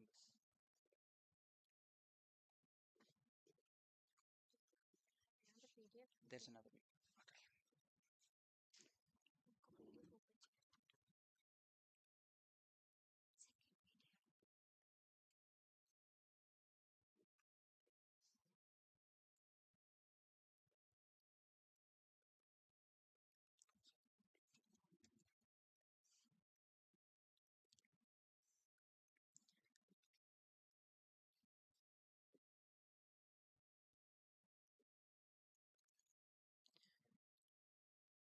So any design starts with a set of briefs. So this was the brief we've been given from our clients.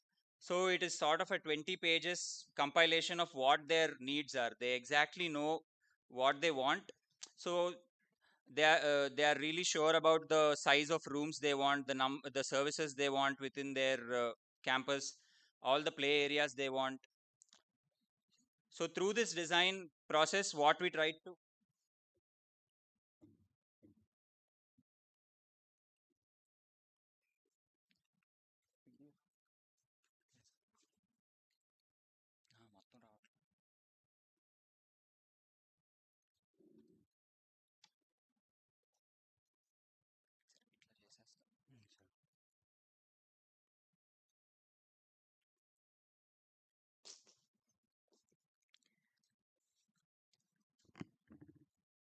So firstly, after understanding the brief, we go ahead with all our analyses like the climate, the existing conditions, the rules and regulations in and around the area.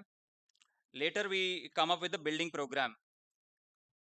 After that, we try to incorporate the city tradition and what we can try to extract from the city's tradition. And since this being in Coimbatore, we try to incorporate the courtyards, the Atangudi tiles, and the series of columnated verandas within our project.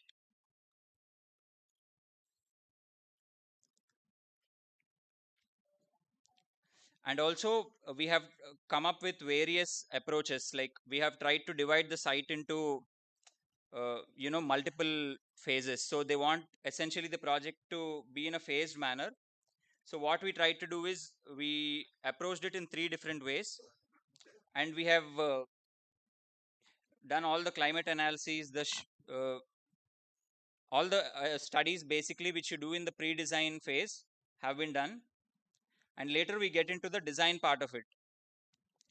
So approach 1, approach 2, approach 3, we complete the design. So we start designing smaller spaces within the entire design, and we really try to put all of the design together, and we study the construction materials.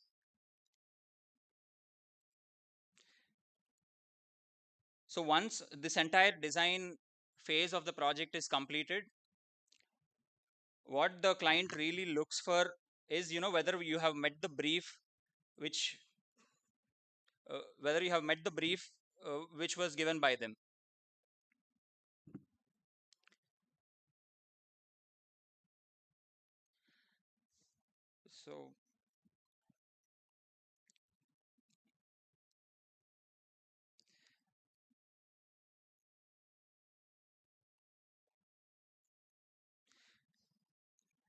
So I would like to summarize my architecture practice in the past few years as a balance of expectations and realities. Like the expectation of our project is we have this grand vision, we try to incorporate many design elements, but the fundamental thing remains is if you're giving whatever the client needs or not. So that summarizes the entire architecture practice of any young architecture firm. So I would like to thank SPAV for this opportunity again, and this is my first time presenting at a large crowd. So thank you so much for this opportunity. I'll take leave. Thank you.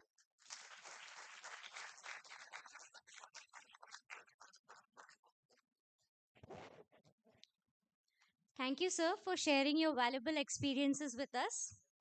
Our next speaker, architect Kavita Mohan Raj from Into Designs, Chennai, is a design entrepreneur specializing in industrial design, 3D modeling, and digital manufacturing, and will share her expertise on the topic computation and design thinking in architecture. With over 16 years of experience in designing and product development and a decade of expertise in 3D printing, she is driven by a passion for empowering the use of technology in creative industries. We welcome you, ma'am.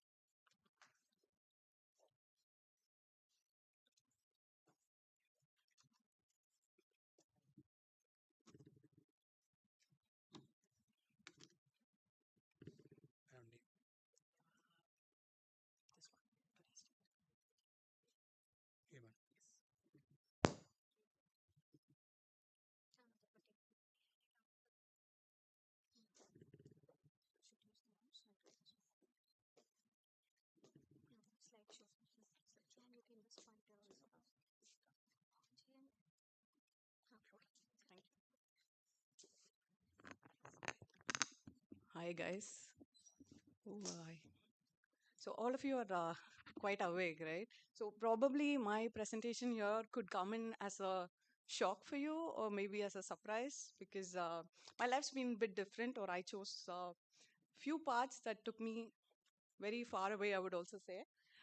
So, today I also wanted to, kind of navigate through computation, which is the base of, I think computation is the base of most of our work here. It's just that how you see, and probably for me, maths is super dear to me. So my entire life is probably in an mathematical formula. So that will reflect back here as well.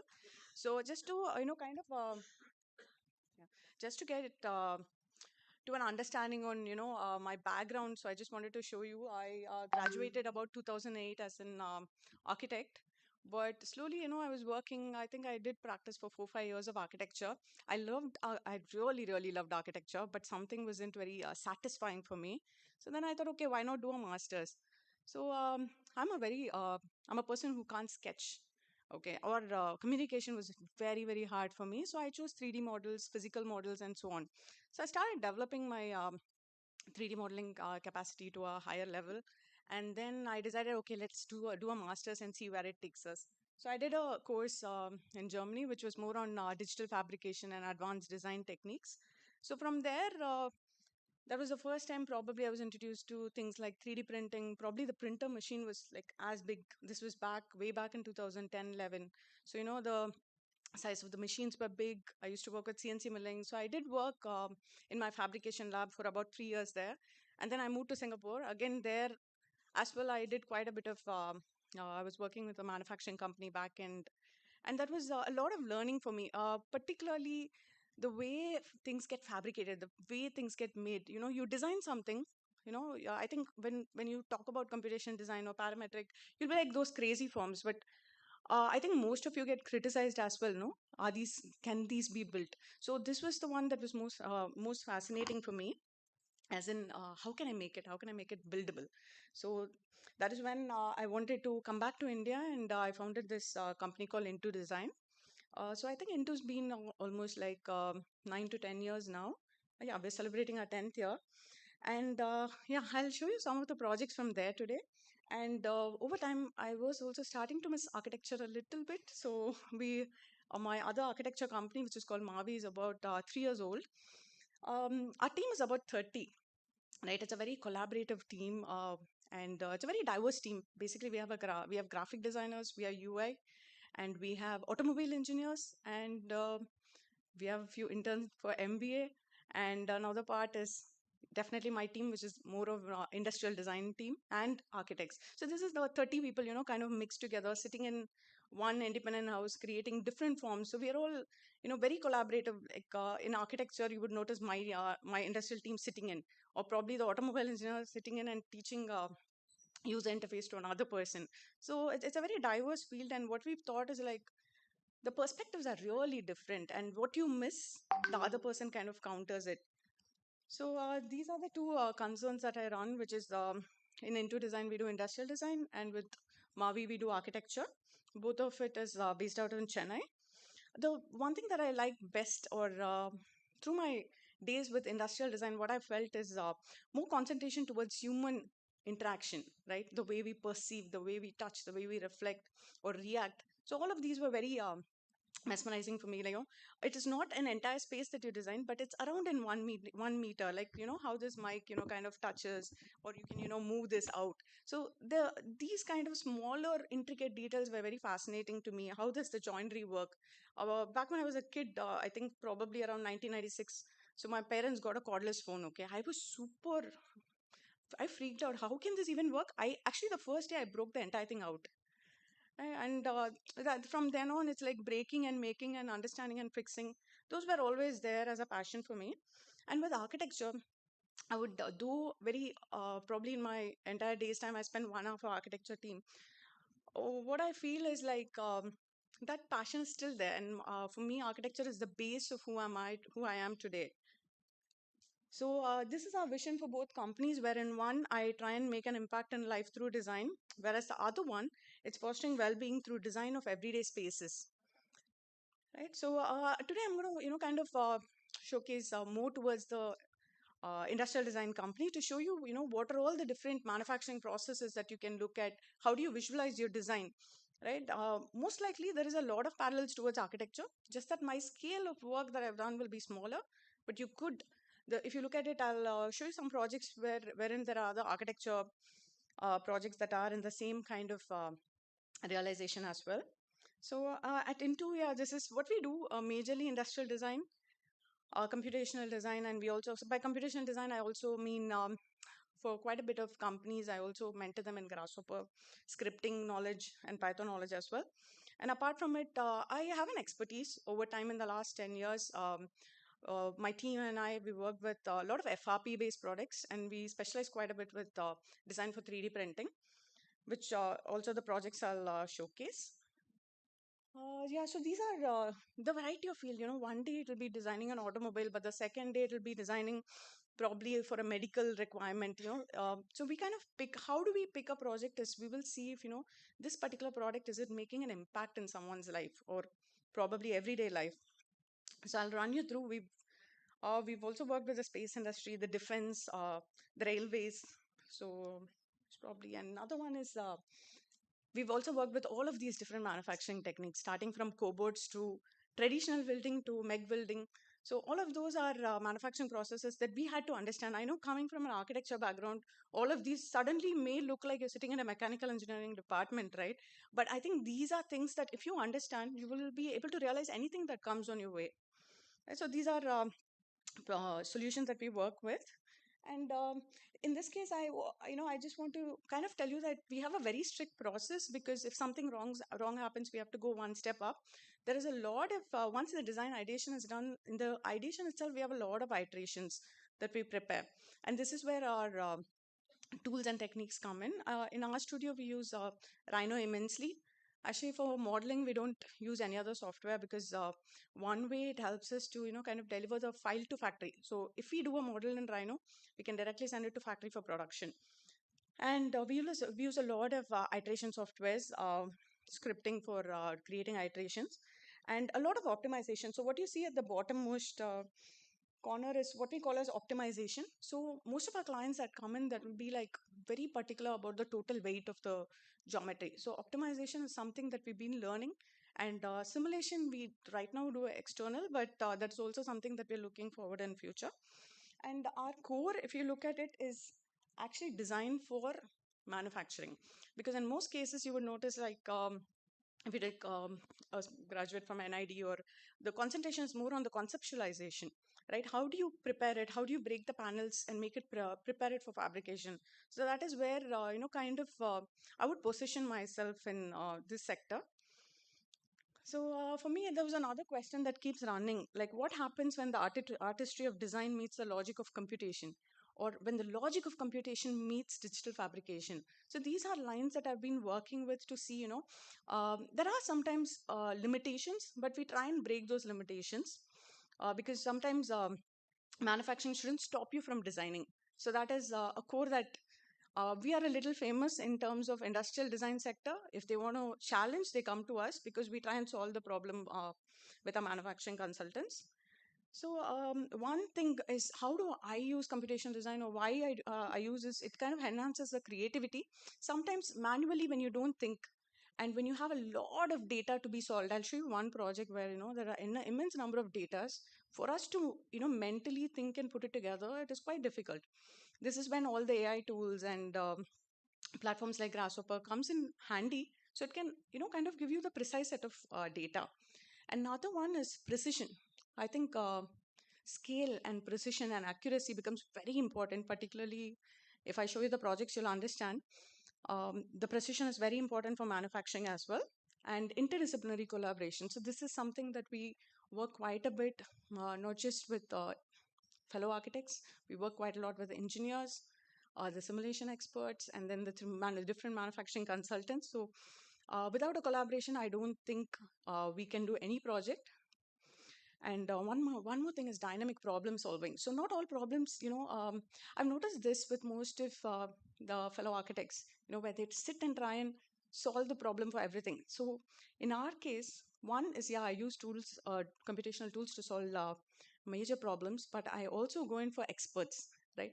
I would walk into any professor's room, I would ask them, how do I solve this? So that is also, communication and solving it is much faster as well. And the best part of computation is that there are varied materials and very different manufacturing types that you can go in.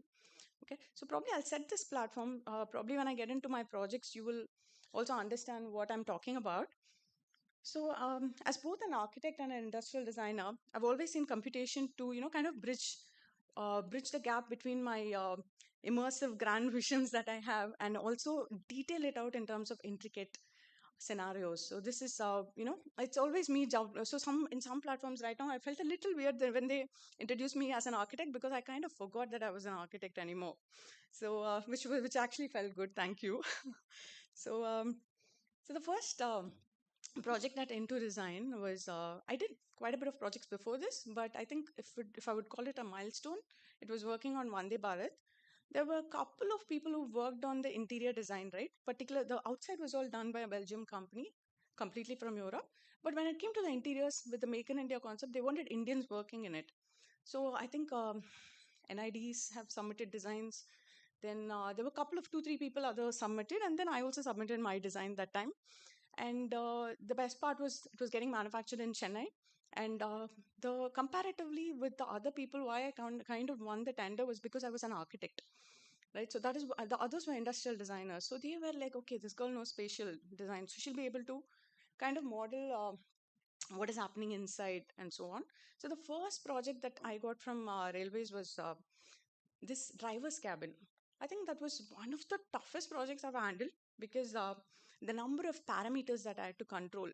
And at that time, I was like, okay, if there are so many controls, and imagine walking into 12 50-year-old design engineers all sitting in the railways, and everybody will throw, Kavita, this can't come, Kavita, this is happening, Kavita, this is happening. And then it'll be all parameters. So to put everything in order, I noted everything in an Excel file, translated that into line diagrams. So these are the lines that was there. It is basically view angle, the brake angle. So the Lord, actually, this is only half of it. There's even more parameters coming in. So I kind of set it up with Grasshopper in terms of lines, and then that helped me generate from one step to another step. And what will happen is, like, as sir was before telling, when you work in government, one person changes, the vision changes. So again, Grasshopper helped me with that. So the transfers, I think this was about a 1-year project, almost 2-3 DDs changed. So there were also, sometimes they will say, like, the monitors like this, the monitor tilts by this angle. So with a lot of parameters, iteration and computation allowed me to control it much higher, and I couldn't lose my patience here because I had the control. So I think, in a way, I would say, if you need control over what you're doing, computation will help you. So we did quite a bit of crazy designs initially. So if you look, this is almost like a doubly curved driver desk. But then this was the first time I knew manufacturing, but I didn't know this could have been done in Europe. But in India, when everybody was doing boats, so the FRP guys that I was working with was a boat manufacturer. So he was like, Kavita, this is difficult. I can't do this. So this was the first thing. And then the second guy came, the instrumentation and monitor guy. Uh, Basically, for all the automation and control guy comes in, and he's like, there's no tablets that are curved in India. And then I understood, okay, then I have to make it a little bit more straighter. So what I did is, like, first finalized and gave the outer panels. So even in this case, you will notice each panel has to be cut, and even if there is one change, that panel will also get changed, right? So the fixing happens like this. So the first panel, second, I could get into the detail of how the FRP is fixed, but I think some are already sleeping, so I'll probably move on. But yeah, this is a very, very interesting one. It's basically a grid structure, that is behind. It's the steel structure, and on top, FRP will be mounted one by one. It's like a locking system. Right, so this was done through, and then came the driver desk. Then they were like, we need to suddenly change. So I again saw the limitations. So this is where I wanted to understand. I went to the manufacturing facility. It's in Sri City in Chennai. Then I read about the molding, what is their limitations, because at that moment of point, there was like, now I give the same guy, he's grown crazy. I'm like, whatever I show him, he'll tell me, yeah, do whatever you want, I'll do it. Right, so that's India now. But yeah, past I had to like simplify. So if you look at it, If you look at it, the driver desk, I've kind of made it a little bit sharper. Mild smooths were okay. So finding the limitation of how a molding works. So all of these are like, you have to prepare an inbuilt mold, and on top, it's all handling process. So this was all, if I could give the credit, it was this person whose vision thought, an architect could solve all of this problem. So one thing he also told me was like, this is the only prototype, the first prototype that fit in exactly perfectly well. So he was like, what did you use? Why is yours so precise? Why is your model so precise that we didn't have to do any post-production? So I was telling, no, I use a software called Rhino. It is quite perfect.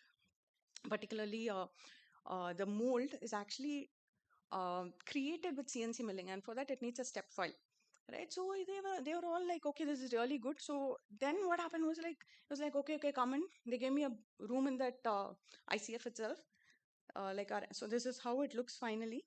And then they gave us a room. They made us do Vande Bharat sleeper. So we were like stuck inside ICF factory for like almost 3 years. And I think COVID came and they gave us a break. So this is one of India's first FRP panels drivers cabin. This was the first one that was tested and prototyped also. And the best part is like using computation allowed me to be seamless in terms of design, though there were limitations, which I'm telling you about. But I think these days that can be captured.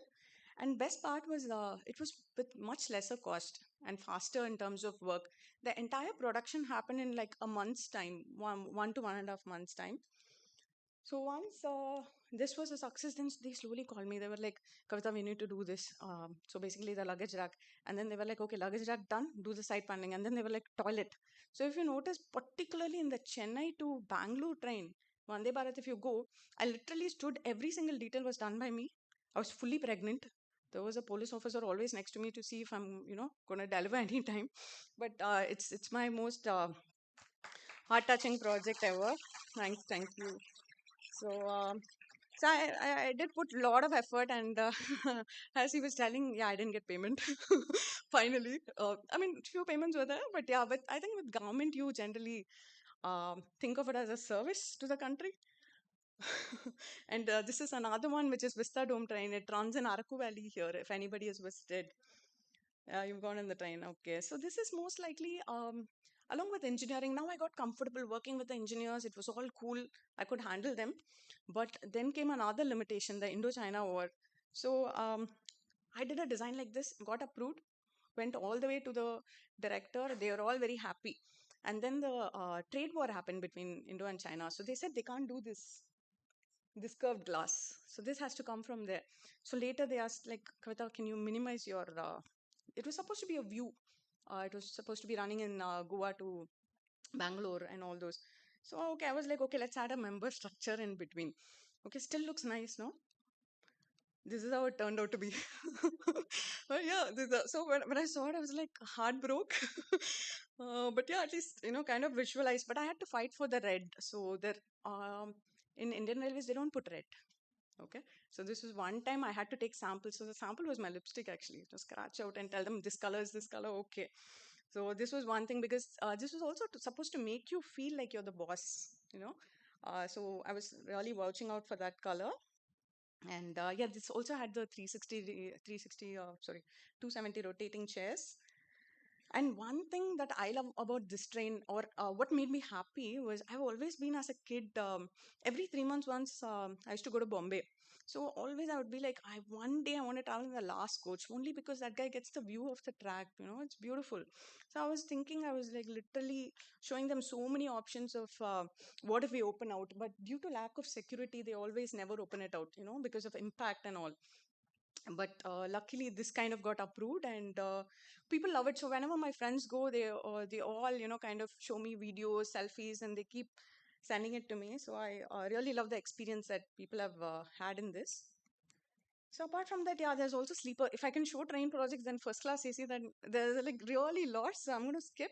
But the sleeper class is the most recent that you guys would have seen now, which was released by the railway minister. So in this case, what we've done is we did work quite a bit conceptual design, then also did the design for manufacturing. But here in what happened was, like, I wanted to come out a little bit. I had to feed my team, so I needed money. So I did all the projects and gave them the entire file, but didn't sit with the manufacturing here.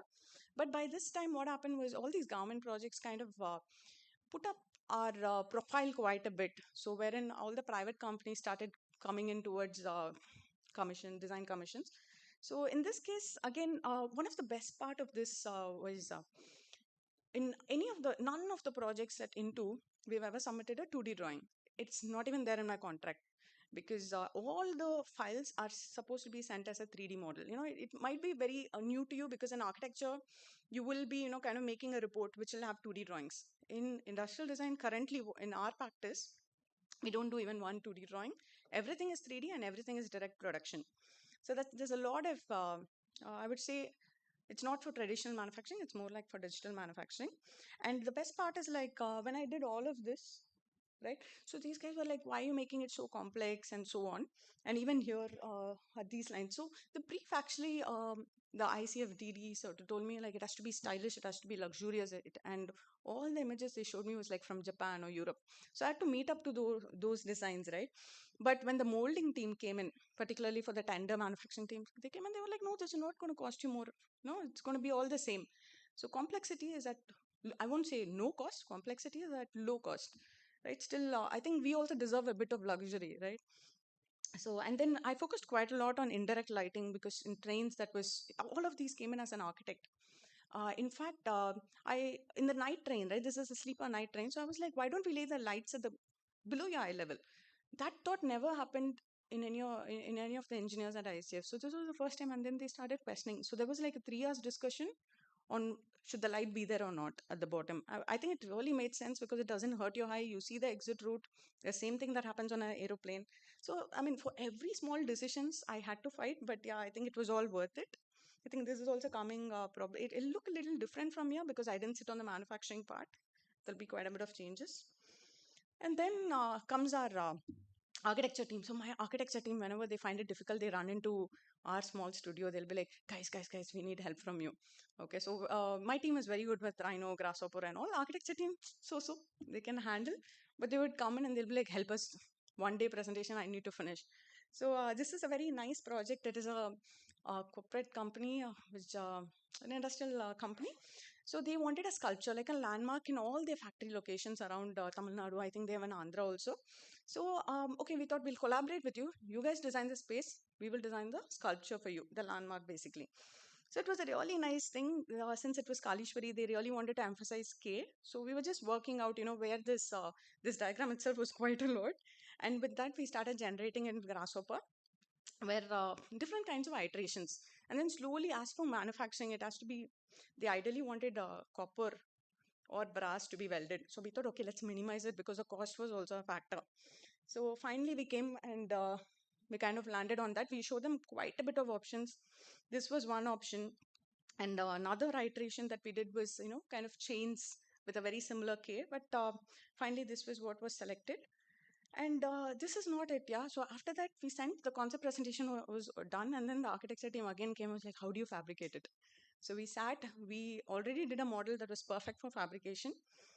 So if this is the case, this is a triangular mesh, right? So it is quite easy to be unrolled and then cut. So one thing is like there's an artist who's also working along with this. So he's one who's also going to do the metal fabrication. So together we just 3D printed it, understood what are all the different facets, the total number of facets that are there. So we broke it in Rhino, unrolled it into each surface. So this can be directly laser cut, right? And the numbers also come in, so it's easier for you to guide and understand. So these are total 72 numbers that forms into one sculpture. So this is our collaboration. So we did the sculpture, we walked away. So the architecture team comes in and they kind of set up the entire space. It's a bit scaled, but yeah. So this is the power of spatial designers and industrial designers put together, right? So there are quite a few projects like this. Recently, we did a collab project with them, which is like it's for Adidas. It's a GBC. The entire site, I don't have it today, but probably for next time. The whole site had to be delivered in a month along with design. So what we did was went for digital fabrication of everything. Half of it was Grasshopper scripted, so it can be laser cut. A lot of patterns. It was more like spatial branding. So that was a very interesting project. Probably if you guys look at Mavi's Instagram page, if you want to understand the project more, you can have a look at it. So this was another interesting project. I'm just jumping through. I hope I have time. Okay. So with this computer, so there were a lot of, I work with a lot of startups actually. Startups love me because I'm a bit cheaper. So particularly for them. So this is, I've done a lot of medical projects, but back after 5 years, before 5 years, I think I kind of stopped doing it. So this is actually a startup which wanted to do a mold using 3D printing, but you know how this is, right? When you put this for 2 months, your skin kind of shrinks. There's no air inside. So they just told me, okay, we need air to, kind of go through. So what I did was took the CT scan data, plugged it into Grasshopper, made a script. So basically, this is a classic example of mass customization. Anybody whose wrist is, kind of broke, they can, the CT scan data can come. So mine, if you know Grasshopper a little bit, wherever the crack points are, you can put a point. So in that particular point, the density will be higher. So this is done for a startup. They're actually growing quite a bit, but I think more than this design, this one kind of picked up well. Again, this if you can have a close look, all those patterns are all done by Grasshopper. And this is, whereas this guy that you see is 3D printing, the solution, this one is laser cut. So again, same concept, unroll the fabric, laser cut it, and then recreate. So fabrication is done much simpler in this case. And then one more client walks in and he's like, okay, let's do a drone. I was like, drone, I'm going to run away. Like literally there's so much of physics, so much of engineering to learn about it, but we took it as a challenge, started working on it. There was an aeronautical engineer, a simulation expert, so it was like back and forth. We, in this case, this was one of the first projects where, we had to grab it when it, kind of comes in, right? So we concentrated quite a bit on the ergonomics part, particularly here. If the hand grab, how much of space in universality in design, there's a very nice book by by NID, which speaks about hand grabs, how much should an average percentile be, and so on. So we took quite a bit of inspiration from there, and we did this design. The engineering was not done by us; it's for a defense-based startup company. So it was quite a nice project, and how we incorporate light and so on. So this is already in production. It has been produced. Thing is, most of the projects that I show you are NDA as well. In this case, what was the challenge that was coming in is we had to design for 3D printing. So the entire product is carbon fiber, 3D printed carbon fiber. So the material is light. The client wanted a sleek, minimalist, and future-looking design, but yet ergonomic as well. So again, yeah, the collabs here were aerospace engineer, mechanical engineer, instrumentation and control engineer, 3D printing expert. Sometimes it will be like when they speak, it's like Greek and Latin, right? But I think I would say my best guide is 11th, 12th physics books. Those are lifesavers. So apart from it, this is one of my favorite projects, which again did for free. This is Moon versus Earth. That's how I call it. So these were, I did have few friends, colleagues who were, working at ISRO. So they were like, this is almost like pre-COVID, where they were like, we are going to launch a Pragyan rover, right? You want to shoot some designs, send us some 5-6 designs. I was like, yeah, 1 week full work stop. We kept sending them. We literally blasted all the options. But it was a very friendly attempt. So with ISRO, they don't give you any contracts, like design contracts are not given, but it was out of our own interest that we submitted. I have a feeling it's slightly like this. I don't have a confirmation from them, but this was one. But they wanted to recognize me for doing all this work without any money. So this is, how many of you know this person? Nobody. It's the father of BrahMos, the missile, Indian missile, Sivadanu Pillai. So it was my biggest dream. I wouldn't want any award from anybody else, but I think this is my most famous, favorite one. I think sometimes, I just feel like you don't expect money, you just do, and you get credit in some way or the other. Same way, if you look at it, imagine a pregnant lady running up and down, and then at the end of the day, you don't get paid. So at those times, I was like, okay, this is getting fine. And then slowly, what I realized is all of these free projects were the one which pitched me bigger projects. So I think patience, and then also I think one more thing is working with all the government officials. I've kind of know how to deal with most of them. Before I used to be very silent, but now it's like, when to talk, when to stop. So that again comes in. But I think right now we're like completely moving into robotics. Our specialization has become warehouse robots, where in India you would have seen all those robots which are like little straight lined and seam lined. There's a huge competition happening in this industry. So the better the design, the better it sells. So we're kind of getting into that market, and all our client is like, we want our design to be USB. Another one is in this sector, when workers are also working right with very closely with these machines, they also want to be don't want it to be feeling like, there is a huge machine coming towards me. So we're also there's a lot of research. I can talk for like an hour more on this, but we work with a lot of emotions. It shouldn't be very friendly, it shouldn't be very scary. So a lot of variations like this, but this is one of our first. We did a lot of trial and error. This is for a company called Accu Robotics. If you go into their website, you'll see it moving. I didn't download the videos today. So this is one of our first robots. Again, here I think solving how to make the fabrication panel. So this is our scope, right? And this is where we specialize in. And I think to me, there was a lot of failure in this, but a lot of learning as well.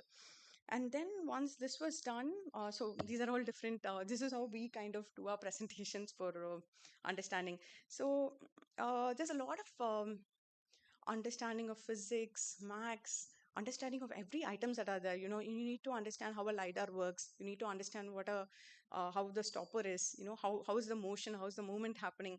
So yeah, we did understood like every time there is a new project coming in 1 month for one person is complete research and then explaining about that product, both technically and aesthetically also. So luckily in this project, because the depending on the order, we had to do two kinds. This is the biggest challenge for us. It can be 3D printed, it can be FRP manufactured also. So we had to attain the balance in one model. So this was the most challenging part, and that was the little bit of failures that we had here was also the same. So if there are only 50 units that the client asked, they would go for 3D printing. If there are 1,000 units, they would go for molding and uh, FRP or thermoforming, which is called ABS. Lot of different processes are there, right? But 3D printing was, these are all the final products. And if you notice, there are quite a bit of iteration. So for each technology used, the iteration changes, the gaps changes, the gap sizes increase, the gap sizes decrease. So these are different iterations in that. And this kind of led us to a huger, so the final project I want to show you is like, there's a company called Motherson. So they are one of the biggest companies. So they kind of saw this project and then we are designing their outline. I'm going to flip through these because they're still on NDA. So yeah, we've been designing forklifts for them. We've been designing RTP. RTP is rack to person. So these are almost like a weighing machine size objects. So if you look at it, if you can understand scale, the one in the middle is like those vacuum cleaner robots that you have at home, except that it can carry 100 kgs of weight.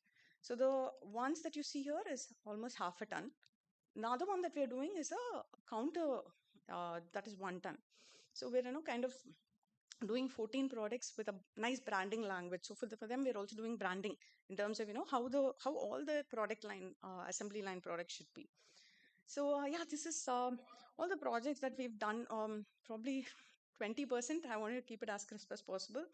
And yeah, for me, computation and digital fabrication has completely changed the way I think, I design, and I realize. Because thinking part itself, you may think that there are a lot of restrictions. So initially, what I tell my team is, best part is some of them doesn't know manufacturing. So they will go crazy. And then I'll be the person who will be like, I let my team design. Then when I come in, I'll be like, okay, what are all the limitations? I'll slowly tell them, so, they're not affected by under the real world and the other world. So that is the thinking process. And yeah, this now versus future, I had a lot, but yeah. But for me, I wanted to end up with one note. We've been immensely using AI, okay? AI in terms of rendering, AI in terms of ideation. I will be quite bold enough to say, they act as when client these days, they're like, okay, tomorrow you show me this and they'll walk off, okay? How do you render? How do you design? How do you render? And then show them, and everybody wants a rendered product. So I've been using a lot. For me, I would say for my entire team, AI is like a ideation partner, is like a rendering partner. The only thing is it doesn't do manufacturing details. So that is probably what is going to save me for the next 4 or 5 years from my job as well. And finally, I would like to end today's talk with this is one of my favorite quotes, which helped me change my entire life game, which is, digital technologies are no longer tools for making, but they are tools for thinking, right? Yeah, I'll end my presentation here.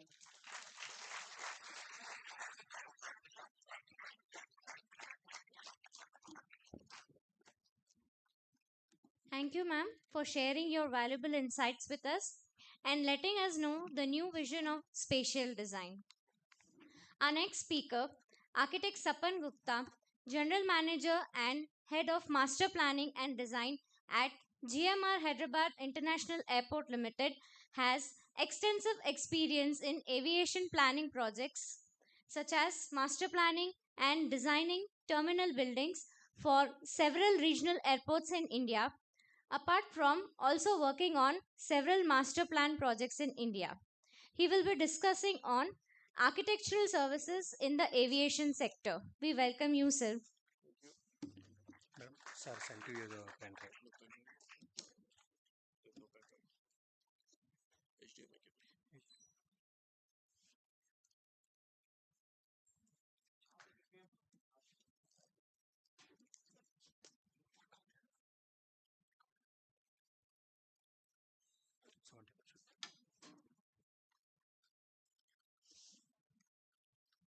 So good afternoon, everyone. While we are putting up the presentation, I would like to thank SPA organizers, HOD, and our director, students, and my fellow speakers here to give me this opportunity and for this speaker session as a SME here. I am going to talk about aviation, especially the aviation sector for architects and how it is changing the dynamics of the market. What are the challenges and opportunities here for us to, kind of contribute to the nation? Let the presentation begin.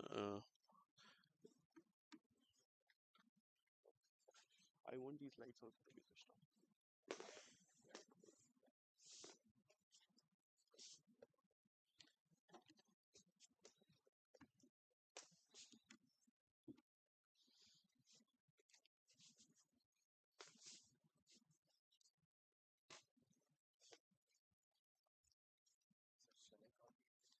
No, actually, I can't copy from the original laptop.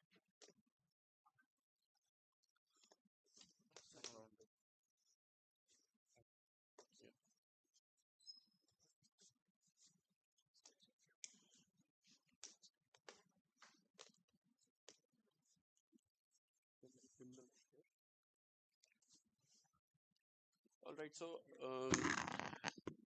so basically, I would like to start with the aviation. It's quite a niche field. It is not for I mean, when we see it as a student or maybe a professional, we will see that okay, it's quite a I would say a mechanical kind of a profile where everything is calculated. It is formula driven kind of approach for everything.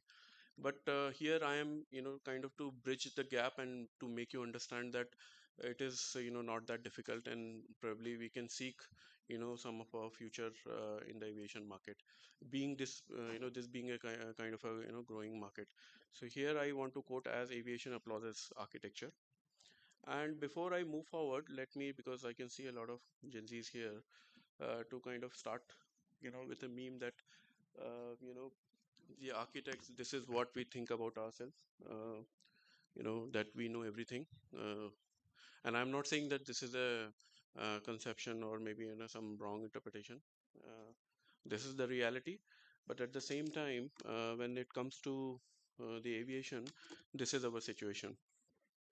Okay, so where we are talking about kind of getting along with the stakeholders, codes and compliances, there are a lot of engineering involved in this.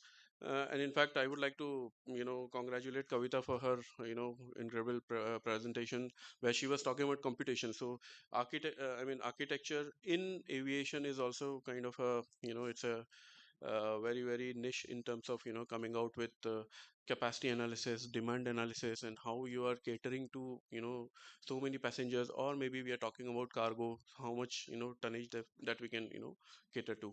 So this is the situation here. So on a lighter note, I would like to first establish few of the keywords here that we are using these days. It is about aviation.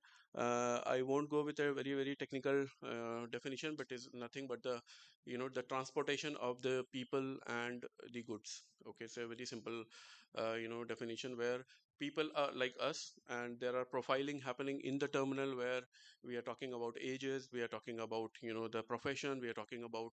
So there are various airports which are totally based on the themes. So there are a few airports which are totally based on tourism theme. So we'll be talking about a luxury segment. There are few of the themes which are based on the IT sector, where we'll be talking about businesses. Then there are few upcoming growing markets in the aviation sector, where the second tier, three tier cities are getting privatized. There also it's kind of a mixed, where there could be out migration, there could be in migration. So all those things are coming up. But yeah, passengers are the one being transported, and also the goods. Again, it totally depends on the theme. If I talk about Hyderabad, coming from Hyderabad, there are like a lot of perishable, lot of your I would say pharma, those kind of goods are being transported to various other cities, and internationally and nationally. In fact, Bharat Biotech during the COVID time produced a maximum number of vaccines, which was kind of transported from Hyderabad airport. So goods are the second kind of a transport segment where we are transporting them. Then there are two type of aerodromes where we are talking about defense. You can see like in Vijayawada or maybe Vizag, these are all defense enclaves. And then we have some of civil enclave which are being operated by Airport Authority of India, and some of them, like the major of them, are being privatized basically. Then the third was like again the aerodrome. So basically nothing but the collaboration between how the movement, how the operations are happening to transport passengers or people or the goods. It is put together in one single land parcel with all the facilities called aerodrome. I will talk about this in the later slide. Second aspect here, I would like to stress upon the safety and the security point of view. See, we as an architect, we always think, okay, I mean, when we are designing a, let's say, auditorium here, we will know, okay, these are the exit points, these are the fixed fire exit points. But, coming from the aviation background, we always start with our meeting with a briefing of the safety. So one person will come and stand in the middle of this, the podium, and they will just brief that in case of any emergency where you have to exit. So because not all of us know things. So maybe you guys are here day to day, you coming, that where to exit in case of any emergency. But yeah, so that is where I am coming from, being from aviation sector.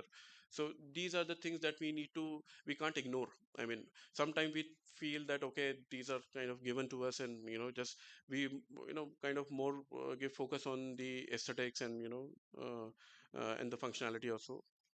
Okay, so the next part is I want to, kind of comment on the scope, basically, where we are standing right now and what we can do in the future. So airports I have already explained you.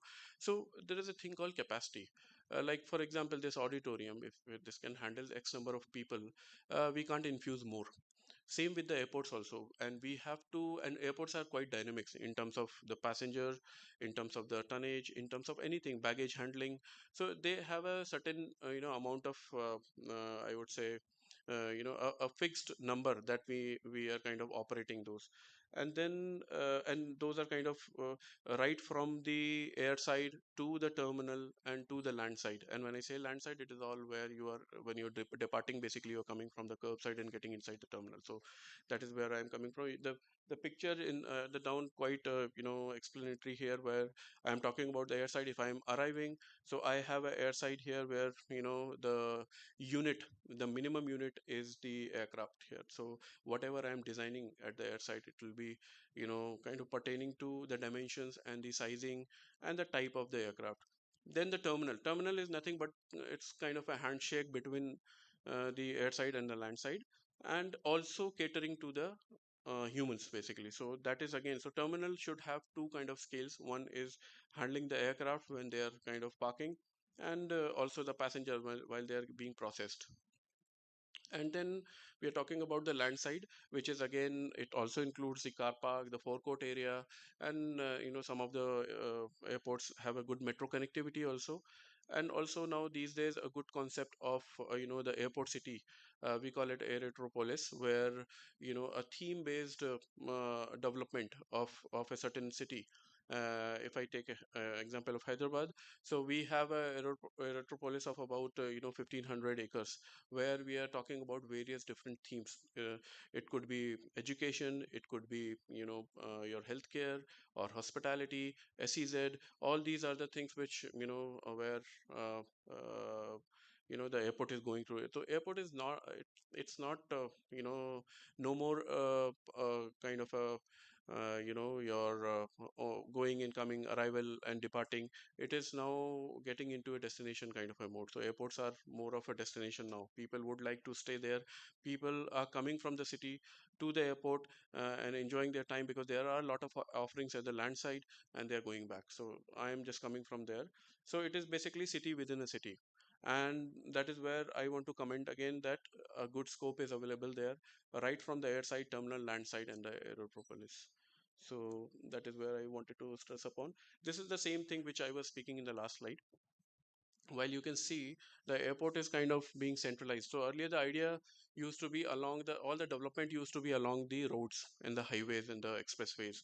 In fact, I've been involved in many the government projects which are like DMIC corridors and all, where a lot of developments is being happened along the expressways and all. But now the shift has changed, and slowly airport being privatized, and they are being kind of considered as a hub, and that is where all the development is lying. You can see here, I mean, this is just a illustrative picture where we are talking about a mixed use development, or maybe a logistic park, or a business hub. So this is basically in and around of the airport. Obviously it will depend on the city theme and the growth and everything, but then yeah, if you see physically, this is what is happening in and around the airport. These are some of the examples just to give you. Many of you know also Fosters and Partners.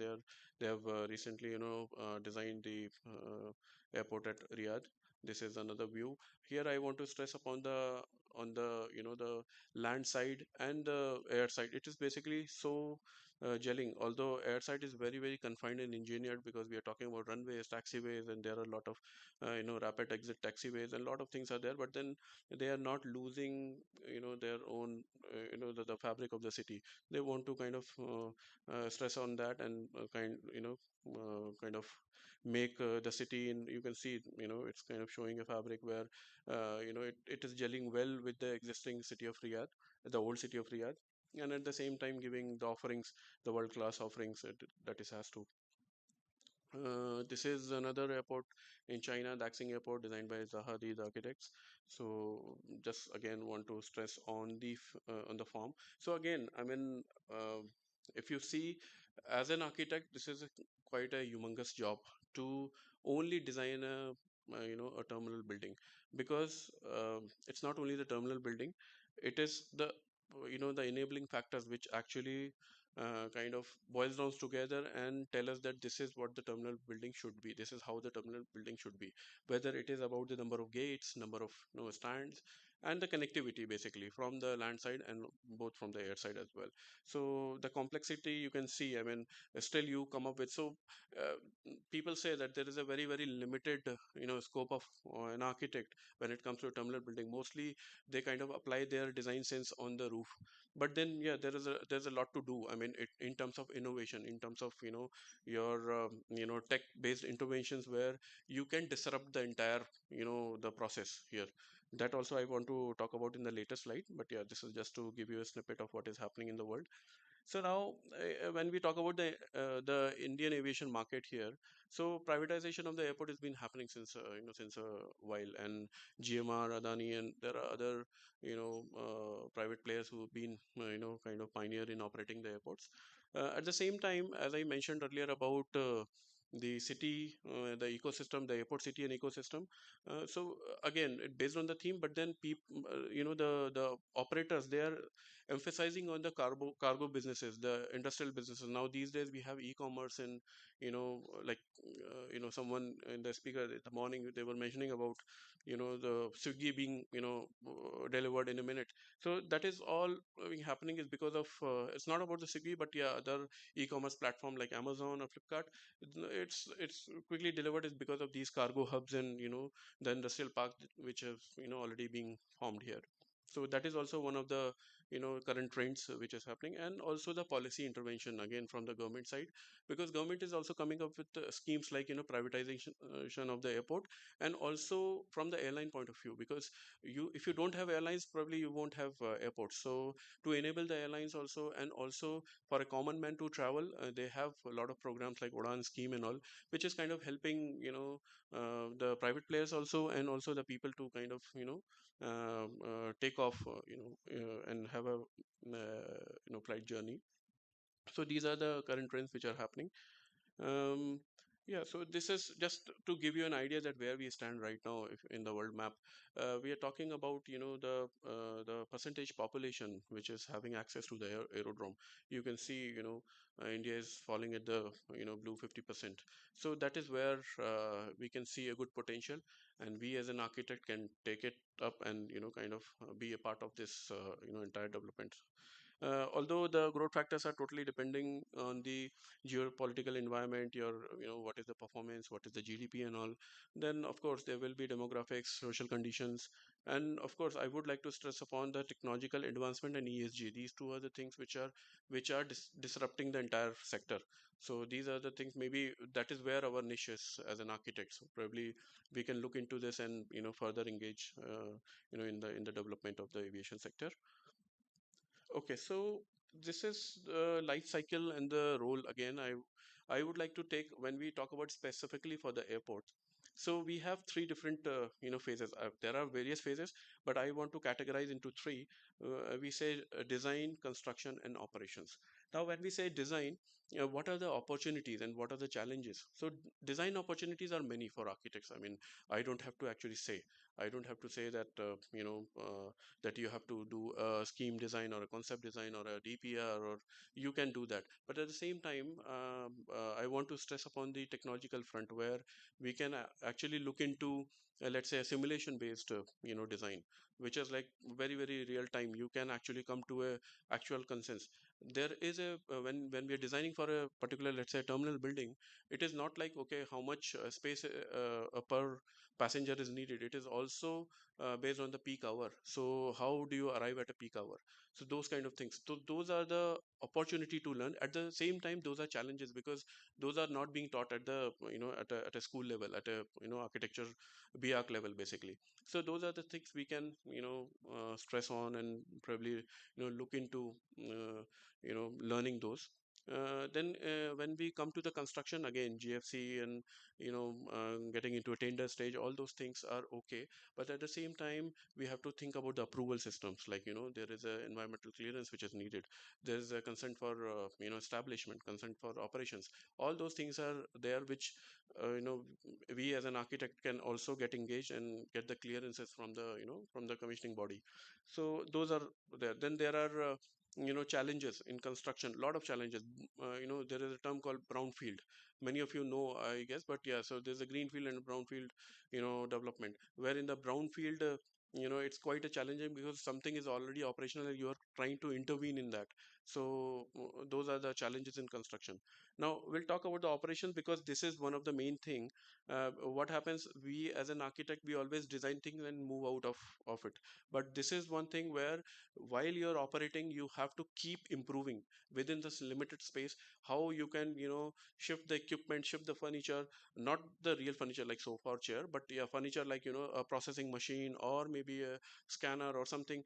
How you are doing that within the operational environment, it is one challenging aspect. So that is where the opportunities also comes again.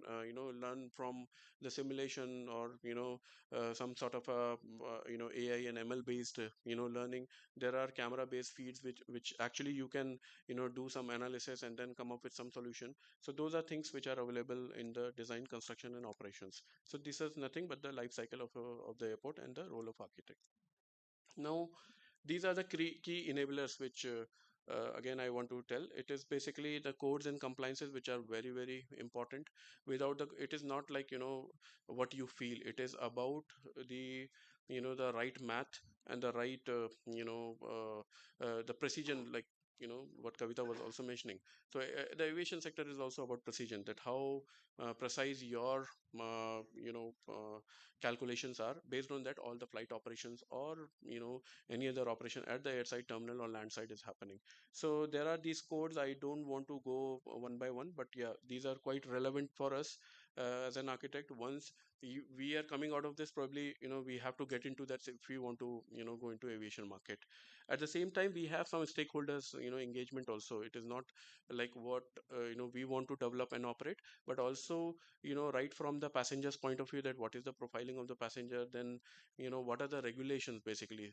Like we have for real estate, we have RERA. Similarly, for aviation, we have ERA, which is an economic regulator. So within the limited cost or whatever is being given to us as part of the user development fee, we have to accordingly make the designs and stuff.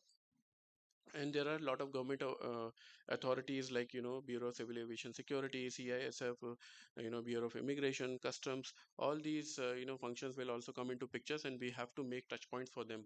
So this is also one of the key. These are also one of the key kind of stakeholders that we need to work with. Yeah, so architect as nation builder, this is what how I see as an architect. uh, we have been doing this since a long time.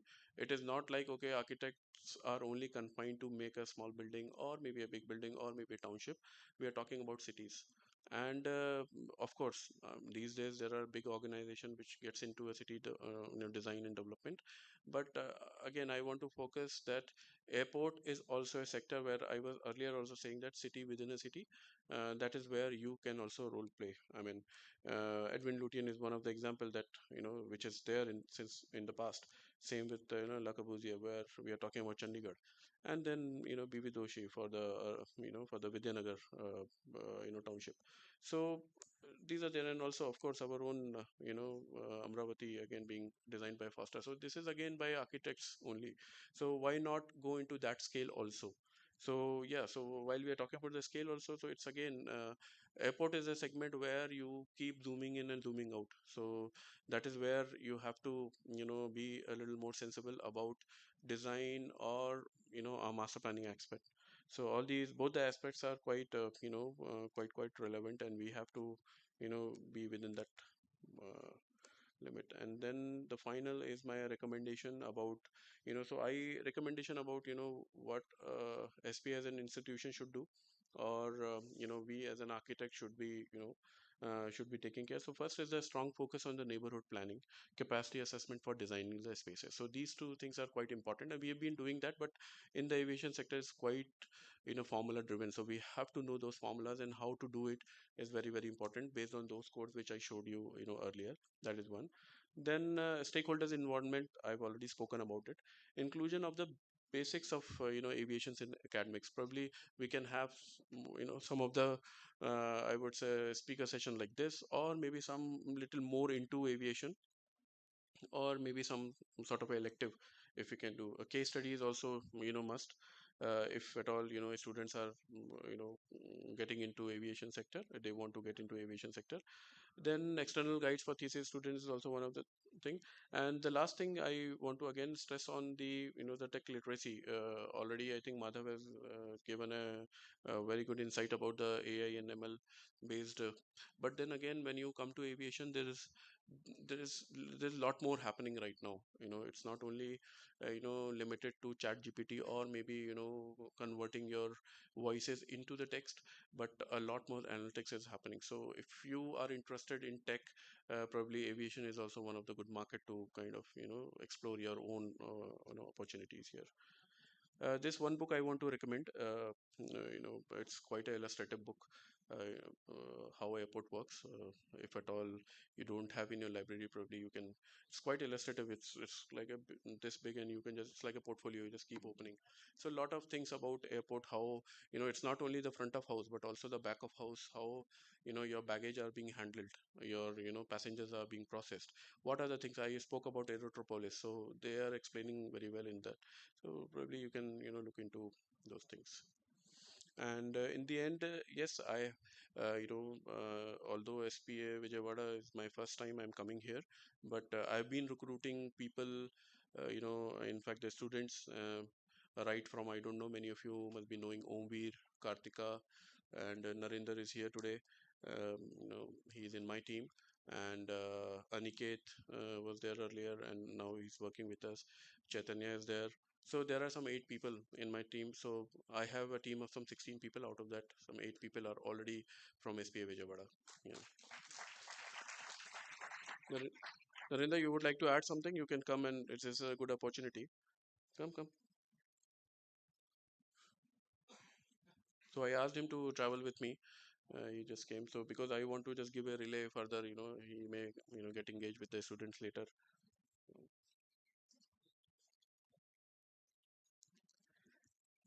One second. So, good evening, all, and thank you, sir, for the opportunity.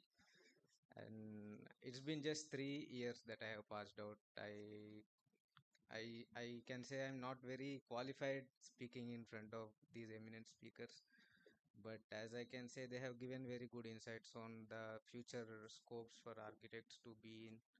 And if I can add up, airport aviation has been an eye opener for me and as for my and to my colleagues as well from Vijayawada. So, as sir has told, there are various stakeholders, compliances, rules apart from NBC, and uh, and if I have to add up, follow your passion. Design has lot of streams, not just aviation or housing or commercial, retail. And if I can quote one example, I remember reading that Ferrari chief design officer is also an architect. So his qualification is architecture, but what he's dealing is completely luxurious brand. And I also remember studying an architect starting up a automobile company in US. So there are a lot of scope. And my thesis fantasy was to design a Formula One track. So why not sports? If you have good opportunities in sports as well. Uh, Fortunately, we have been able to design a sports complex in our studio.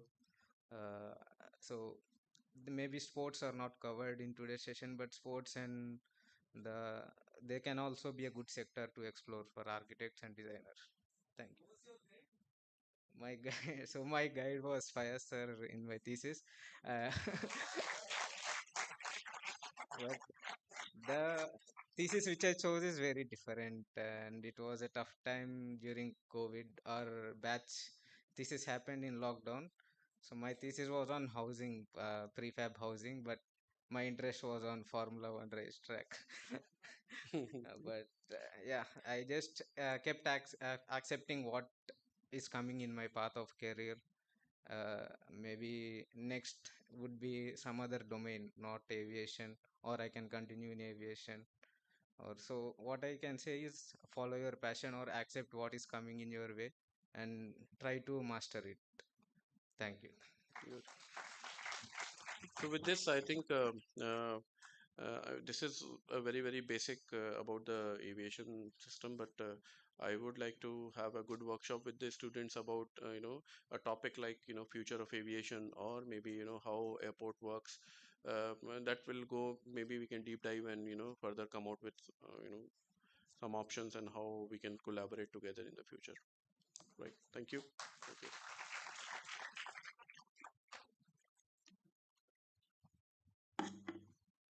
Thank you, sir, for sharing your valuable experiences with us. Next, we have architect Vijesh Kumar, assistant professor at SPA Vijayawada, who will present on the topic AI tools integration in architectural practice. With a background in infrastructure design from IIT Kharagpur, he is involved in ongoing research on materials, energy efficiency, and regional planning. We welcome you, sir. Thank you.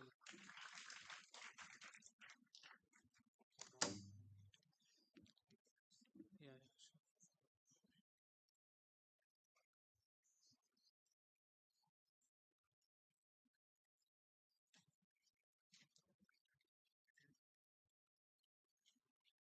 sure.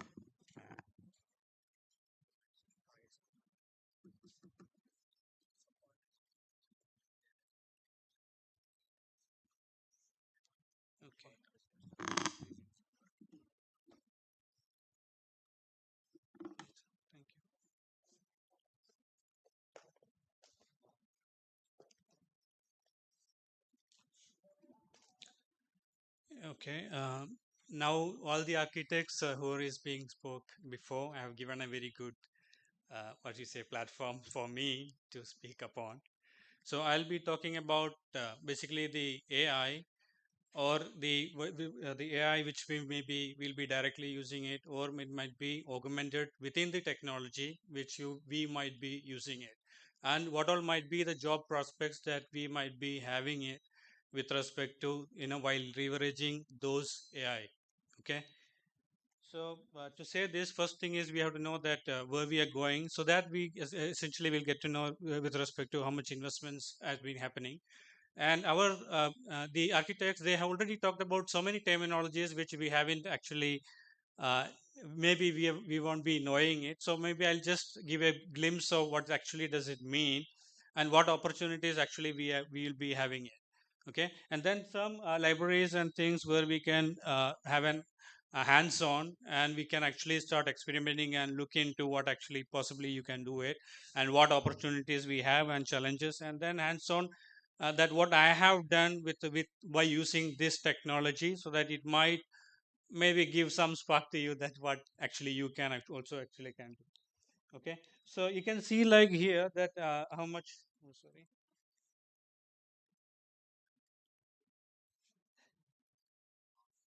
Yeah, I'm sorry for that. You can see here that what is the accelerating growth we have with respect to the technology, and why we have actually printed the first 3D chip also in the 2024 in July this time. So we can say like what is the advent of technology which is coming into our own life, in fact, right? And in with respect to AEC technology itself, we can see there is a lot of things which are being happening. So then when we talk about our architecture, even with respect to design isolated alone, that might not be the thing. So now when we are thinking about, we have to integrate all these three maybe together.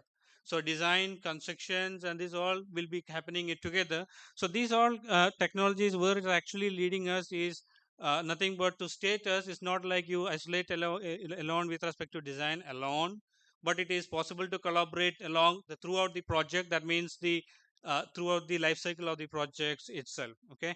So generative AI design, so you can see like in 2034 what actually the intended growth it will make. And we know it or not, we have to accept the fact that we cannot ignore this particular AI, but our option is only to embrace it as an architect, and we have to continue to use it this particular terms. And this is one survey which is being done, and you can see like around 1200 plus architects being surveyed, and you can see like how many people are being intended to use it. And you can see this the survey itself, there is around 44 50% actually people are actually using it in the offices, the AI technologies to bring up their designs and further. Okay. And there are specific researches also being happened where actually this AI make a difference. Okay. So this particular one happened specifically related to the SDG principles, where the environmental, social, economic, and mostly all of these particular one we can see it in the in here, which is not visible to you. So it actually says like what is actually whether there is an impact or not. Okay. So we can see like there is a impact which is being already being computed and which is being realized as well. Okay. Having said this, we not be able to take this apart. So now the next question we all will be having, maybe we all do not know that actually how this particular AI works.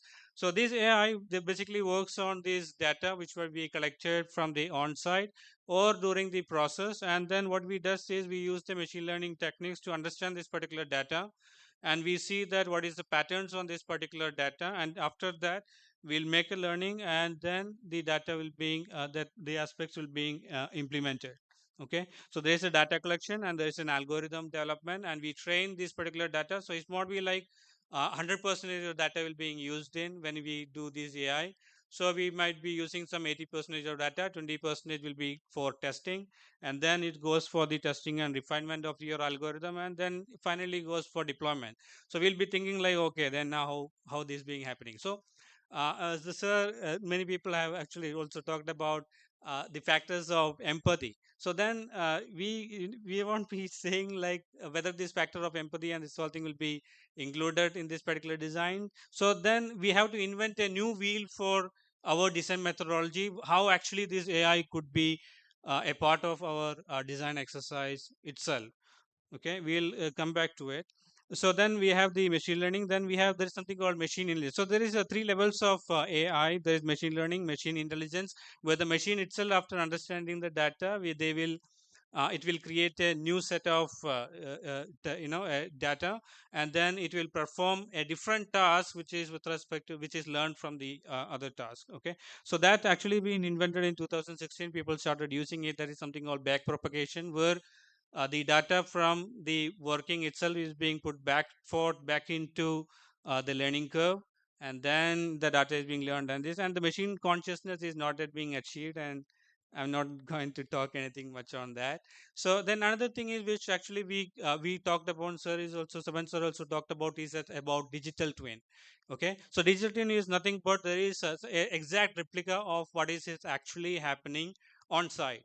Okay, so this could be done before happening of the project, or it could be happening after it. So these things are very important in the case of when we are developing this particular thing to collect the data or understanding full case of our own models. Okay, so then we have the LIDAR technologies, which is currently to speculate and take up this particular data with the laser technology. So we will be getting point cloud data. Maybe recently we had a training. The third years had a training on the LIDAR technology. So you might be understanding a bit of what is actually it is, but you might not be studying a little bit more on what more possibilities that it could actually have. Okay, so then another aspect which actually with the people also being talked about, speakers also being talked about, is a generative design. So here the catch is like, what is this particular generative design is about? So the generative design is nothing but we understand the design through the parameters, and we leverage those particular parameters to generate multiple outcomes. So then there could be two kind of parameters which will be come out in this particular generative design. So one will be a quantitative set of parameter which you can quantify it and we can see something like lighting. Okay, so the next one will be like a qualitative parameter which may be aesthetic or how you experience that particular space. So that particular aspect is might be very much difficult for us to see it in. So that you can see it as a qualitative parameter. So these two parameters has to be evaluated, and then we'll be delivering or interpreting the design, and you'll be coming up out with the best suitable or so-called optimized solutions. Okay, and then we have the 3D printing technologies, where ma'am already showed the into design that what all possibilities could be possible. Okay, so then we have this traditional and beam information flow. I just try to show to you what is actually the advent of technology had made us, or what is actually is being done. So when you see this particular graph, you can see there are some songs here in each of these places. You can see there is a down. Okay, sorry, there are some downs here. So there is a data gap, or there is an information flow, or there is a possibility of information loss here. So even from your design stage till the end, there be possibly many gaps. Possibly it will be there. Okay, we'll be learning about many type of gaps. So one is like the communication gaps itself. Okay, so these all gaps will be throughout, and eventually what will happen towards the end when it is coming to the deliberation, the operation maintenance. So there will be another huge gap where there won't be much of the sharing of the documents, and then the final part is that there will be problems related to later maintenance on these all parts. Okay, so where the beam actually will reduce this particular aspect. So where we will be we are learning actually the Revit and softwares and this whole thing, even though now we have to take this particular kind of softwares a little more bit serious to see like what more other these possibilities could bring in. Okay, so you can also check in some of these. There are so many resources which we have it in online. Okay, so where you can look into these particular ones. Some of the things which I also have been used it. I used the TensorFlow, Scikit-learn, and this whole thing to specifically see what actually I could do it. Okay, and you can if you are very much new, you can go into collab and this whole thing, data science. You might have to explore some of the computational skills as well.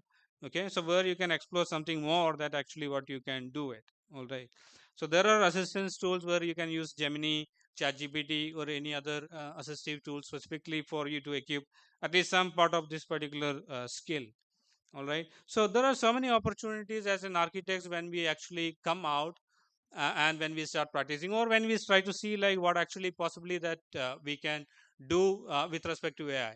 Okay, the concern will be like when the AI is coming to boost up, the one question we'll be asking is, okay, whether it will replace the architects. So obviously, it might not be the particular case. All right. With respect, so one skill that actually we can look into is the 3D printing skill, where so there are some offices which will be specifically looking into these particular things, where you could look into installation art or interior design, the furnitures, or specifically look into fabrications and construction, or into some of aspects about the robotics in the construction. Okay, so you can see this Tosta, the IM has been built in that one of the house, and that house is being built within 21 days. So these particular these all technologies, even with respect to this AI and M, always these all actually reducing our construction time, giving us more options, and more leveraging us to use these technologies to make a generally a very responsible architect in one way. Okay, then another area which actually we can look in or work on currently now is actually the concept development or the design development stage, where it's not necessarily like only like a prompt architect where we identify what all might be the possible keywords that you can generate. Okay, or you can identify, and then you could generate multiple outcomes from that. And then after that, you might be developing, you can also think about what all could be the various parameters and aspect could be work on, and how these particular things will be influencing the design, or to use to generate it, or help a firm to help specifically the architectural firm to develop their initial concepts.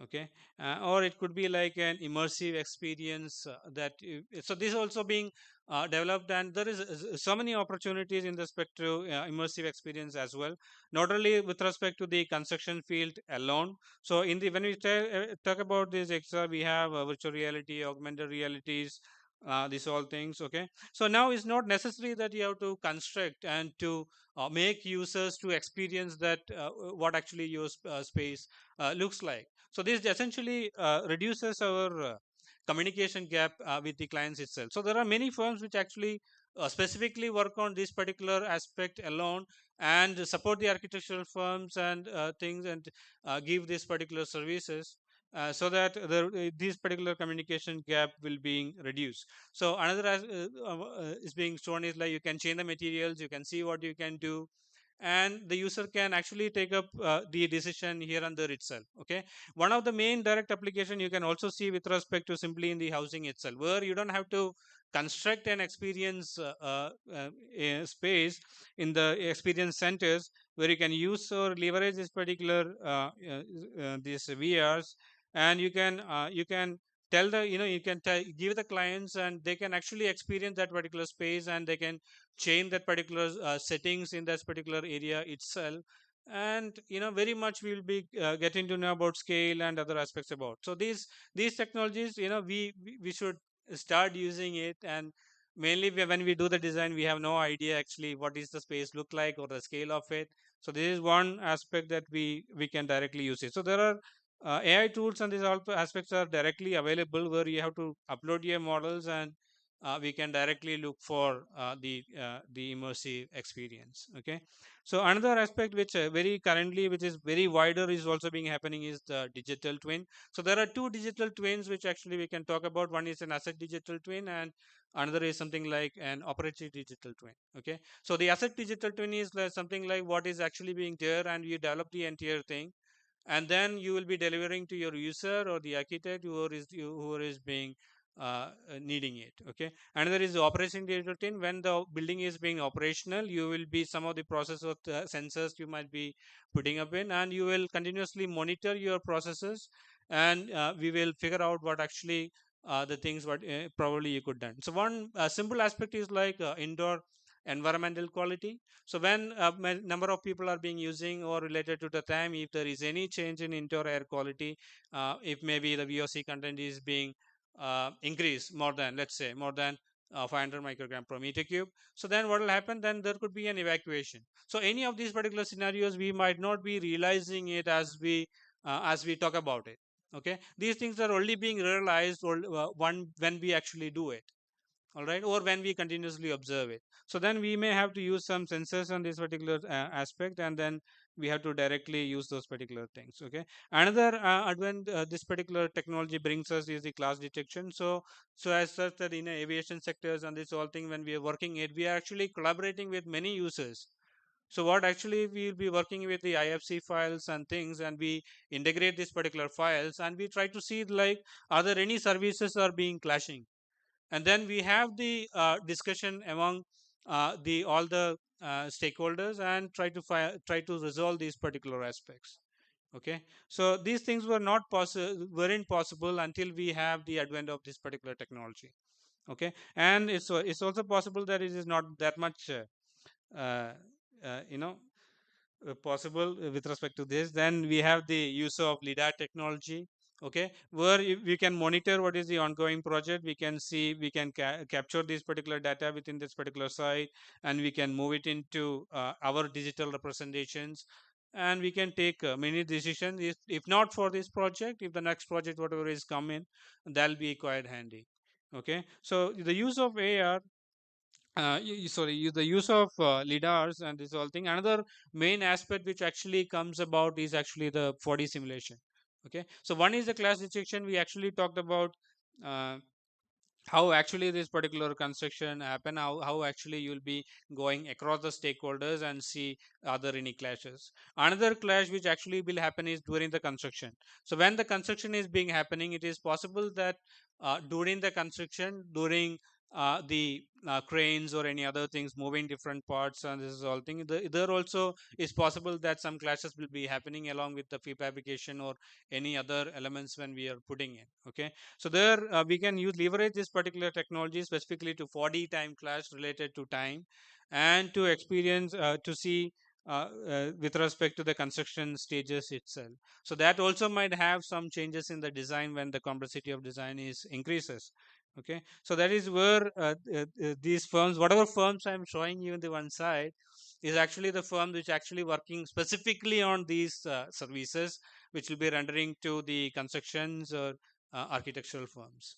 Okay, and then another aspect with respect to the digital twin, which is using lidar when we are doing it. One is like we monitor the construction, and we see like what is the changes being happened during the construction, or even in the on the site, other sites is being leveled or not, what is the volume of it, whether there is a change in the site levels and this whole thing, even or after or during the construction, are there any new elements comes in. These all things could we could do it along with the lidar aspect. Even we could go further on to analyze what the quality of construction with respect to AI. You can also see like uh, what is the materials being used and so on and so forth. Okay, so we can actually ask one more question even when we are dealing with lidar. What will happen if this one day government is saying stop construction, or stop construction during certain period, with respect to changes in the, when we think about the climate change. So in these particular advent, we need to gather data. So one advent of this particular technology definitely will help us is nothing but lidar and the digital twin, where we take up this data, quantify the elements, and to see what is the amount of materials and things that we have. So that means we'll have the quantity takeoff, and we try to see how much of the materials we can actually reuse it and construct something very new. Okay, so now the current trends we can see is like circular economy. So many of these particular aspects are coming in. So without leveraging these technologies, it is impossible to deliver those particular things. Okay. Another aspect which is specifically to one is the 4D simulation and the construction logistic, where if you're doing a master's on building engineering management solving, another aspect which we work on is the logistic, where we see how much material is coming into the site, and then we will see the progress of the site. We do the 4D simulation, and we can see like how well the project is being progressing with respect to that. Okay, so there won't be any delay. So there will be this particular aspect, construction logics will be embedded along with supply chain and this all the blockchain technologies and all that. I'm not going into it, but here this is one place where actually maybe as an architect we might stop. Okay, so then we have the next step actually will be the facility and asset management, where we do this AI integration. Okay, and why do we do it? So when we talk about the life cycle cost of the project, what we do it. So then one aspect is like Internet of the Things, where we do have the sensor installation. We do the data collection from the sensor, and we have the automatic control system. As I said, the indoor environmental quality. So there will be changes in this indoor environmental quality or VSC levels within the volatile components inside the a building. So that is not necessary that we will be taking it seriously. So then we need some advent of technology, AI or anything, to see this particular thing and take up some parts of decision, or push it to us what actually you can do it. Okay, so in the facility asset management, we also will be keeping up a full track. Okay, a full track of what all equipments and things we have in the building. Okay, or whatever infrastructure that is being constructed, and we'll be organizing this particular thing. We also will be tracking all these facilities are functioning or not, or are there any changes in this, when we actually can change these particular things, and so on and so on. Okay, so basically it will monitor, analyze, forecast, and it will suggest, and we may able to make some adaptation. So in the long run of the project, we'll be able to make a good return in the life cycle of the project. Okay, so there are other terms which is predictive maintenance and this whole thing. So that will be with the AI, we'll be able to put up in. Okay, so then another question is like, does it are there any changes or anything which is with respect to the sustainability aspect itself?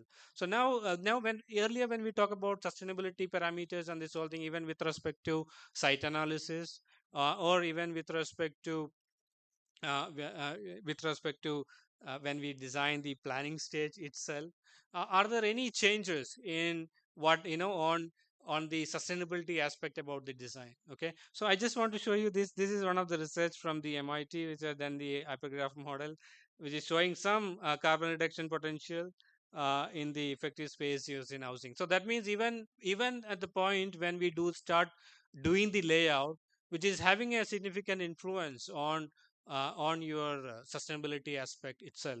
Okay, and when we talk about the sustainability, is not like we stop it at only at the design stage and we close it. So we have to advance this particular technology to see it throughout the life cycle of the project, how the sustainability works. Okay, so it's not like we design it and end of some day we just close it. There are so many tools on these particular things and all. We can actually look in where it go home, spacely AI and things we look on.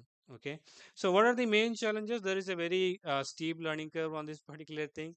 Still the thing is, like many of our architects and this whole thing, we never looked into AML, since we are very much away from maths and some computations. But I think this is the time which actually have to look into these particular things. Okay, and another challenge is like we haven't figured out till like what actually we can do by or how actually we should integrate this AI into this particular workflow. Okay, and still this is one of the challenge we have, and there is a high cost of this particular thing. Even when we try to do these other these particular tools, when we buy it, cesspools and this whole thing, only to an extent it is available. Other than that, it is much I don't want to. There are other aspects related to urban planning, master planning, this whole thing. I'm not touching that upon.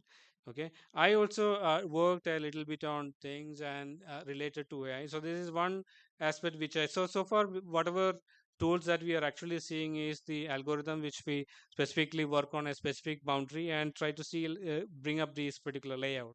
This is one design one specific thing which I worked on. So we identified some parameters which actually can tell us what might be a possibly a very neat what do you say layout. Okay, so this is what the thing which will be looks like. So there are some parameters which are actually being used in. So this is actually we did it in the Rhino, in the Grasshopper, which we tried to understand these particular parameters so called, and then to have the specific generation.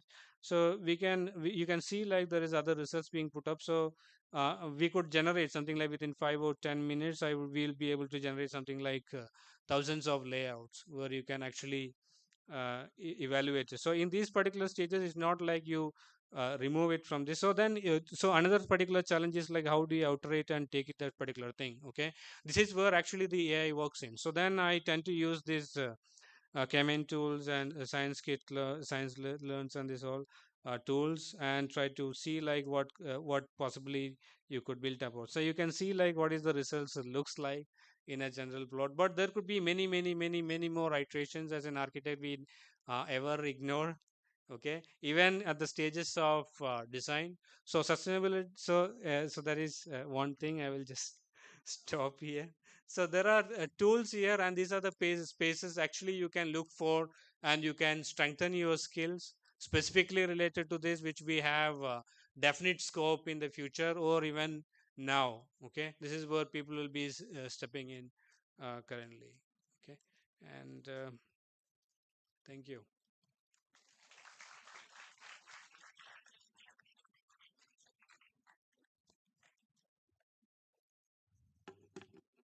Thank you, sir, for giving us so many insights into the impacts of AI in architecture. Now we move on to our final session. It's titled Alumni Speaks and has two expert talks curated under this title. This session will explore the experiences of our alumni in the industry. Our first speaker is architect K. Raghavendra from Ecom Insights, Kumbakonam. He is an alumnus of SPAV and IIT Roorkee with over 5 years of experience in architectural design, teaching, urban design research, interior design, and branding design. And he'll be sharing his journey from SPAV to professional practice. We welcome you.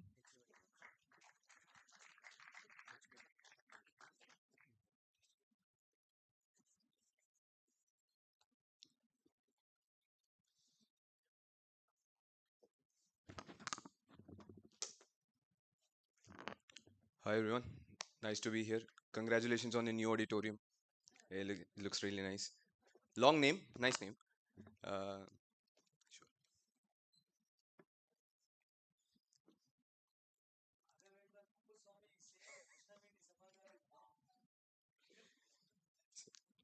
Takes one to know one, sir. As in the name part. Uh, I graduated from here in 2017. I didn't really see the new campus. Congratulations to me, new campus. Nice. That is also quite cool. I don't have a lot of my work in my presentation. I hope you guys will ask questions. I was thinking that would fill the 15 minutes. Some of you are sleeping, most of you are scrolling your phones. I might be stuck for time if you guys don't really ask questions here. So here's a deal, right?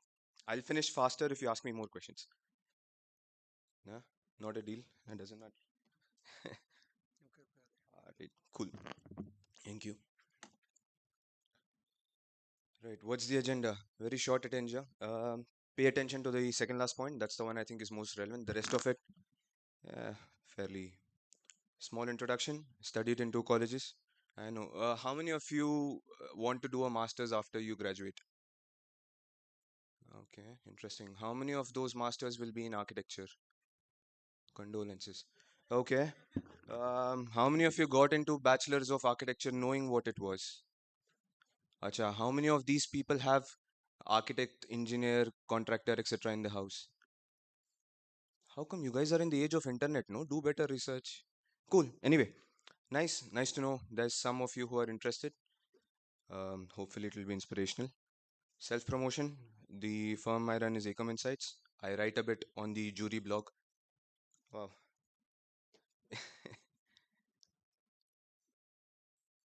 Bad omens, huh?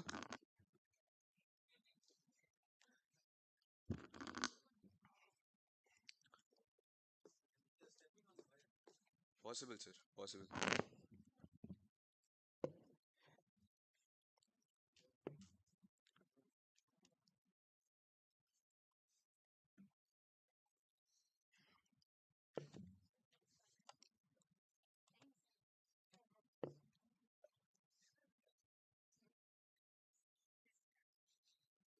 You know, it's kind of scary. There are a bunch of architects here, and hopefully some of your seniors, yeah, all of them are talking about AI and stuff, right? And there are architects who can't handle an HDMI cable. Not all of us are going to survive, yeah. So, yep. I spent roughly 7 years learning, yeah. So masters and architect bachelors, yeah, put them together. Roughly 7 years working. Lot of freedom taken here in the number of years. The learning ideally would give me a fair understanding of the principles of architecture and the working, the practice of architecture. I would ask you to focus on these two words. This is the focus of the talk. Um, Generally, when we say principle and practice, they're taken to be opposing, right? So, for example, we say in principle, this happens, but in practice, that happens. Yeah. Usually, it's considered contradictory. Yeah? Question I would ask you is, can we look at it differently, and how is it applicable in your life? How many of you are in fifth year graduating? For you guys, though, little. Rest of you, I think you can chill. You still have a little time. What is a principle? It is something foundational. It is something that comes first, etc., etc. Comes from precepts. Interested in old languages? Very interesting to know why certain words are the way they are. Basic thing you need to know. If something is called a principle of architecture, it's a rule of architecture. That is not the case today. We are living in a postmodernist age. Rules don't mean a lot. How many of you like Frank Gehry? Yes. Okay. I'm just kidding. Nice. It's nice to have role models. Anyway, we live in a world where rules don't really matter as much as they used to before. What is practice? Comes from Greek praktos, to be done. So simply it means do. If you're doing something, you're practicing, right? If you're following a rule, you're following a principle. Very straightforward. Let's take an example. You'll have to answer here, yeah? Viewing portion is slowly getting over. Now it's the interacting portion. Where should the door be placed according to you guys? Shout out answers, it's okay, and there's no marks and all.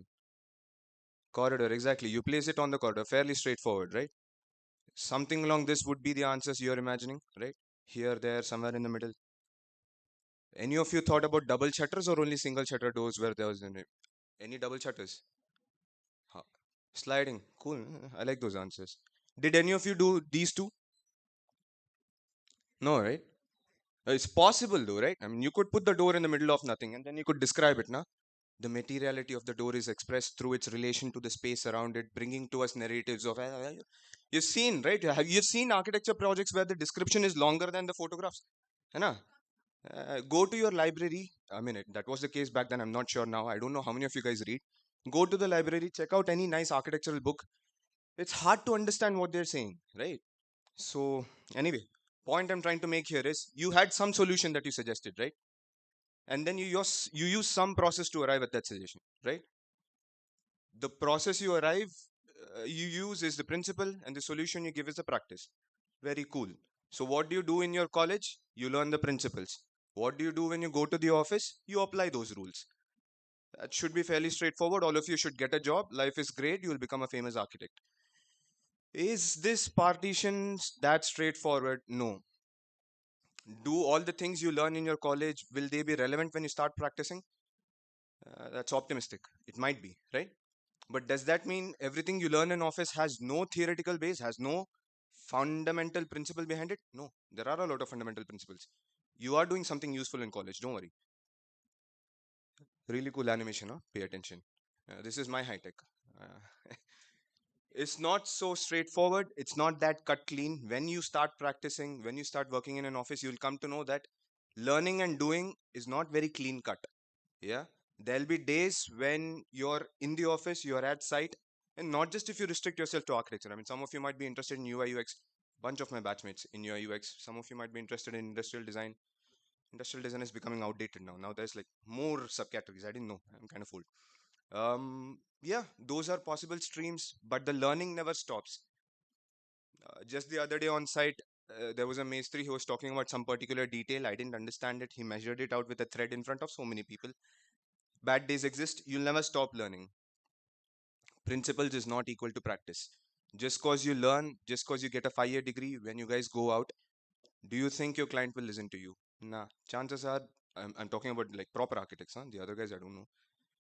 Chances are he will trust the Maestri more than he trusts you. Why? Because the Maestri will actually build it, nah? You guys are making on computer. Maybe you draw, but he's gonna build it. But it doesn't matter, yeah? They work together. Conclusions. Very short presentation. You will have to learn architecture, both in your college as well as in your office. The learning doesn't stop. You will have to do architecture, both in college and in office. The doing doesn't stop. You will have to learn and do architecture until you either die or you quit. Great odds. Best time to quit architecture now. Next best time when you die. You can make a choice. What does this mean for you? Is this a good time to be studying architecture now that all of you are in college? Yes, it's a great time to be doing architecture because there's no responsibility. Downside, there's not really any benefit, right? No one's gonna. Great. There's no real benefit, but in office, you'll have a lot of responsibility. Upside, you'll have a lot of benefit. So don't get depressed. It's not a useful option, right? What's the opposite of depression? Oppression, correct. No, elevation, architecture joke. Sad. I'll conclude with just 3 architects and 3 tips. This is the portion I hope you guys take away from the presentation when you think about it later. I'm assuming you'll think about it later. Presumptions. So anyway, how many of you know all 3 architects? How many of you did wanted to or will want to work in either of these offices? Exactly. How many of you knew 2 of them are dead? Acha, good. No, no worries. Um, just a couple of points here, right? 69 of her total built projects were built after she won the Pritzker Prize in 2004. How many years before her death did she win the Pritzker? Last 12 years of her life. Okay. This person. Only Indian architect to win the Pritzker Prize, right? When did he win it? 95 years old, right? 2018. Fairly recent. Mr. Who knows his name? I just had it, no? Bad question. Good. Nice. 41 years continuous working. What is the point being tried to made here? It takes a lot of patience to be an architect.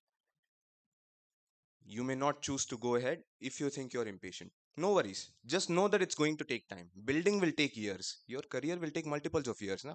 Straightforward math. Who knows either of these 2 names? Nice. Surprising. So many of you read, huh? I thought architects didn't read. Cool. So Ram Kulhas, Kasmir Malevich is an artist actually. All 3 people worked or were heavily inspired by all these people. Yeah. So he worked for 11 years with Hafiz Contractor. He was at one point of time the richest architect in India. I don't know if he's still the richest architect, right? Lee Corbusier and Louis Kahn, huge influence on Mr. Doshi. Guidance. You will require guidance. Sometime the guidance period will be very long. If you think you're going to be a star architect in the first 5 years of your life, you're probably not be archangels. Go more realistic. Work in an office for a while. You'll learn a lot of things, many things which you didn't learn in college. That is how it is usually. Don't worry about it.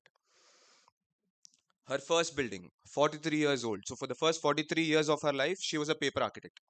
Exaggeration. She didn't draw when she was a kid, but second part, unpaid internship in Paris. He just went there. He didn't know French. I don't know if he had connections. I didn't know how he ate food, no, how he cook and stuff. He just went there. He went, interned with Le Corbusier, came back. He started work at 18 in his first semester. How many of you work after college? Don't raise hands. People will see. So, yeah, he started in the first semester, right? He would complete college. After college, he'll go to Mr. Contractor's office, work there, then go home. So, from there to now, 41 years. That's the calculation. What's the point being made here? You have to have faith. Did she think she could have quit at any point of time, right? 36, she could have quit. 26, she could have quit. I don't know how many of you are 26. Hopefully, there's hope.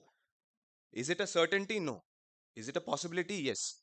Will you stake your career on that possibility? If you want to.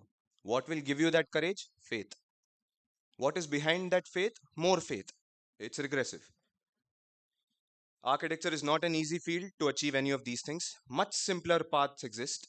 If some of you are doing stock trading on your free time, hustle culture, go for it. It may give you money. You want fame, do the social media influencing. It may give you, Achha, I got it mixed up. Wealth and fame, Power though is a different thing. I'm not very familiar. If you have any of these goals, think about it. Maybe architecture is not for you. I'm not saying it's not possible. I'm just saying easier ways exist. Recap. You need to have patience. Architecture takes time. You need to have guidance. Architecture takes learning. And you need to have faith because it's a fairly uncertain profession to be in. Yeah. Don't worry about will my college education be useful, or if you guys just graduated, some of you are here for masters, so you probably came back, went there, saw the world, thought people, architecture is really not for me, maybe I'll just go back, do a masters, stay there for a while, you know what, I'll do a PhD. It's never going to match up. Real world, ideal world, that's how it is, no? Like, share, subscribe. Plugging myself. Open for questions. I'll just take one or two if it's still okay, sir. Yeah. Very quick ones. Any questions? Feel free, it's fine. No questions. Very clear talk. Okay. Cool. Thank you for having me, sir. Yeah.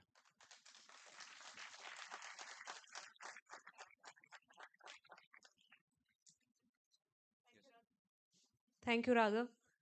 It's personally actually a very bittersweet experience because Raghav's my classmate and now he's here as an expert. We have one more. We have one more speaker today. Our next and last speaker for the day is architect. Yeah, before we start with Taukir, let me also introduce or reintroduce Raghavendra Kuppuswamy, who finds Krishnaveni Sabhagaar name very long, quite contradictory in himself. He is the 2009 national champion for Spell B from Bangalore. Bangalore, ITI Central School, Bangalore, 2009 Spell B. How many of you have heard this audio about mutual funds? Mutual funds are subject to market risk. Read the offer document carefully before investing. If you run it on 4x speed, the audio, that's Raghavendra for us. Can you speak it? Mutual funds are subject to market risk. Read the offer. That is the speed of Raghavendra. And in his third year or fourth year, before he went on PT for one particular subject, he was given 5 minutes time. He compressed, I won't say compressed, he has ran his otherwise 10-minute presentation in exactly 5.00 minutes. That's his speed. But I'm glad to see that the speed has become a little more realistic, little more human, or I would say humane. That's Raghavendra for us. 2009 champion once again. I would like to cherish that memory, remember that memory once again and again and again. And Raghavendra, we will, I think you are successful in making them become less sleepy. Thank you. And Taukir, let you take the advantage of their alertness. And Taukir, of course, she'll introduce, but Taukir happens to be from the first batch of architecture, SPA Vijayawada. Best example of worst times of SPA Vijayawada when we didn't have anything. We only had Taukir and his batch. Our next and last speaker for the day is architect Taukir Ahmed, senior designer at Value Labs, Hyderabad. His varied experience ranges from teaching and program coordination in architecture to game experience designing.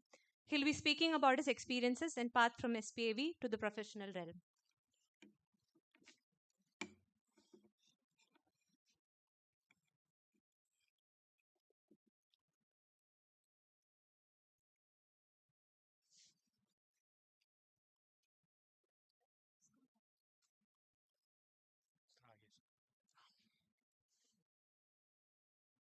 All right, yeah, I hope I'm audible. So there was a lot of talk, very interesting things, very different perspectives in architecture that I have seen. I have taken a slightly different path, and today I'll be describing about my journey from architecture to UX design.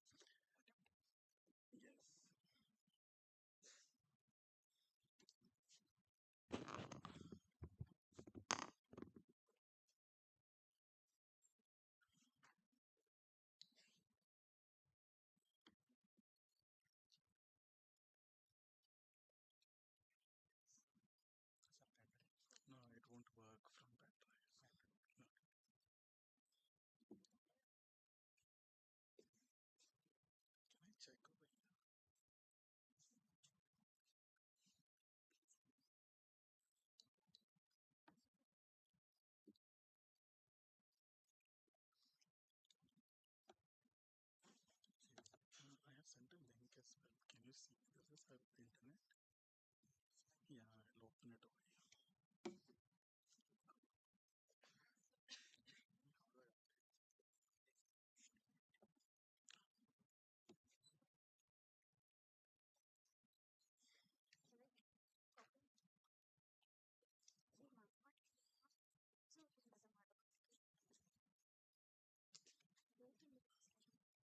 Yes. Yeah. This is fine. This is fine.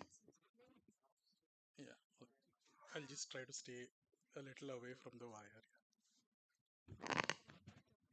Yeah. I hope I'm still audible. I'm just trying to stay a little away from the mic and speak. Yeah, cool. All right, let's get started. So I will start with my journey. Of course, I started here at SPA Vijayawada, like I was in the first batch, and in fact, I was also on paper the very first student of SPA Vijayawada. So from a two-room, yeah, thank you, and yeah, from a two-room classes, we just had one class for architecture, one class planning. It is absolutely fantastic to see how much the institution has grown. A big round of applause to everyone involved, all the faculty, the auxiliary staff, all the students. And it's been 16 years for me. You can see from all the graying I have that it's been quite some time. And after my education at SPA Vijayawada, obviously, I started working as an architect. I worked with Nandu Associates in Hyderabad.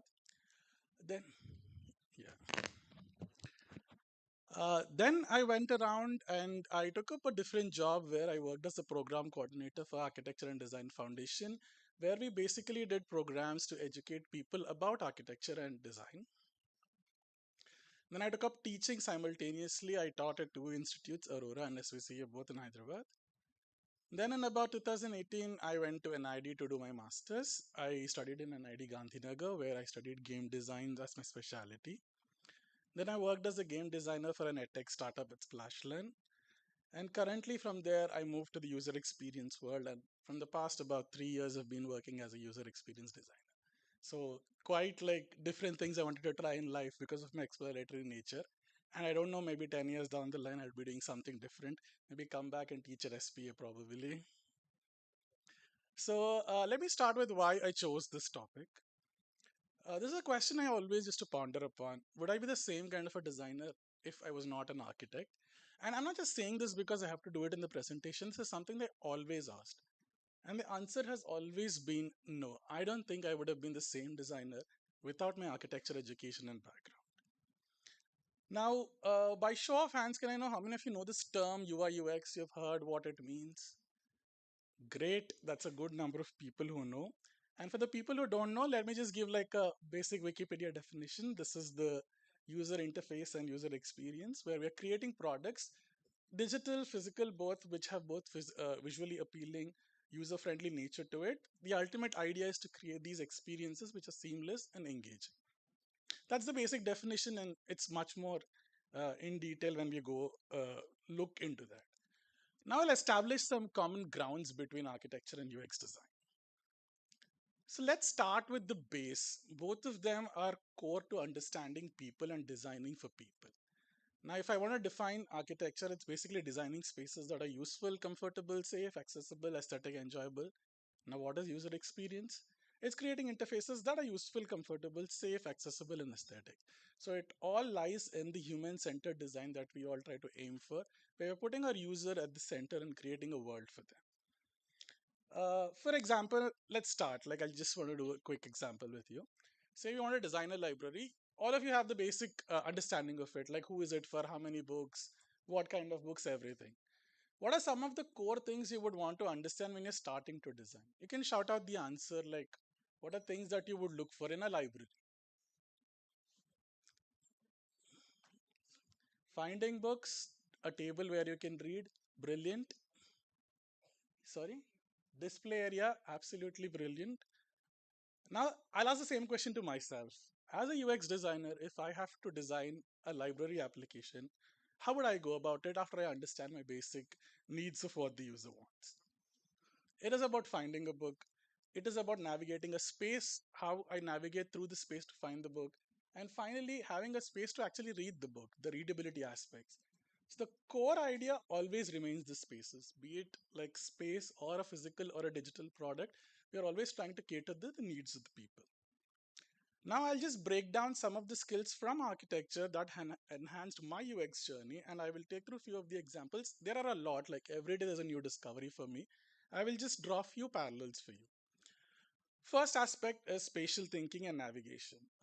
Can you identify what the top image is, like what all of you start your project by doing? Like that's the zoning plan, right? Even in our UX design, like very similarly, we start our initial work with frameworks. where we are basically trying to zone things out. So like this is pretty much the same thing that we are trying to do even in our UX practices. Uh, the, these are movement paths. All of us study these a lot, especially when we're designing big spaces, like how people are moving around, and then we design spaces to enhance these movements. So this is very similar to that, where we are actually drawing out user workflows, and then we try to take those user workflows to create those experiences. Next comes hierarchy and information architecture, drawing some parallels over here. Spaces, hierarchy, something we call information architecture in the UX world. We are basically trying to see how a user navigates from one space to the other space. Next, contextual sensitivity, very important. Like how context defines both space and also user experience. Like you can see over here an example I've put how a same house has different context and different climatic zone. Similarly, when we're using an application, different devices would have different ways of approaching to it. Even many a times, even different contexts also, like uh, a product, an e-commerce website, what it is selling in India would look very different what it is selling in Europe, and their entire approach would be very different. So understanding context is very important, and we will come back to the core term, that is empathy, that brings out. Like a lot of us have spoken about it. It's very important. I know you would be hearing it a lot, but it is a key factor to making good design. Another important aspect that connects both of them very strongly is accessibility. So even in architecture, it is very important to make accessible, inclusive spaces. So in user interfaces, even we take a very strong approach on making interfaces that are very accessible, that are very inclusive. And we try to make sure that in both these aspects, that entire aspect of having an equitable space is always given. Now, systemic thinking and scalability, like a simple comparison I'm doing over here. So, something that you will do a lot in your practice is where you make your doors and windows schedules, where you're taking a same component and repeating it multiple times. Similarly, when we create our user experience design interfaces, we create component libraries where we create a library where it can be used to repeat things. A direct translation of what I did in my architecture education. Another absolutely brilliant aspect of systemic thinking is how in building system all these different components come together. This is one of the core aspect that gave me an edge when I was doing my masters in design. So how we have like this very macro to micro understanding of things, that helped a lot for me when I was practicing my design and also my current UX practice. So this is something that we do when we initially do a discovery, when we want to design any project. So we put in every stakeholder's perspective at each point, how the product should be experienced, what is happening. Can you guess what this artifact is called, as in what this exercise which we do is called? Anyone, any guesses? What do you think this exercise that we do would have been called? Brainstorming? Okay, cool. It's actually called a service blueprint. So even in terminologies, there are very similar things. Okay, like we actually call this the service blueprint, where we are trying to basically print the entire map of the application that we are trying to design for. Prototyping and iterations. Like I don't know how many of you still practice making physical models, but in our time, like we used to make a lot of physical models, because now I know digital tools have become very easy to iterate your creations. Even in UX design, we start with paper prototyping, where we actually put down like all the different things that we want to try, and immediately get iterative process of understanding how the experience would work. Finally, this is something that I personally have benefited a lot from, like in architecture, like we all have our jury presentations. This majorly helped me in my current UX practice, where I do a lot of user interviews. Because of this architectural jury presentations, where we were in a way like we have to present our work, we have to convey our idea, like there is no other option. And just now Raghav was speaking about like the door being in between and with all the big concepts. I was one of those guys who always had big concepts, and I had to really convey my ideas. And that really helped my skill in today, where when I do my discovery workshops, there are like 10, 15 stakeholders sitting. It becomes very easy for me to talk to them and bring them on board to understand what we are trying to do. Now, the broader impacts of architecture on UX practice, it's the emotional design point of view, and ultimately the user experience. So in both spaces, we are trying to create an emotional bond, that we're trying to connect them to the products that we're creating or the spaces that we are making. So there's something called emotional design by Don Norman, a very famous product designer. So he calls about this delight factor where we start with a visceral one where we are looking at something and instantly you're attracted to it or you want to go in. Then the behavioral aspect of it where we want to see like how the actual product is being used or how even your space is being used. And reflective finally, like maybe 10 years down the line there are memories like how like this campus would be like memorable for you, you will associate it with it. Similarly, you'll have like that brand loyalty where even after many years, like you will relate to a particular brand. Similarly, I just wanted to do like a quick comparison over here. Like you can see like how emotion design works over here. Like even with architecture, with spaces, we are trying to create that emotional generation that we see. Like when you see like this is one of my favorite architects, Peter Zumthor, that's his work. The peace and calm that you see in this space. Similarly, in a website like Cult, like the idea is to create that energy and power. That's the emotion that we're trying to create over here. So now I'll come back to why my architecture education makes me a better designer. Because architecture taught me the empathy, creativity, and structure to be instilled in a very holistic fashion. And that's what makes me a better designer today. That's what I believe in. And I genuinely believe in this. Like, I'm not just saying it because I have to say it. And then finally, I would like to close by saying, like, whether it's physical, digital, it's always about creating better experiences for people. Thank you, and I'm open for any questions. Yeah, it'll be great if I can get some questions from anyone. Be inquisitive. It is very important for you as architects, as designers. Yes.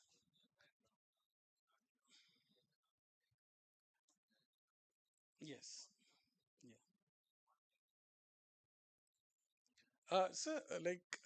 Like for me, I wanted to do my masters, and at that point, like I was very passionate about like studying in a multidisciplinary field, and then I found game design at NID, and I just took that shot, and that really inspired me. And what NID does is the research at NID is very strong, and that was also a subject which through architecture also I was very interested. I used to love the initial research part in architecture, like before even reaching to the actual design by itself, and that really motivated me over there, and that's how the entire shift happened. And from the past like around 6 years I have been in that field. But I still would say my first love is architecture. But yeah, I didn't like it's just happening in a more exploratory fashion for me to discover things. Yeah. Anyone from the students, at least one question, something that you would be interested to know, something you want to ask? Yes, yes. Scope, see, like UI, UX, of course, like it is key. Like, I don't think making better experience products would ever die. So I don't know if humans will do it, AI will do it, both of us will do it together. That's a whole different question and debate that we'll have to see time testing it. But even if I break it down, even if you're taking a simpler chunks, everything is about user experience. Like there are many times we don't even realize. That's exactly what my presentation about. Like even when we were doing architecture, we never realized it, but it is all about user experience. So if not in a more direct fashion, it will always be influenced. Yes, its impact will never be lost. All right, I think that is time, and thank you everyone. Thank you all. It was a great time.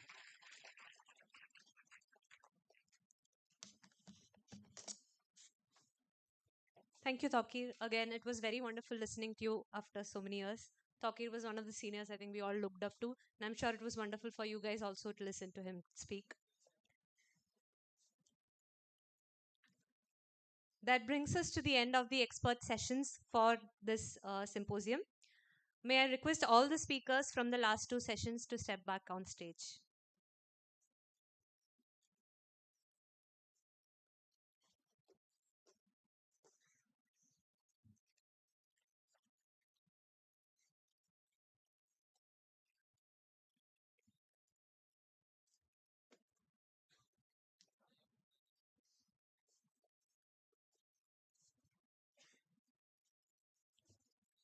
I'd also like to request our director, Professor Dr. Ramesh Srikonda, and our head of the department, Dr. Srinivas, to step on stage.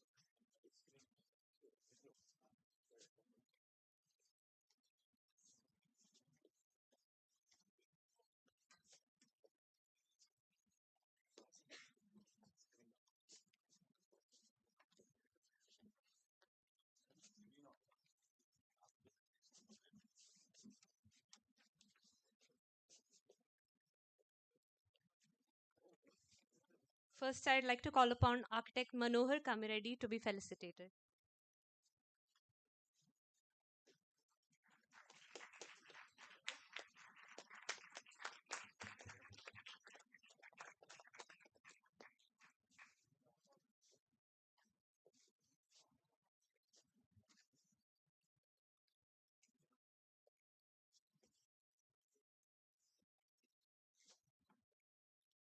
May I also request architect Gautam Ratnakumar, who's the alumni office bearer, to come on stage.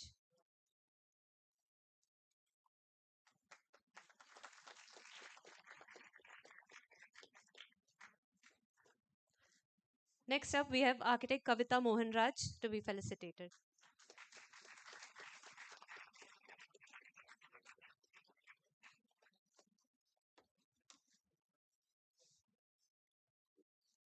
Next, we have architect Sapan Gupta to be felicitated.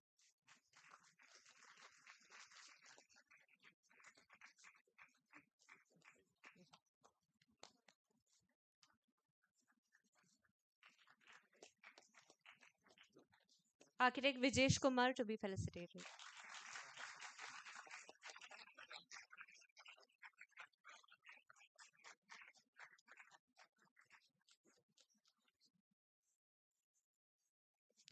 Architect Raghavendra K to be felicitated.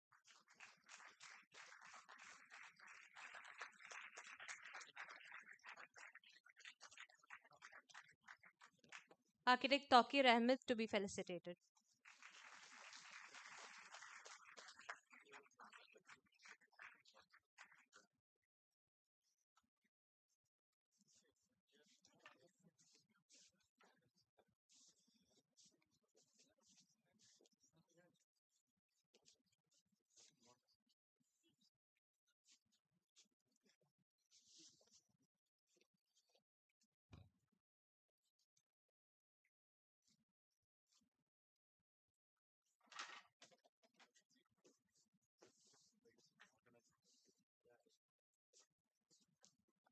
We would like to also felicitate the organizing committee of this event. First up, we have Dr. Faiz Ahmed and Dr. S.V. Krishnakumar, who are the coordinators for the event.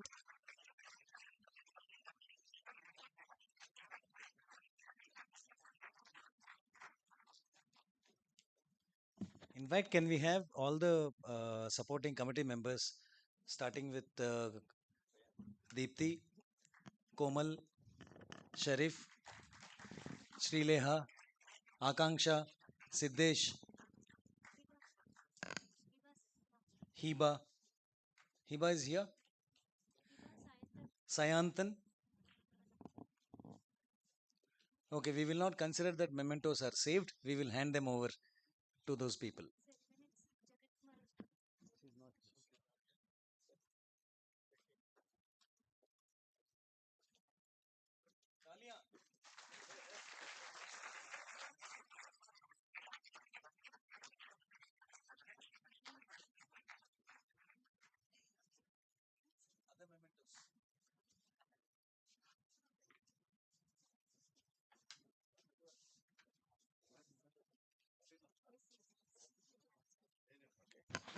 Architect Deepthi Varghese.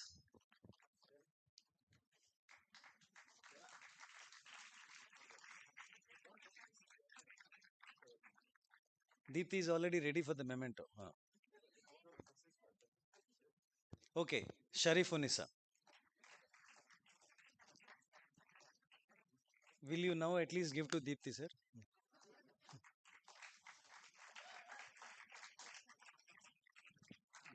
Komal. Komal.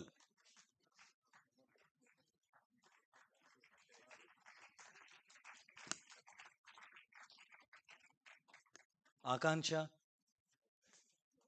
and Srileha at the same time.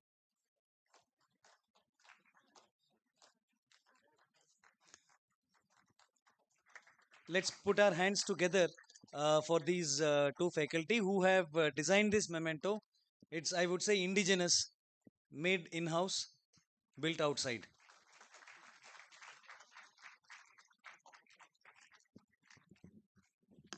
Siddesh.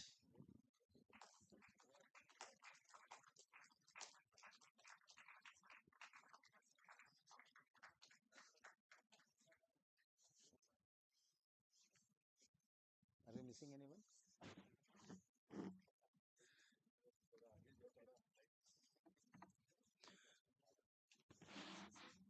Divakar is here. I request the first speaker of the day, Architect Divakar, to come on stage. Aparna also. Pavan sir. Rajeshwara గారు పుత్రోత్సాహము పుత్రుడు పుట్టినప్పుడు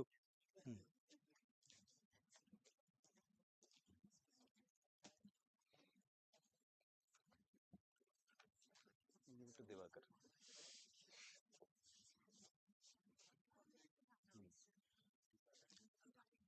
I request Architect Divakar, Principal Architect.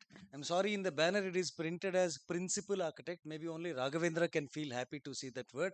It was a spelling mistake, Principal Architect. So, Principal Architect of Studio Chintala, Architect Divakar. I request him to give whatever is in his hands, designed by Srileha, Akanksha, and more by Sharif Onisa to HOD Dr. D. Srinivas.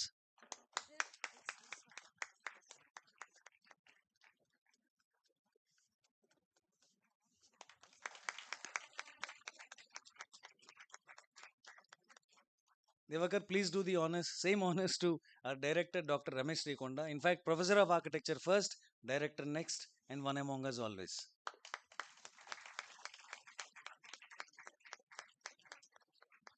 Normally, Ramesh sir doesn't like taking mementos, being an inside person. But he probably, I would like to expose the commercial angle behind this. The mementos for the speakers are, yes, our respect and our courtesy, because they've accepted our invitation, accepted to share what they know, and bring us out of little amount of darkness that we all are subject to. But these two mementos, which are given specially to Dr. Ramesh and Dr. Srinivas, are there is some business angle in it, because this is for this is an investment for future on more such conferences. Sir, please don't say no when we come with your our proposals for more conferences. We'll have more speakers. Thank you. That's why we spent a bit more on your two mementos, sir. Yeah. Now over to Deepthi Komal.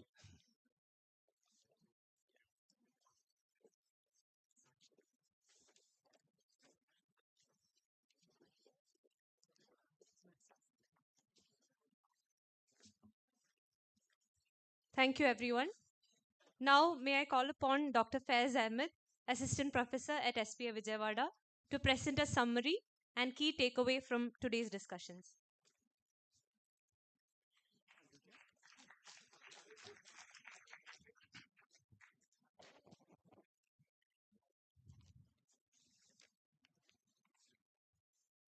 Good evening, all. It has been a wonderful day. Before, I don't think I'll be summarizing each session, because I think, like Sir said in the beginning, there has been an information overflow. Okay, and that has happened again today, and each session. Okay, each talk itself is an information overflow, overloaded. Yeah.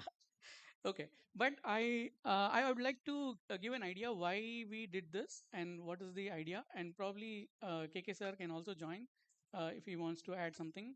What is the agenda behind doing this exercise, and why are we doing it? Um, like Raghavendra said, when we step out and once we go to field, they ask certain questions. Not maybe like he gave an example.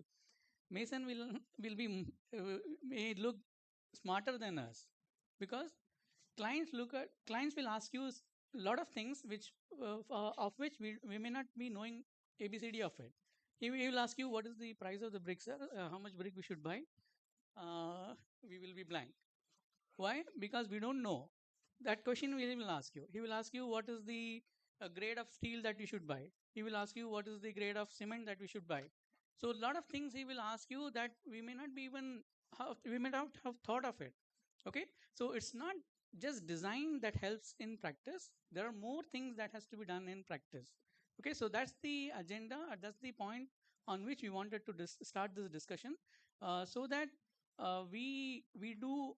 This is a national institute, and the kind of exposure that we get, I think it's one of the best in the country.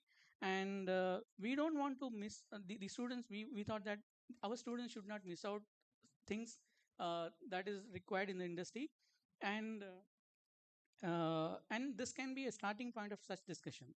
So I very briefly go through what has been the key points that has been spoken by each speakers, so that we have some input from each of the speaker.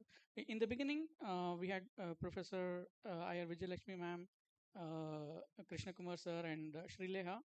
They talked about the curriculum. Okay, that is the structure on which we run the program itself. So we are kind of challenging that structure. We want to change that structure, probably. Maybe this kind of dialogues and this kind of discussions will help in refine those structure, so that it is more application driven, and more that will help us in the industry side. Architect Divakar,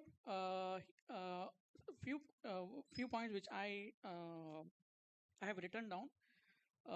Like he said, there is no limit to the exposure the students have in terms of technology and tools and so on and so forth.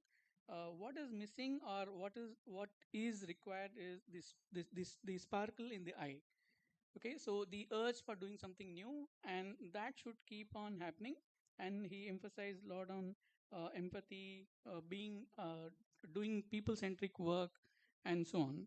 And also, followed by, we had architect Biju Kuryakosh. He talked about what is the role of architect in society, and how we can bring in community together. And through his projects, he explained a lot of such case studies. And then we had architect Pavan Kumar, and he sir explained about his journey from architecture to kind of looking at the profession as business.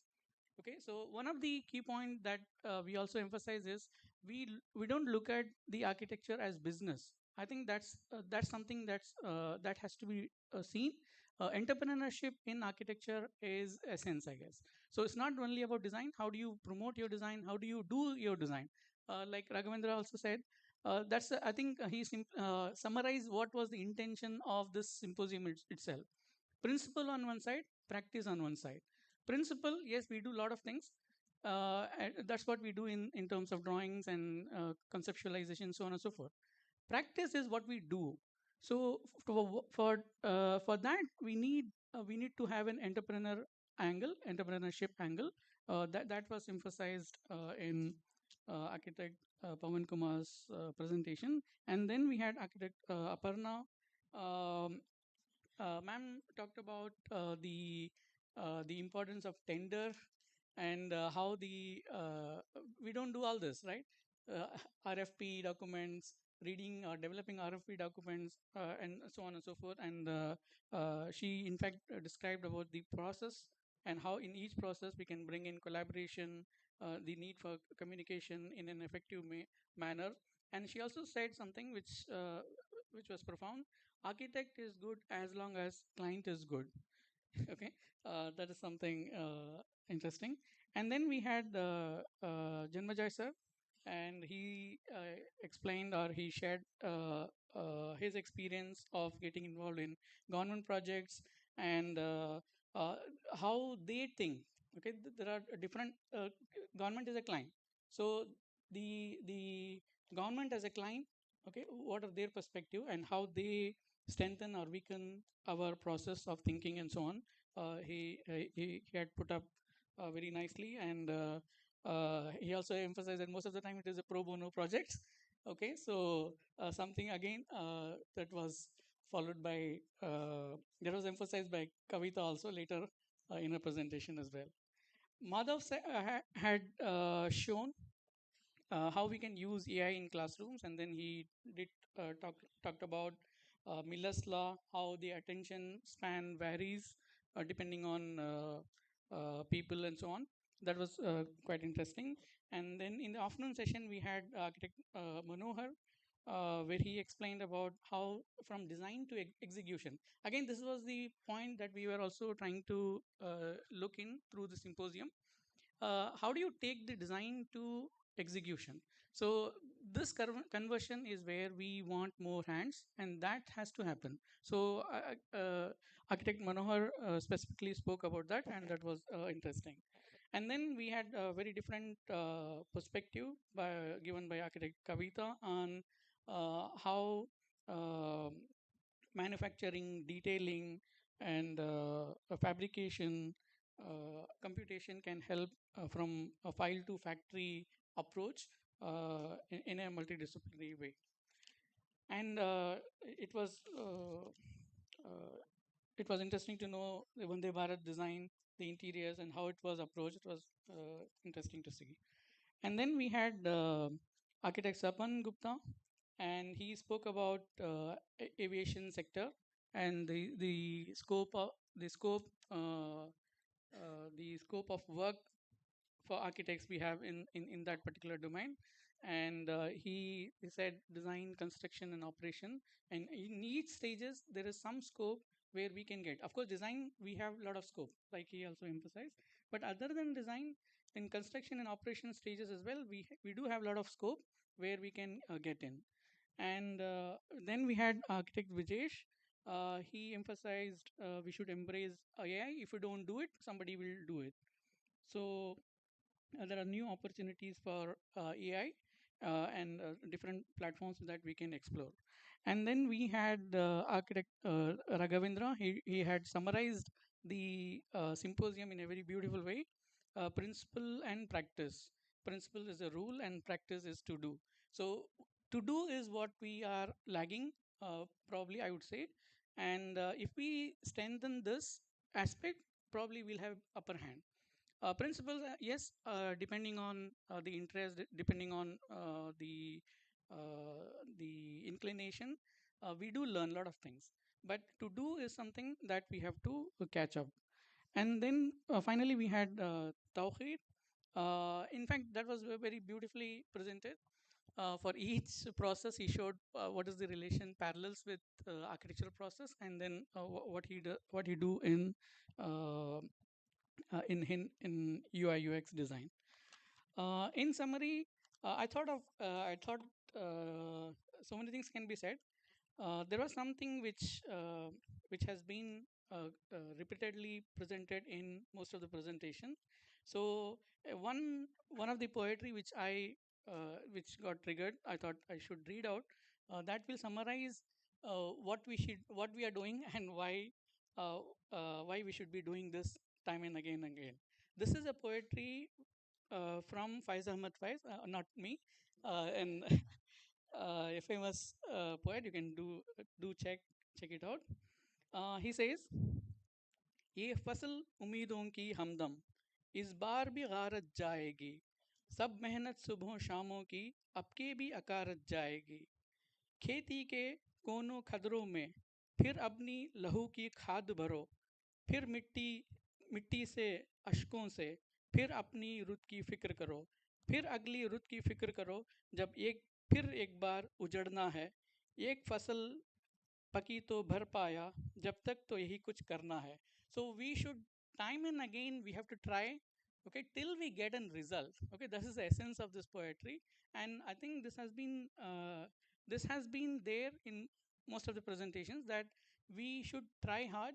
Okay, we are trying to put things in place, and I think it will continue to do.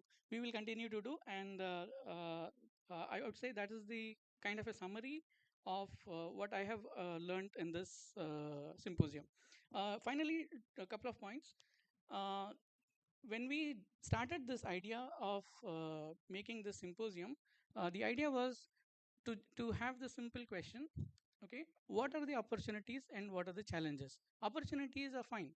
Challenges is something that helps us in translating or putting that into curriculum, or making some changes that we do in institution that can be tested by other institutions as well. since we are being a national institute. So I think this will be the first of such interaction. We will definitely going to have more such interactions in coming future. And thanks to Ramesh sir and Srinivas sir for the opportunity. Sir.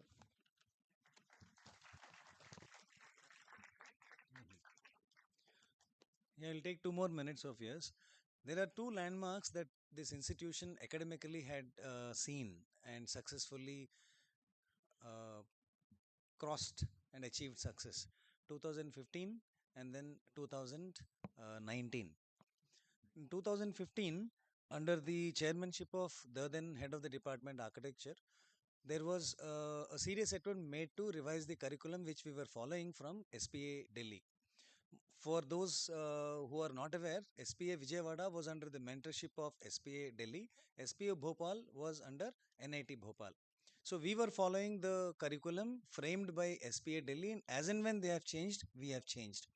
When we felt that there is too much of dependence on that, and we should be locally relevant and globally competent, then we took up the exercise of formulating our own syllabus in the year 2009 or 2010. It took 5 years. The other sister department, planning department, has revised its syllabus, formed and revised its syllabus twice. We haven't even completed our own syllabus. But during those 5 years, several workshops were conducted, including national and international speakers. And finally, in 2015, of course, we have all the faculty who had participated in the revision of syllabus from time to time. By the time we prepare a subject syllabus and we come to a stage, then 1 year gets passed because there are a lot of approval procedures there from board to board, committee to committee, council to council. So history of architecture syllabus is prepared and submitted. By the time we get to the next meeting, some more revisions would come. So the process went on. Finally, in the year 2015, when Ramesh sir has appointed a committee, but without going much into the details, we have one among that committee members who is here, Dr. Umashankar Basina.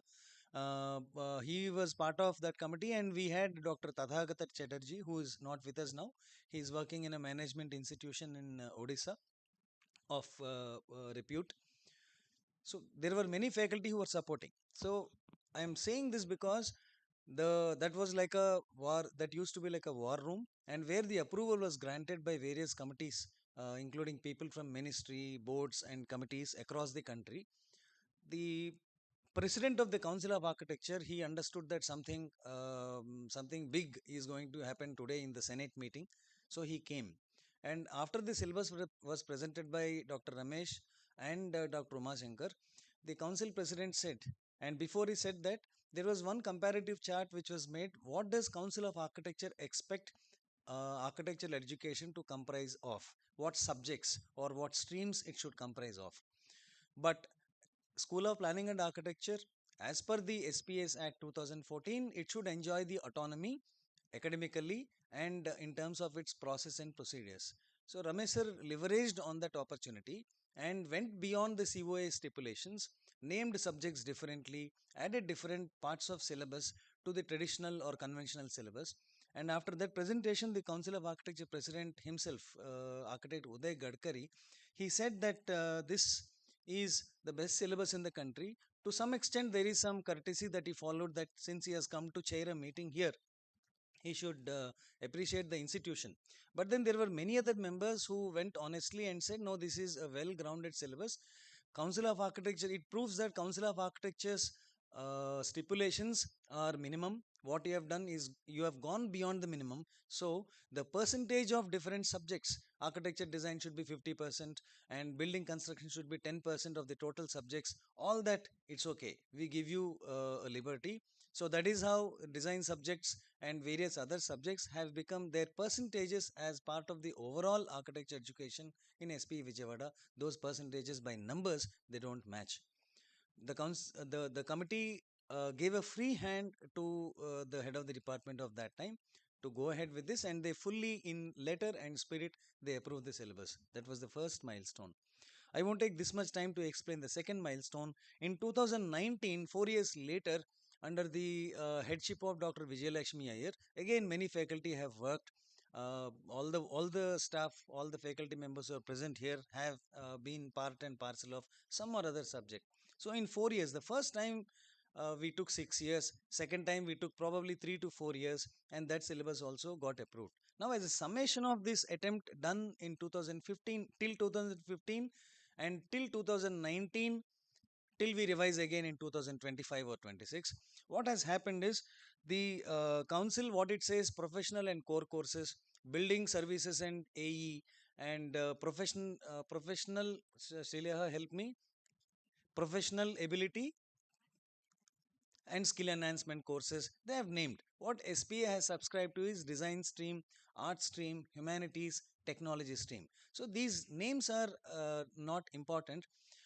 Why, for instance, design stream subjects in SPA Vijayawada are at 60%, while council says only 50%. I, for one, and Vijayalakshmi Iyer and even Fayaz feel 60% weightage to design is more.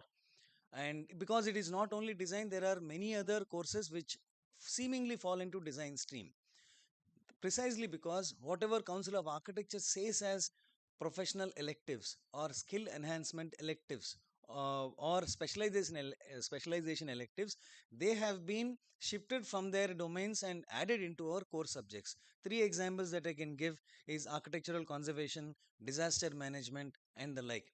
So that is why I am saying these percentages do not matter. SPAV has been continuously striving, but still where the gap, probably Ramesh sir may not agree fully, but he would understand. I'll try and make him understand. There are subjects like financial modeling, business development, study of acts and contracts, request for proposals, bid process management, expression of interest. These are some terms, these are works which get us lot of employment.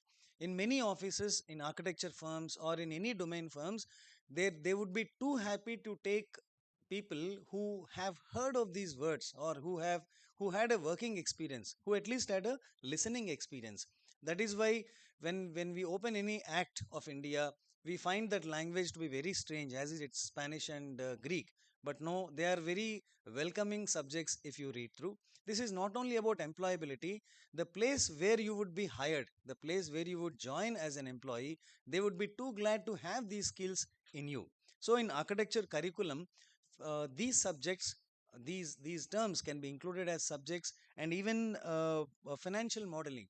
No real estate firm would be unhappy, or I would say every real estate consultancy firm would be too happy to have their employees or to have their consultants or to have the resources whom they have hired are good in Excel sheet financial modeling. So simple Excel sheet financial modeling will make you stand on a pedestal. They would really, with open arms, they would welcome, because those are certain rare skills. Rare because many institutions think, no, these are not our job. Just like the way we think structures, okay, we'll have a structural engineer. Services, no problem, we'll have a services person. But like that, even financial modeling, we think, no, there will be some Tom, Dick, and Harry who will do it for us. If that person is, if we ourselves are able to do that, then it is a double advantage for anybody to take us. Let's feel more empowered. So by including these subjects, the gaps in, I won't say gaps, these scope for improvement of deficiencies can be fully leveraged. So that is our, and even if you look at comprehensive architectural services given on the website of Council of Architecture, it gives what all are expected. It's not about landscape, conservation, architectural design. No. There are traits like developing business for your firm, being a chief communicator between the architect and the client. So these skills are important, which most of you have, and but all of us should have. With this intention, the theme of architect, originally the theme was architectural education to practice bridging the gap, but the word gap is not is not a pleasing word. So we have slightly made a matured move to call it architectural practice, opportunities and challenges, thinking that implicitly this would somewhere touch somebody's heart, that there are certain more skills that we have to equip ourselves with. So that's all from my side. And I would take the liberty from Deepthi Varghese to call upon Dr. Srinivas to deliver vote of thanks, and that will be followed by national anthem. Thank you.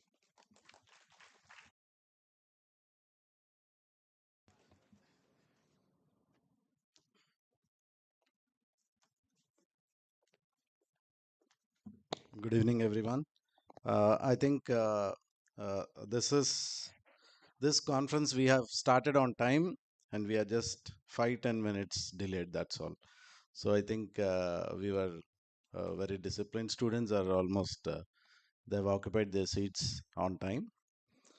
I would like to thank our director, honorable director, for accepting to organize this symposium, and he was very fast in clearing all required whatever we want, and he has given us 100% freedom to organize this event. Because when I have discussed with sir, like, sir, we wanted to uh, try to help our students in trying to make them at least give some knowledge before they move out of the campus. So then one day I was discussing with Dr. Fayaz. One evening I told Fayaz I wanted to do this. Uh, the second day he sent me this poster without the dates. It's the same one. He has sent me this poster with the dates and told that, sir, we'll do this. Then afterwards I told who is the person, the best person who could coordinate with you. Then Dr. Krishna Kumar's name has come. So we had these two coordinators who have led this show, and supported by all young people have been working very hard. I know they were here until night 1 o'clock, fixing banners, making these mementos, setting all the files aside.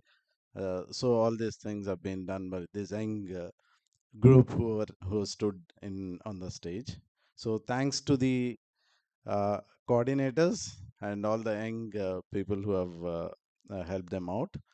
I would like to extend my deep, heartful thanks to all the speakers. So I'm not going to name everyone now.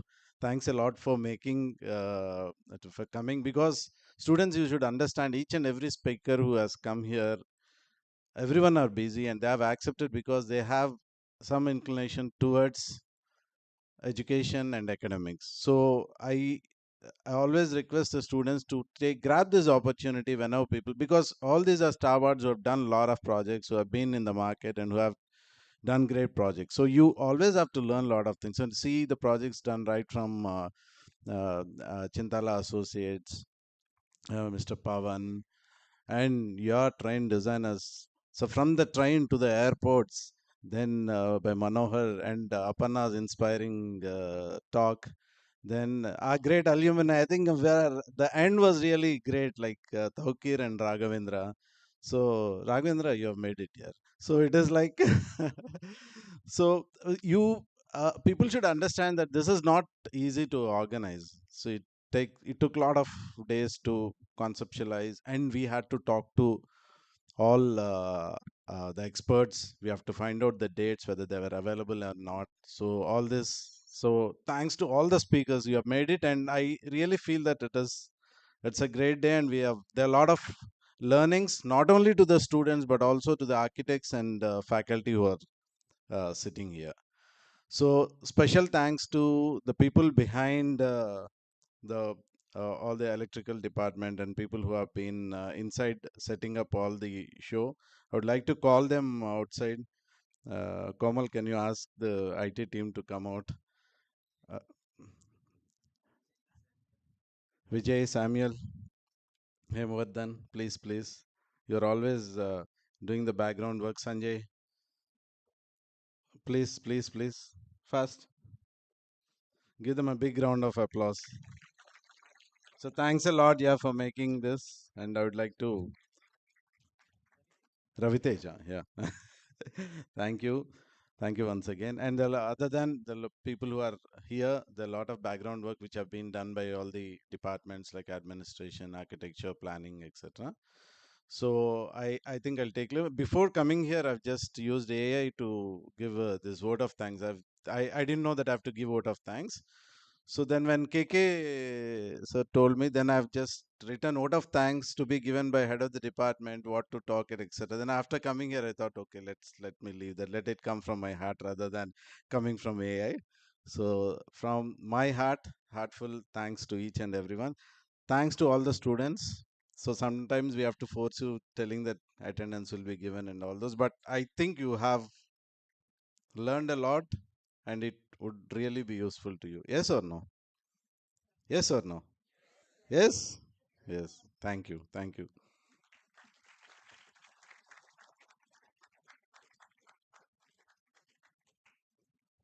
Thank you, sir. Please rise for the national anthem.